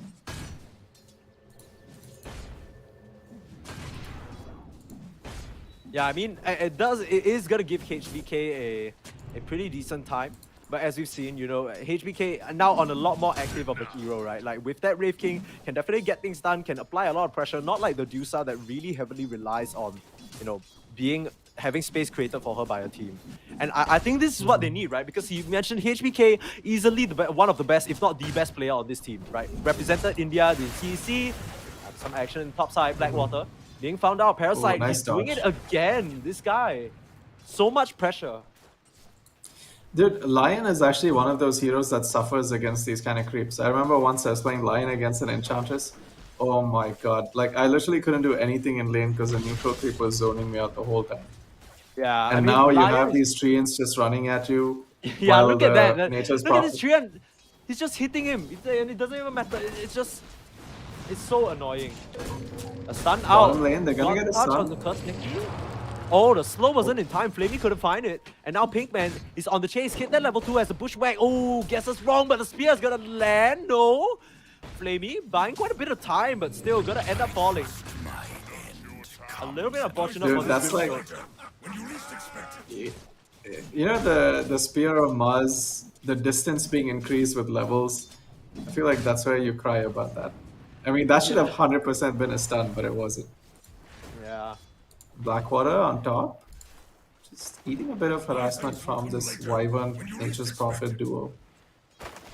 Yeah, this one's a little bit... I mean, they've really ended up picking themselves into quite a nice situation here. Blackwater, ooh, needs to be careful how he shows like that. Doesn't even have dude, mana for Earth's fight. 4 ranged heroes in this top lane. Everybody just keeping their distance. No one wants to get up close and personal. And Except for these Treants. Then, yeah, dude, they're so annoying. They're And they're just- not they're even just a easy to little- kill. Yeah. They have so 500 tanky. HP. I mean, Razor isn't the highest early game damage hero, right? Yes, he can steal damage, but it takes a while for you to get there, and the whole time these Treants are just hitting away. You know, you gotta be so careful with how you... And this is a weird concept, right? But when you're in a ranged lane, and you have, Nature's Prophet has so much ability to just deny creeps, you need to be careful with how you ration out your auto attacks, right? You can't just mindlessly auto attack whatever you want. That's the stun set up onto Flamey. And that Grimstroke's gonna drop again. I mean, Flamey, he had a really good game on this Warlock just yesterday, but not really finding that success today on his supports. There's the TP in from the Prophet. Jungle Book looking for it. And the Splinter Blast gonna finish him off. I mean, they are really dominating this top lane and bot lane yet again. There comes Razor though. Just trying to get a bit of that farm. Only gonna find one range creep. It's so awkward for the side of Team SuckWeed now. Yeah, things definitely not looking too good. I mean, it's not the end of the world just yet. Some early kills, and of course, Wraith King, pretty decent at farming back up, and he hasn't tanked any deaths yet. It's mostly just been Flamey. So they've gotten the supports for the most part, but of course, ramping up is Curse Nikki. It could be really scary once he hits that level 6, could make it uninhabitable for the Wraith King, as Marsers usually do. Yeah. But they are up against a double stun lane though, so that can be pretty annoying to deal with. But I feel like Mars is generally one of those heroes that is good at dealing with a Grimstroke, just because both his spells have a knockback. Yeah. Top lane, they're gonna try and get on top of the Blasting Razor. now. Breaking open the tree line. Oh, and the Sprout is there too. He doesn't have a quelling. Razor, what is you doing, my friend? Just gonna get hit away. A fatal mistake there. You gotta have a quelling blade against a Prophet. That's just Dota 101. I don't know about this one, K-Dog. This one's starting to slip through the cracks a little for me. I mean, another setup onto Flamey. They can find him with the spear. The Acorn shot slow. They're just gonna throw it out. God's Rebuke as well. Gonna nail him in the back of the head. Killing spree now for this Mars. And even though HBK is farming pretty securely, it's 3 kills into the pocket. I mean, the advantage, it's not really there. Dude, and Other side. here's the problem, right? 3 cores that all need farm. Yeah, I mean, 3 very greedy calls that they revealed in the first phase, by the way. Swiftblade and Razor are gonna tag team up to make that kill happen. They find Parasite with no health, no mana. I know he's not too happy about that, but still, a nice reset back to base. Not gonna be exactly complaining about that. Interesting thing to note is that actually, throughout this entire early stage, Kaneki is still remaining relatively even to Swiftblade, so not losing out a lot in terms of the CS and keeping himself relatively even despite the matchup disadvantage, right? In this room, looking for a gank down bottom. They don't actually have any sentries to spot him out, at least in this entry area. There's the AWP, trying to look for HBK, got to jaunt straight past. Can he find this coil? Tosses it out. That Wraith King pops it, no choice. The Waning Rift just to finish him off. Pinkman. Oh, Pinkman. Pinkman. Okay. Narrowly gets He was out trying of to be a cool guy, you know? Yeah, right. Don't Trying look to at bang the tower for the explosions. team. Yeah. No, I meant Kaneki. He dropped the coil, he launched the auto attack, and he turned. But then he didn't die with that hit, and he's like, oh shit, I need to throw one more out. And he ended up using the Waning Rift to get that last kill. Oh, Jungle Book with the TP down, finds Flamey. Gets the kill, the tips coming out, and I mean, this matchup has definitely gone one way, and some all chat coming out as well. I don't know whether this is I don't know whether this goes against the rules, but I'm pretty sure it's all in good fun. I'm sure these players know each other, but still, I mean, gotta be really frustrating for Grimstroke here. Yeah, they do know each other, so they're just just throwing out a little bit of banter between them. I mean, okay, I do gotta say though that HBK really impressive, right? Even though he's died, still hitting that level 6 before Curse Nikki. I mean, I say that, might have I just cursed him. Summoning those skeletons, he has the reincarnate available. They might not be expecting this. Now they can turn out to kill this love. Walking forward, the Inkswell, the stun is there, but the phase shift just in time. They managed to land them out with the Inkswell, but it's still so low level. There is the coil.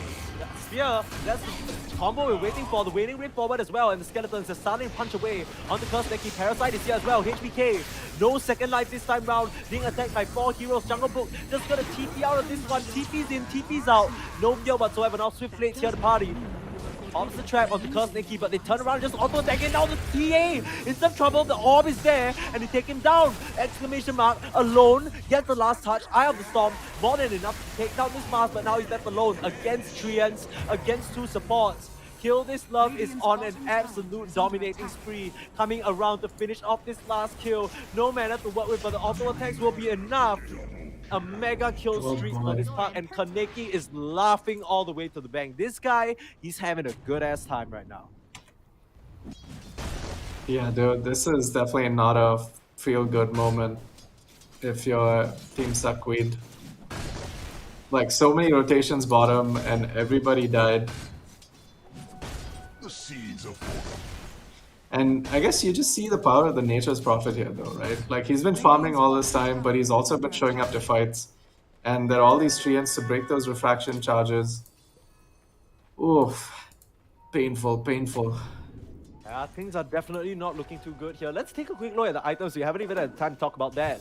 Looks like the Nature's Prophet has that Javelin already and working his way towards that Maelstrom. So pretty stock standard. The Mars going for the Blink Rush. And of course the Puck working his way towards that Witchblade, just a recipe away. Meanwhile, flip side, the TA trying to get an early Dragon Lance, but some aggression onto Flamey right now. Parasite trying to set that up. Okay.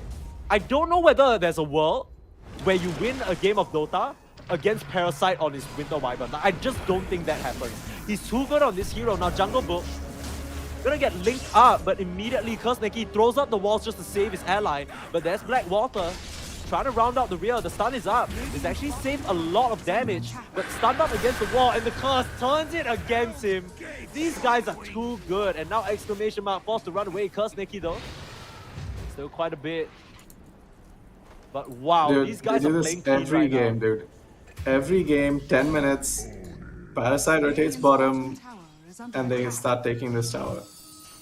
Every single game so far. And HBK obviously rotates top because all these guys are bottom, and Kaneki goes top with one more and gets that kill.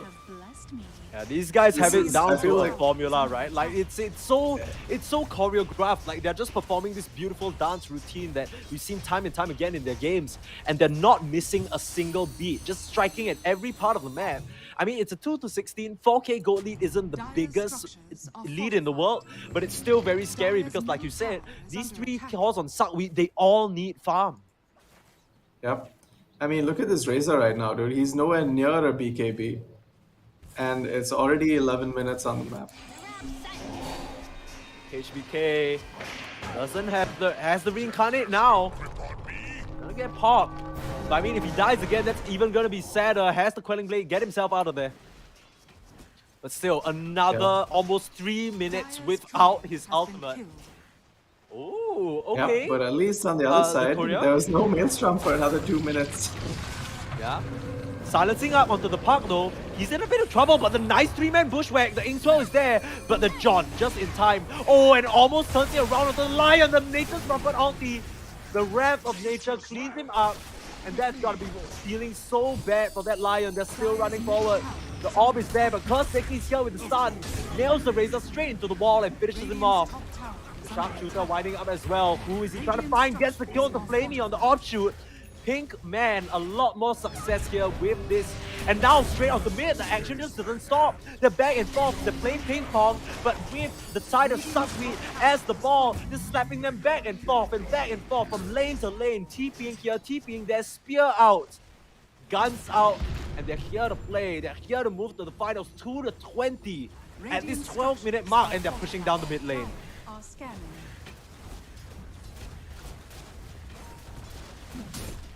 Yeah, just really good textbook Dota. The only one, oh boy. Oh boy, it doesn't get any easier than this. Level 6 on the line, just immediately eliminated. Only level 4 on the Grim. Nowhere to go. Kill this sub. Have you gone a bit too far this time round? They don't really have a stun. It looks like they want to turn it on this Razor instead. Here comes the TP coming up from the TA, but is that a TP you want to complete? Straight into 5. They're just hitting away. They break the refraction instantly. And now, this punk just taunting out Kaneki. He has no fear whatsoever. Parasite, he's gonna pay for it now. Jungle Book, have you gone a bit too far? Actually, a double kill for exclamation mark. So overextension from Revengers. They need to cool their jets a little bit. They're running away with this game. But like you said, you always like to tell me this, K-Dog. The more you're winning, the harder the game is going to be. And these guys, they need to watch it because the amount of gold they're going to give over is monumental.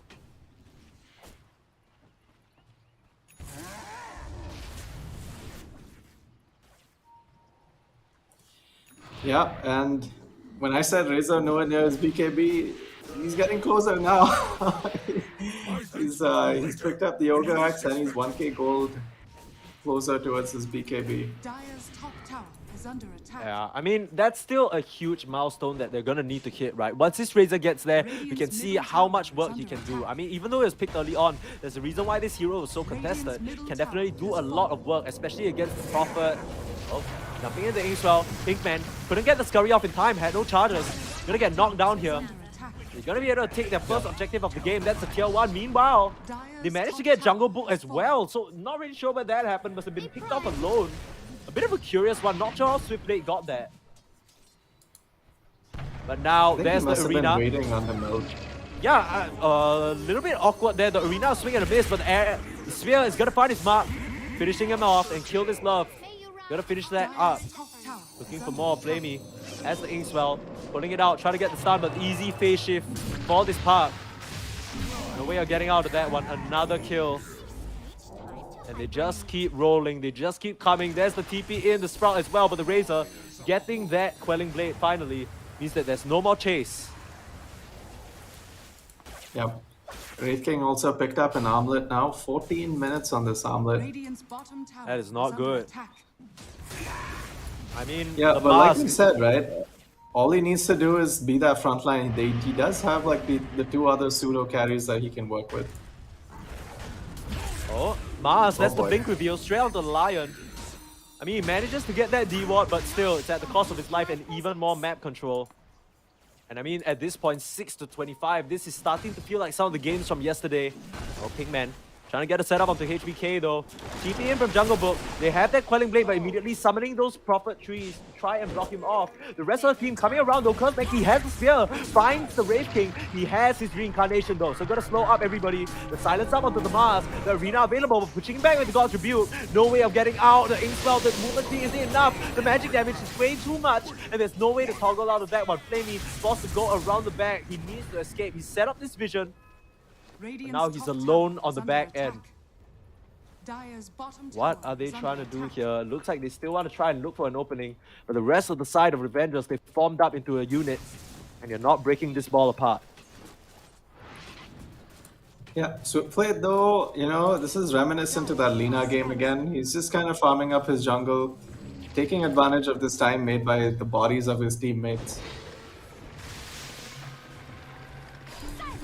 Okay, I mean, at this point, it's just another walk in the woods. They set up both kills very nicely for the Nature's Prophet. And the turnaround curse as well, stopping that Razor from coming in. Still doesn't have the BKB to stun, dodged out. There's the Bushwhack, doesn't catch the Razor, but more than enough damage. The Dream Coil as well, onto 2. And they're just making this look easy. I mean, HBK comes back, no Reincarnate. And Kaneki's all over him, the slow from the Witchblade and the Orb. I mean, I'm not gonna lie, I know this is the final game, but I really wouldn't be surprised if we see a GG called soon. This is starting to feel hopeless now. The gold lead isn't out of their reach, but with the way Revengers are playing, it's so hard to break. Radiant's top tower is under attack. I feel like all the eggs are in the SwiftBlade basket now. You know, they just need to probably bait out the Wraith King with an ult. Use it. Oh, but he doesn't have ult for another 100 seconds, dude. This is looking really hard. It's 15 minutes and they're gonna lose their outpost too.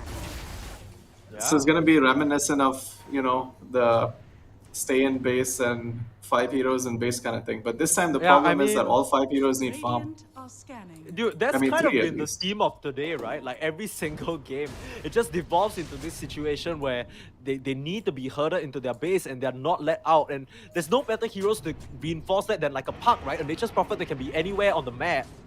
And the Hoodwing as well, popping out of the trees just to find them. A curse, you know, it's so scary to face up against this lineup of Revengers when you're behind Flamey. Ambitious walk up to the high ground, gonna get himself killed for that one. No way out. Curse just grabs him with the arena as well. Still no BKB for this Razor. They have the spike and he's stealing a lot. There's the double finger. Swiftblade found the back line and the Hoodwing's gonna drop. This could be a good fight if they find it. Swiftblade still trying to find this Mars. And there's the Winter's Curse to try and buy some space. Jungle Book's in as well and they're gonna kill this Razor. Radiant's bottom Meanwhile, on the tower is offshoot of the under fight, attack. Curse Neki managing to make his distance. They still want to fight. No Dream Coil, but they're rounding out the rear, jumping forward. There's the silence. The stun dodged out. Amazing puck play coming out from this guy. Neki. Radiant's bottom tower is under attack. All in all, I think that was decent for SuckWeed. Yeah, not the worst, right? Not the worst. They get one kill. Yep. They trade out their Razor, but they don't really lose anything. It's not that bad. Yep, and you see what the TA is queuing up? Aghanim Shard. Yeah, Best they item. don't really have a Best choice. item. Like, I mean, the thing is, they haven't really been able to kill this Park. He's just been running an absolute rampage. They get both supports yet again. I mean, at this point, Is under attack. it just feels like these supports are dying on spawn, right? Anywhere they show up on the map, instantly dead. Yeah, I think it's a pretty hard game for them though. It's like, it's not even just one hero, right? It's like your Prophet TP's in, your Mars has a blink, your Puck has a blink, Is under attack. your Wyverns flying over trees, your Hoodwings flying over trees. Like, you literally have no idea where they're gonna come from. They're looking for the Razor. The Puck's gonna get his boost to travel delivered. And this could be an opening here when Swiftblade gets his shard, right? He has it already, but this silence could catch this Puck off guard. And that's gonna be a huge kill streak to go over. For now, it's Blackwater dead again. I mean, this is just regular programming, right? I mean, as soon as he respawns in 25 seconds, if he pokes out of the base, he's gonna die yet again. So, nothing too special at this point, but still. 7 to 35. They have 5 times the amount of kills as them in this game right now. Yeah, he even TP'd to that tier 2 to die. The boy Yeah, who died. Express TP'd delivery, like to quite die literally, like just again. Yeah. I love that reference, by the way. But yeah, I mean, Flamey gonna get dropped again. Ooh, Swiftblade. That's gonna reveal the Axe shard. So Pinkman is gonna die for that one. But still, that's important information that the Puck needs to know. We can see right now the Puck is gonna instantly try and queue up VKB. Now, I would have liked to see maybe something like a Yules or something like that. But still, going for a bit more of the greedy option and rendering himself completely invulnerable to that magic. It's the best possible option. Ooh. They're trying to go. There's the spear. Nicely set up with the Sprout. And no hope for Swiftblade. He was the only one they were banking on to make it work. But the Puck gets to jump first. And even the Soul Bite, look at how fast they just show up in force. Literally, within like half a second, 5 of them just popped out of nowhere. Dude, they are playing so fast right now. It's such a cool game to watch, right? Revengers, they have not let the side of SuckWeed even breathe. Like, you know, when you're losing this hard, you need time to recompose. You need to find somewhere on the map where you can make that space. I think they're still going in on the bot side here. No fear whatsoever, just bouncing around, jumping around. Now Jungle Book's just keeping away. Has that Orchid as well, stunning up that Razor, silencing him out, forcing the BKB out. But can turn around.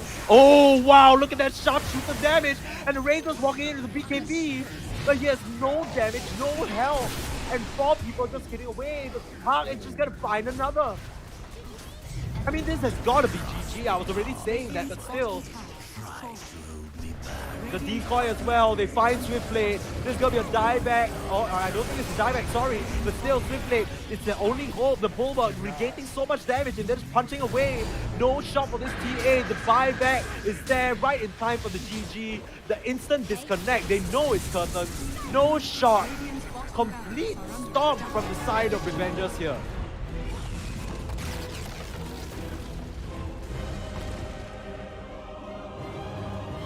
That game was completely disgusting. Like, they just, you know, we were doubting their I was doubting their draft a little bit, but the Mars, like you said, really came together to make it work, and they just completely decimated the lanes, decimated the early games, and they went on an absolute rampage. This grand finals in Nexus Mall is gonna be an absolute banger for sure.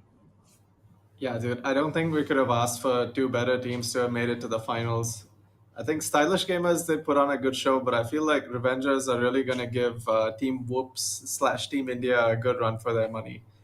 I think you couldn't have asked for 2 better teams to be in the finals. I feel like Nexus Mall is really going to be the place to be on September 3rd.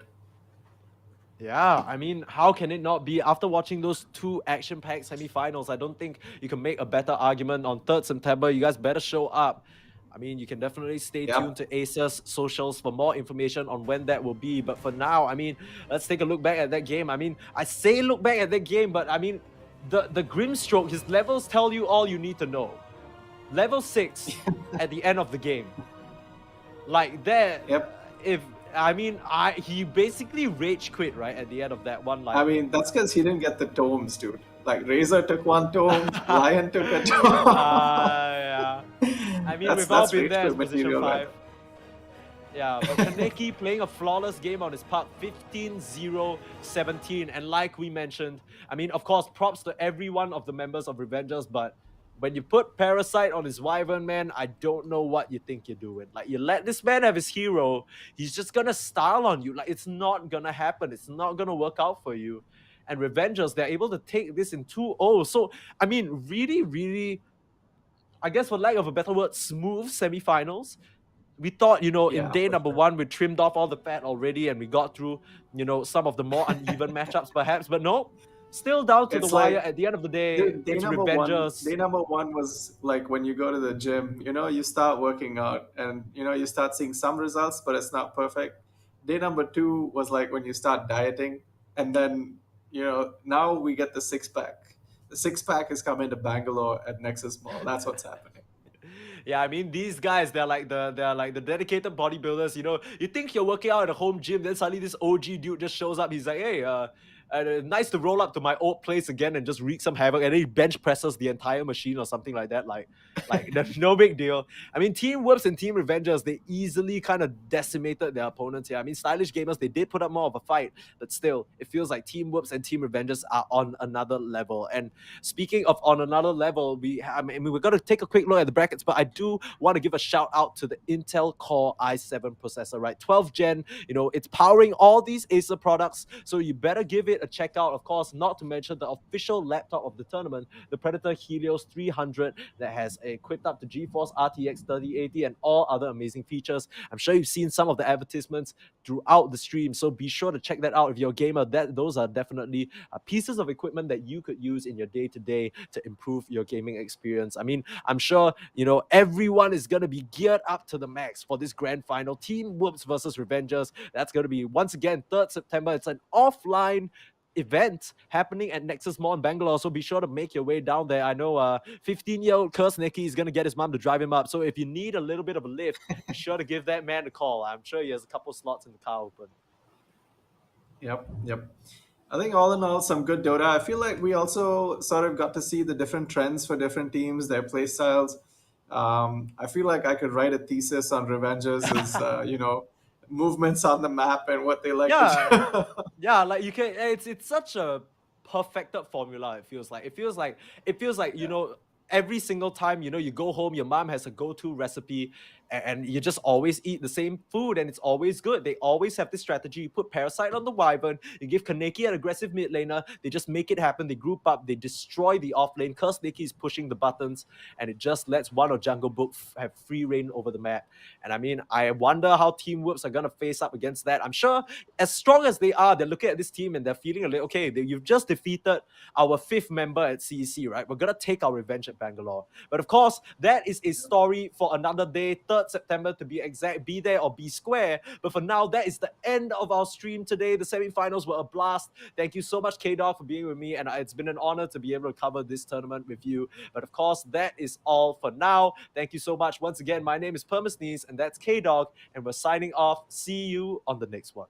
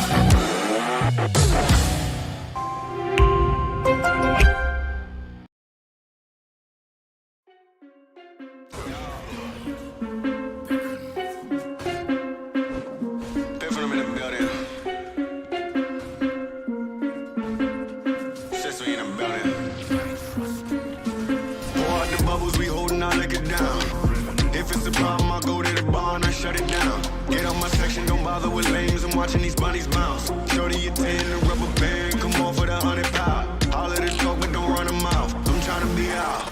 All I really wanna know, when we leaving. All I really need to know is when we leaving. All I really wanna know, when we leaving. All I really need to know is when we leaving.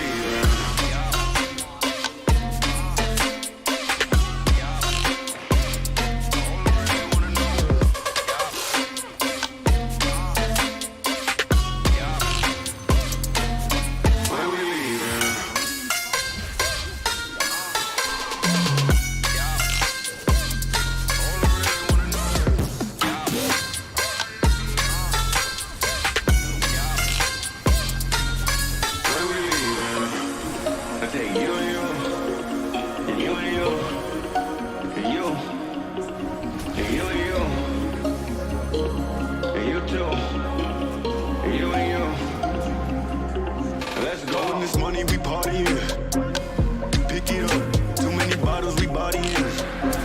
It ain't enough. Give me the check, I give them the plastic. Don't gotta flex. I know what you asking. You need a lift. You look like you crashing. Here it come. What's in my cup? Only top shelf. Drink that. What's in my leaf? Gon' stick this whole place out. Big facts. I do what I want and do